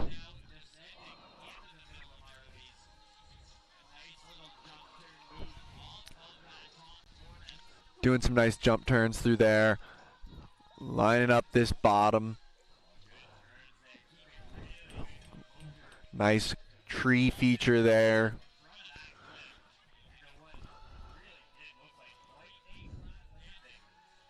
And she's just making some nice turns down through the bottom section of this venue, showing her control and technique.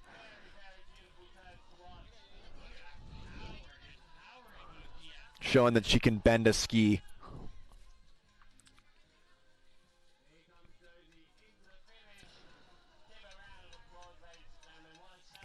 Getting a nice air off that wind lip and moving into the finish corral.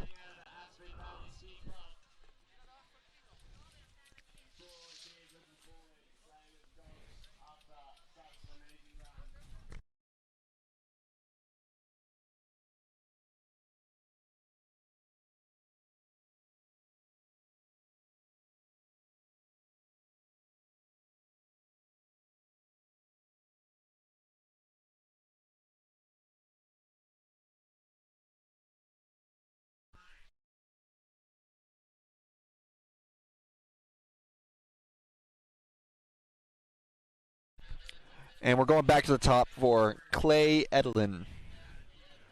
He's coming out of Olympic Valley Freestyle and Freeride team. Clay getting ready to drop in here.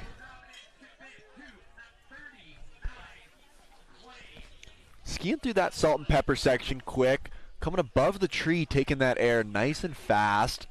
Fast use of that salt and pepper section. Coming into the meatball with a huge 360. That was, I think, one of the bigger spins we've seen on that feature. Taking it deep on that landing. Coming in fast to the money booter. Big 360 to his feet. That was one of the fastest runs I think we've seen so far. Absolutely. And he kept it in control that whole time. That whole time. One more 360 just to top it off. That one felt just for fun and just for the soul. Might as well. That's what it felt like. Might as well do it. Might as well just do one more three. Oh, he's getting all the love at the bottom from his friends, the OV Free team, showing him the Freeride family love. All right, our next athlete is going to be Phoebe Kerr from Crested Butte Mountain Sports Team. Phoebe making her way along the ridge line. Coming into this first feature here. Clean drop off the skier's right side. Little off balance, but she's back up and moving again. Looks like she got bucked on a bump there, but held it together. Coming in towards the tower. No hesitation there off the tower. Zero hesitation with a massive air. We've seen, a lot of other skiers coming at it a little bit more cautiously, but she went full force. Straight towards this bottom feature here. Catching some air off the money booter. And I think we have one more on the extra credit air for Phoebe.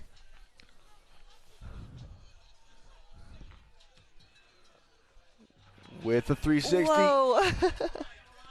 Maybe a little butt check there, but she's into the finish corral. Into the finish corral for our Crested Butte rider, Phoebe Kerr. Which means we are heading back over to Panel A for our next U15 ski man, Tucker Altoff. Sugar Bowl Academy is where he skis. He was second at the Kicking Horse 3-Star this year. Oh, I think that they did use this venue for qualifiers. That's pretty exciting. So no stranger here to the Marley's Bowl. Yeah, Marley's is looking different than it ever has. It's super filled in this year, like all of the venues here at Kicking Horse, unlike most of the world. I know, honestly. Certainly high tide here at Kicking Horse this year. Making some features that are normally unavailable to athletes in play this year. It's interesting to see how the same venue can change year to year, where something that, was a really common feature in past years might not be in play due to too much snow or too little snow, depending on the year and the venue. Absolutely. A lot of athletes might have a line that they skied before, and they come back, and it's not even there. And they have to get creative all over again. Yeah. All right. Tucker dropping in right now. Arms in the air, here he goes. He's ready, coming into this salt and pepper section. Skiing fast and fall line. Really quick use of that salt and pepper section. So excited to see the athletes take it fall line. Huge 360. I think that is a really good 360 cliff, it looks like. I think they're getting bigger and bigger. I mean, coming into the money booter. Screaming Seaman 360. That is such a bold trick. Bold trick is absolutely correct on that one. But I think we have one more in the extra credit air. Truck driver. Double nose. Got it down. Great run. That was a Tucker. really great run out of Tucker. I really like the way that he used the salt and pepper section. It was very fall line and very fluid. It seems like the athletes that are coming above that little tree there are actually able to ski it a little faster and smoother, maybe because less traffic has gone there. That's, you know what, I think you hit it right on there. And also I think it's setting them up to be a little more fall line instead of skiing around more of that pepper that's further lookers left. It does add a little air, but it just makes it a little smoother, I think. Yeah, I like it. All right. We are going to move on to our 128th athlete of the day, Imogen Schauberg from the JP Free Ski and Ride team. JP, excuse me, another Vermont athlete. That's a long travel day for a lot of these athletes to get here, coming from either Alaska, Chile, or even just the East Coast. Absolutely. What a big, event it is to be here at JFC, and the athletes all talk about what an honor it is to be invited.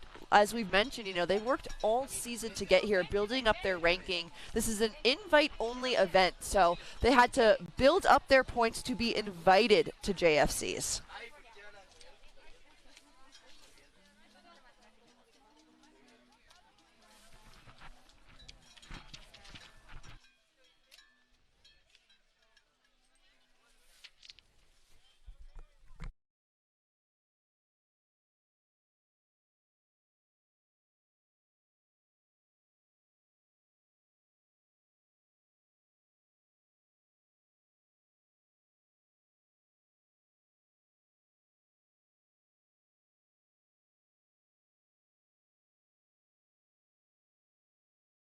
Alrighty, panel B is ready to go. Imogen Schauberg.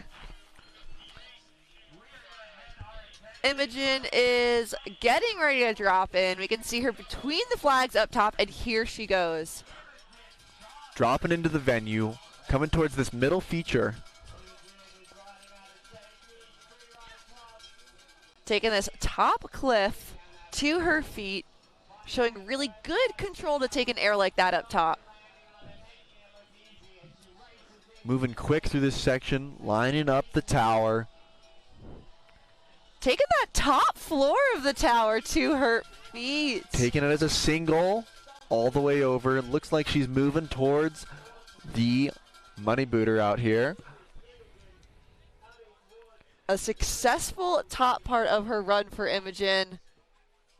360 on the money booter.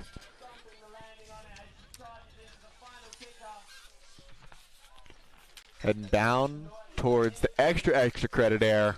Extra credit. Working for that grade.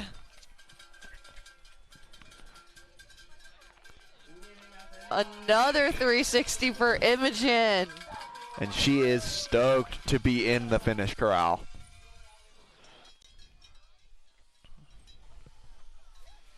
All right. Our 129th athlete next. Sullivan Cushing from the Oler Big Mountain team. Looks like he's had a couple firsts at Fernie, Revelstoke, and Panorama. He's listening to California Girls. I wish I was listening to California Girls. Making his way off the ridgeline into that first feature and going to cruise through the bowl here. Heading straight towards the meatball, going massive. Huge air off the meatball, and he is going to make some quick use of this midsection as he comes into the money booter down here at the bottom. With a big 360.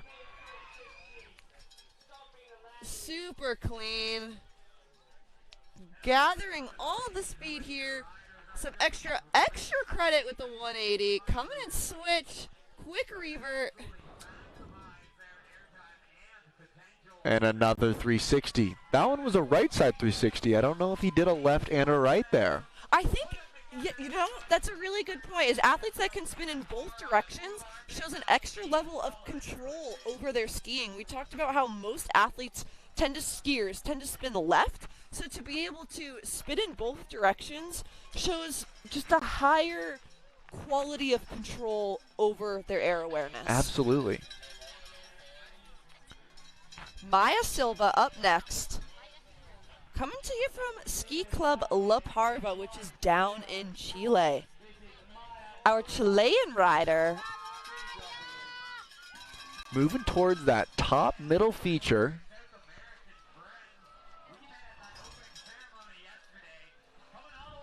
I see the Chilean flag in the bottom here at the finish corral. The South Americans are bringing the stoke as we watch Maya cruise through the moguls here. Moving towards that shark fin feature. Strong navigation through this steep section of the venue. Looks like she's lining up the lower section of the tower. Making her way through now into the open section of the bowl. Cruising some turns here. Strong turns. Catching a little air out of the trees. Adding everything she can. Yep, every time athletes are hitting a feature, they are building up their line score. Looks like she's going to come into the windlip here on the bottom of the skiers right on venue.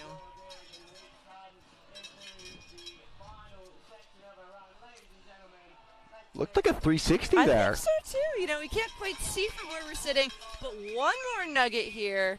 Little spready. She's going to make some turns into the corral. The Chilean team is waiting to give her a big hug. They are proud. All right. Back up to Ryder Anderson out of J Peak Free Ski and Ride team. This is his third year at JFC. Coming into the salt and pepper chute. Skiing it like he's been here before. Nice use of that techie section up top. Skiing over all the rocks. A really smooth use of that steep, rocky area. 360 off the meatball. And some powerful turns here into the money booter. Our JP rider, another Vermonter. And another shifty 360 off the money booter. Headed towards that extra credit air. One more here for Ryder.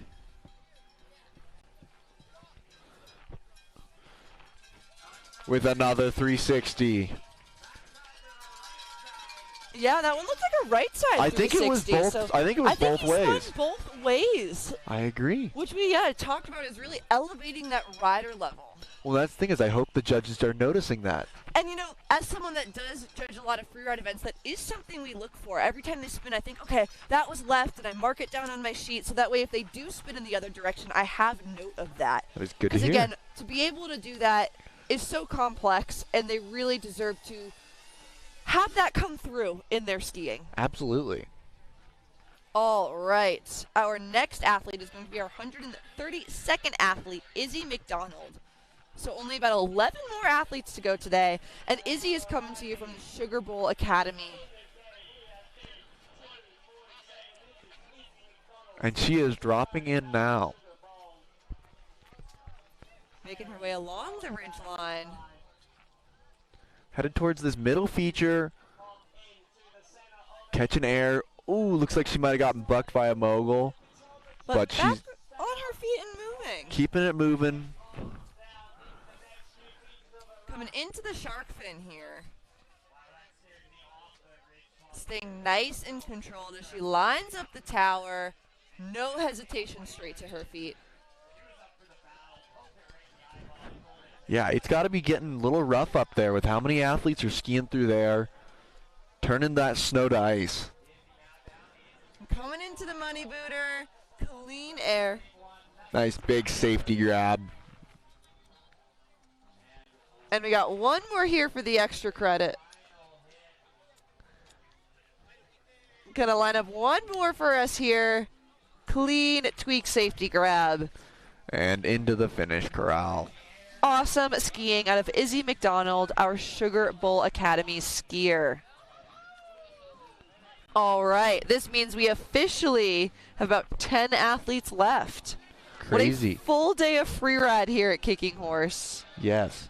And we are headed back up for Grayson Jones out of the Whistler Freeride Club. Another Whistler free ride athlete, Grayson Jones, dropping in.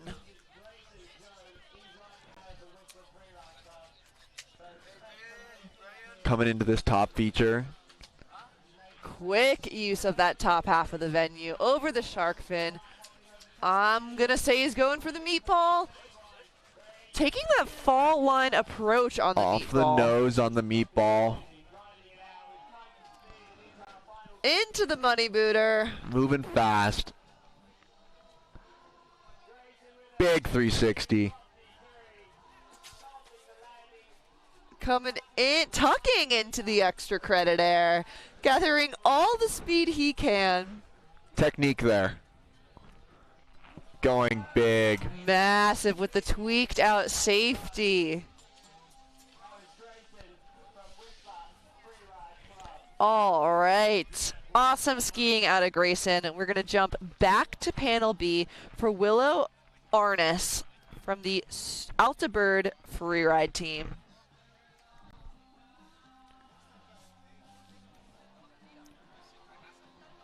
She placed first at the Snowbird and Snow Basin 2 stars this year.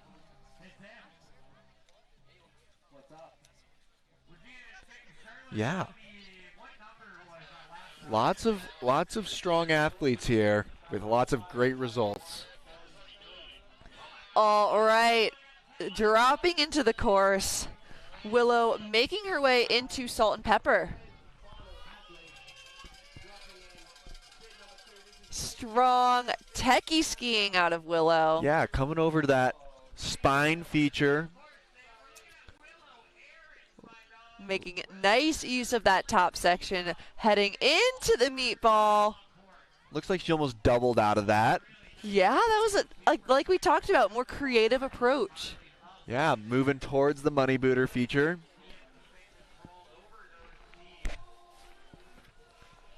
Money booter, here we come. Willow taking a nice spread eagle. I think the spread eagle is either first or second in tricks behind the 360. You know, I was thinking the same thing, but I think I am going to say the 360 is taking it first. I do agree, actually. Which, like, what a level of skiing today to see more 360s than spread eagles out of U15 athletes. Incredible. All right, Willow into the finish corral. Getting ready to wrap up our first day here of the qualifiers at the IFSA 2026 Junior Freeride Championship. Up next, we got from Smuggler's Notch Free Ski Team, August Schmidt.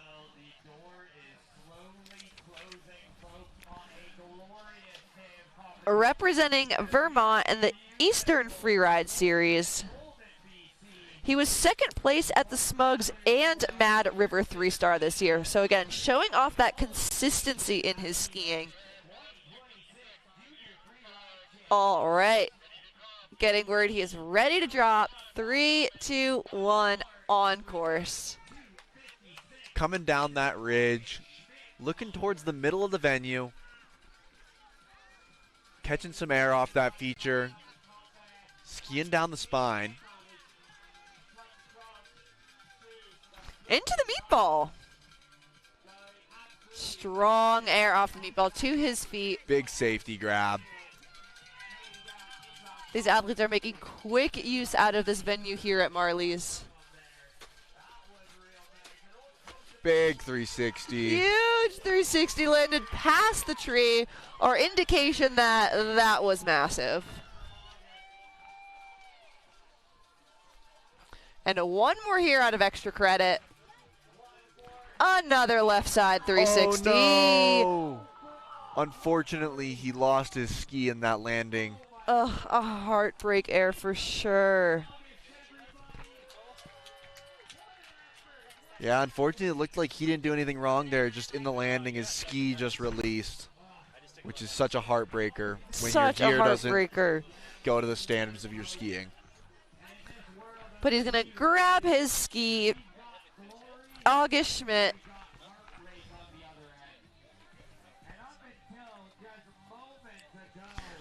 Eight riders left to go. Our next athlete is going to be Grace Polson from the Altabird Freeride team. All right, August in the finish corral. Grace says that she's proud of all of her results because she's learned from all of them. Oh, warms my whole heart. See the athletes just taking each event as an experience. Whether it's a win or a loss, you know, every event you go to, you learn something. And it makes you a better rider if you actually take that in. Absolutely. So Grace is on course here. Coming into this top air, nice and smooth to her feet. Coming towards this middle shark feature, taking the side of it, but moving fast. Another taker for the tower. Clean roll off the tower to her feet. And straight line city there for Grace. Coming into the money booter. Clean air. She loops it around to the extra credit. Pumping her fist as she comes by the crowd. Oh yeah, the crowd is big today and watching all the action go down. Grace with the mute grab on the extra credit air. And she's going to wrap that up.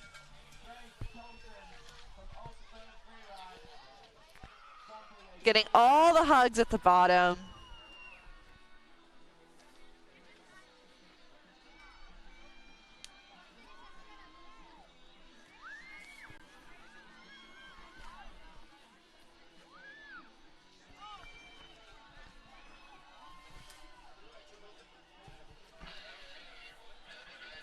All right, panel A is ready for Ethan Scored from the Uller Big Mountain team. Dropping in. Heading towards that middle section of the venue. Very popular today. These athletes are really stacking their line score. Ethan taking the first bite as he moves across the spine into the meatball. Huge air there. Taking that almost as a triple with a minimal turns between each feature. Yep, that was quite the link. With a huge safety 360 on the money booter. That was massive. Big airs for Ethan today. He's hit that jump before. Little shifty there as he comes across, building some style points into the extra credit air. Looks like he's only skiing with one pole. Can't tell if that's on purpose. Oh. Or if, yeah, he lost one up there. I don't know. He's got a special glove on. Maybe he's got a cast on or something. Something, yeah. We'll have to see if they send a ninja down to grab the pole or not. It sounds like he just went so big. He was like, you know what, pole? I don't need it. Nope, he just skied with one pole. Okay. So, yep, just got word that he did not leave a pole on venue. He has a broken wrist. Incredible to put a run down like that with a broken wrist. Like, I casually have a broken bone, but I want to go compete at championships and put down a run that looked like that. I'm impressed. All right, our final U15 ski woman of the day, Zoe Clark from Sugar Bowl Academy, making her way across the ridgeline. Looking towards that middle feature. Smooth drop. She lands into the moguls. Coming into the shark fin here. Catching some air off that. Lining up the tower. Little bit of a hesitation, but worth it because she puts it to her feet. Just finding where she wanted to take off and land. Smart, safe, calculated riding out of Zoe. Moving towards the money booter feature.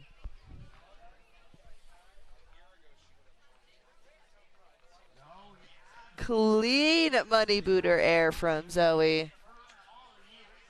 Cruising in to the extra credit, our final ski woman of the day. Huge Cossack. Big Cossack. Oh, what a way to wrap up the women's ski field. So with that, we are down to one judging panel. So we will have to take a little bit longer break between each athlete to give the time for the judges to score each run. Absolutely. And there's only 5 athletes left. So that was our 138th rider of the day. Dual panel really making it happen. 138 athletes in 4.5 hours. That's wild. Might be a new record. And that also comes from all of the amazing skiing we've skied today with not many ski ninjas, no patrol on venue. It's huge. Yeah, we've seen some really strong, smart decision making today. And it's also part of the conditions, the hard, fast conditions. You would think it would make for more difficult skiing, but it actually helps riders sometimes. Absolutely. Able to not punch front and things like that. It's more consistent throughout the whole venue. Exactly. All right, just got word that panel A is ready. Alpine Leonard from Crested Butte Mountain Sports Team. Skiing fast, headed straight towards that middle feature, catching air. Straight onto the spine. I have a feeling we've got to take her for the meatball. Huge air. Squatting out the landing. Squatting out the landing. Showing got some strong legs in his skiing.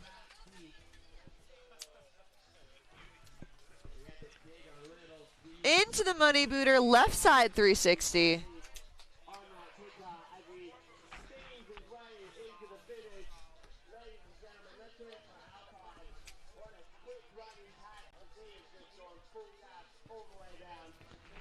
Double Cossack. Double First one of the day.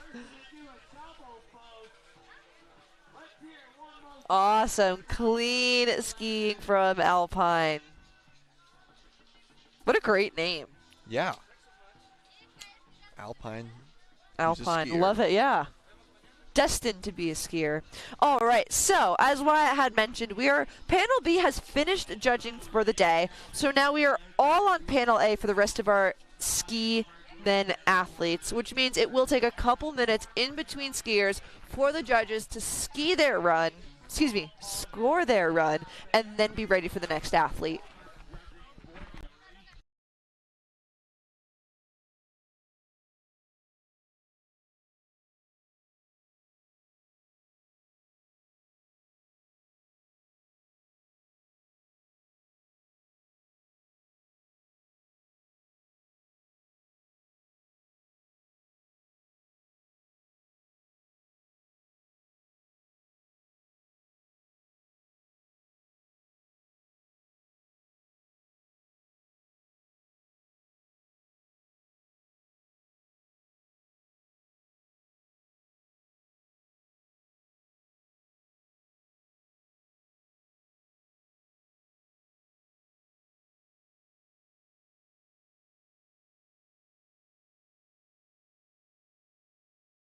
Alrighty, our next athlete, Will Follis, from the Altabird Freeride team.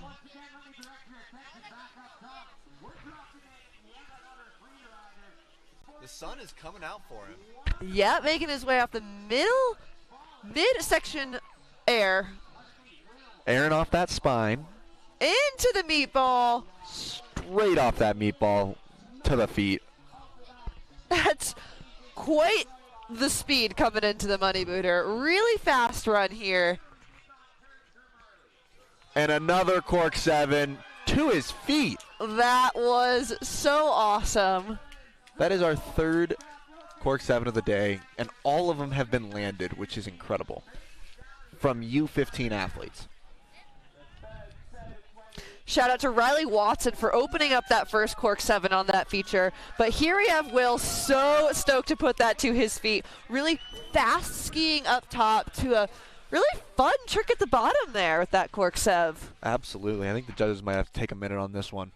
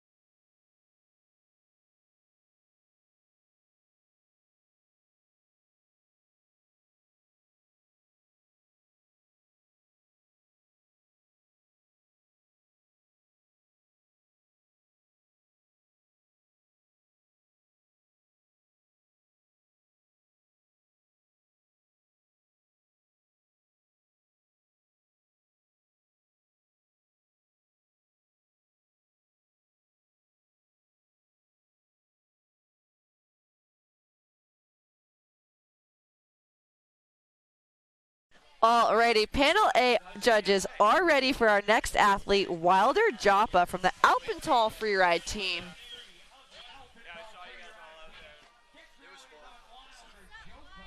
All right, Wilder is on course, heading into that top air to his feet in the mogul section. Looks like he had a bit of a control issue, but he's back on his feet and moving. Looks like there was a mogul there that bucked him a little harder than expected, unfortunately. Again, later in the day, it's not easy to be one of the final riders today, but it's clean. Ooh. Drop off the tower. Unfortunately, not putting the landing down that he wanted, but he is up again and moving. Looks like he's still going to go for that money booter feature. Into the money booter. Smooth air for Wilder.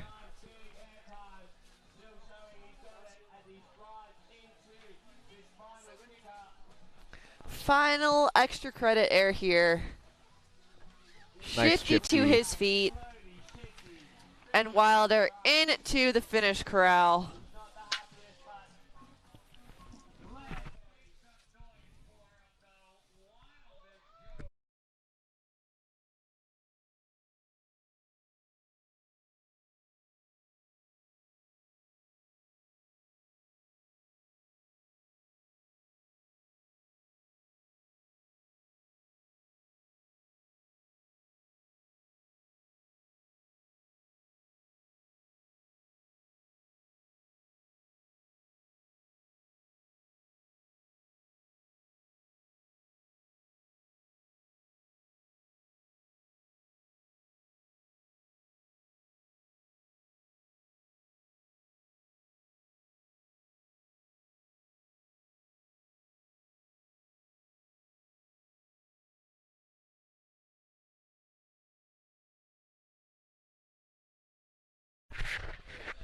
All right, panel A judges are ready for Duke Woodman from the Big Sky Education Foundation.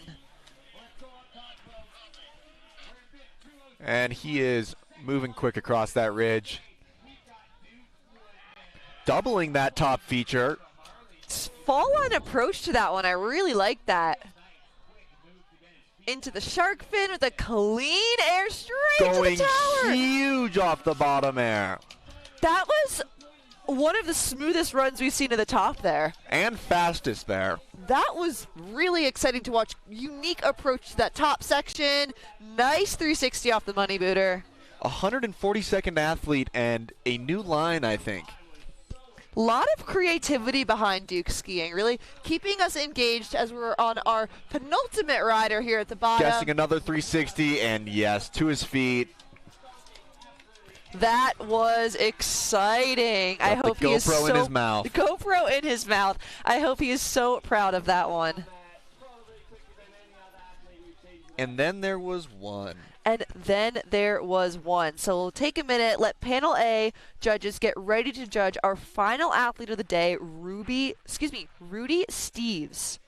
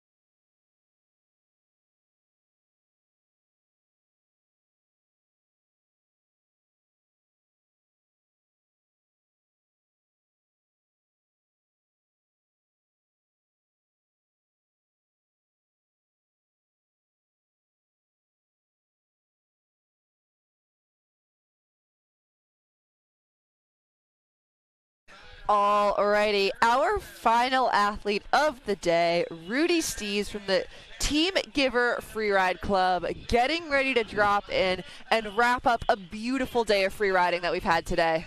He is started down the venue, our last athlete on course. Big air up top. Last but certainly not least, as he's setting the tone for his qualifying run here at JFC. Nice little air around the shark fin, coming into that top floor of the tower air. Catching that transition nice. Making his way straight towards the money booter. The sun is coming out for him. What does he got for us on the money booter? Massive air. Landing past the tree there on the money booter, but not done yet. We know there's at least one more feature here at the bottom. Coming into the extra credit air with a tweaked out safety. And into the finish corral, safe for our last athlete of the day. And that was so exciting. Congrats to Rudy for wrapping up a really solid run today. We want to give a huge thank you to everyone that made this possible here at our 2026 IFSA Junior Freeride Championship. We want to have a big shout out to Helly Hansen, Head Tyrolia, Giro, 3M Thinsulate, 3M Scotchgard, GoPro, and BCA for making this all happen, as well as Kicking Horse Mountain Resort. We couldn't do it without any of them. It's been such an incredible day. Today was our U15 qualifying day, and we will be back tomorrow for our U19 qualifiers. My name is Rachel Shannon. I'm Wyatt Gentry. And we'll see you tomorrow. Tune in.